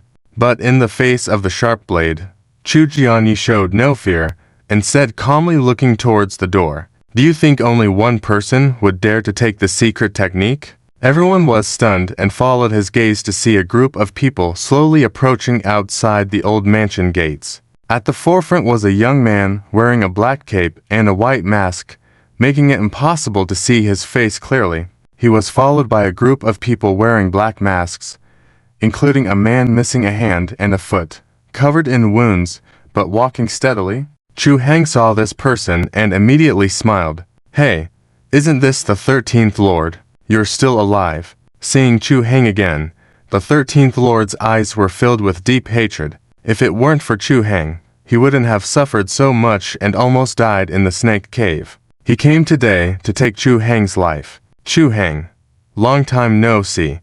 Thanks to you, I'm not dead yet." The 13th Lord gritted his teeth. Chu Heng smiled faintly.